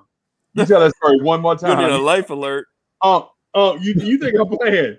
Like I legit have uncles, man. They Knicks fans, man. They the ones that because when all this stuff was going on, I was so young that when they used to talk to me about the Knicks, like, I used to be like, but he only scored 6 points. They were like, yo, Uncle Freezy, he had 13 rebounds. Oh, wait, your uncles used to call you uncle? Yeah, like call everybody who's never met Uncle Freezy calls him Uncle Freezy. Even Zach. Yeah. Even Zach. It's a fact. Is it me? Here's the problem you have, though, is it me? And this is where you'll have a hard time winning us back over. You admitted you used to be a Knicks fan. Oh, so it's Max Kellerman's burner account. And so I can promise you, my mind, and we understand you from Canada, you may not understand the New York City lifestyle. But there's just not, you won't find a lot of Knicks fans that flip to net fans. It's just not what we do. Even with our, our storied history. You just don't. Good and bad. Good, storied, regardless. Good, bad, or indifferent. Yeah. You just won't find us. You just won't find, and that's just not what New Yorkers are. So that's why the Knicks, as a fourth seed, get way more publicity than three of the greatest players possibly assembled ever. They could go down as three of the greatest individual players, offensively at least. And we already heard this story before. Oh, look, the Nets franchise put together three of the best players in the NBA. Man, they're destined to win a championship. Really, Jason Kidd? Really, Jason Kidd, Kenya Martin, Vince Carter, Richard Jefferson. Yeah, remember that? Mm-hmm. Like, oh my God. What about Gerald Wallace, Kevin Garnett, Paul Pierce, Darren Williams? Yeah. It stopped me if you heard this before. Hey, they played defense. Yeah. And so not to turn this into the Nets morning drive, but if the Nets could get all six of their fans together, they can do that. They can do their own show. You know what I'm saying? The one person moderate and a virtual chat to have three people in it. It'll be their entire fan base. Take it easy. They've been diehard Nets fans since 2020. Till the end. Yeah. And I'm they're like, who's Gerald Wallace? Who's Brooke Lopez? What? Yeah. And the thing is with us though, as Knicks fans, we never concede on or concede to other fan bases like apologists. You know what I'm saying? I'm never going to be a Nets empathizer, right? Because at the same time, there is only one bowl to eat from, and they jumped in and legit is trying to eat from the same bowl we're eating from. And if you ever seen dogs trying to eat out of the same bowl, one dog is going to eat and the other one's going to holler. You know what I'm saying? That's just how it works. So, I mean, it is what it is. Hey, yo, I gotta wrap up right here because the next stench is in the air. For one, and then plus I gotta get some sleep. But I would rather get rid of the Nets stench first before I sleep. I would rather stay up 46 hours straight than to talk Nets. That's a pause. Don't Pause. talk Nets. Pause. Yeah. Yo, I know people are, so no lie. I get people that come on and like, yo, why don't you talk about the Warriors? And I'm like, yo, so Uncle Alchemy does Warrior stuff. You gotta check out Uncle Alchemy if y'all want to see Warrior stuff. His views ain't like ours, but he does it. But yeah. Oh, GI. Yeah. So anyway, thank everybody. I appreciate everybody for coming through. Thanks to the virtual chat. Nets fans, all four of y'all that are out there. Hey, we love y'all in a very distant cousin type of way. Keep supporting your G League team. Yeah. We got the NBA team in New York. Yeah. So Nick G, I'm gonna get with you, man. I gotta get some sleep and get something to eat, but I'll get with you. In a few. So hey, thanks everybody. I'm gonna go ahead and end it right here. Y'all be good. Yeah, I'll holler at you later.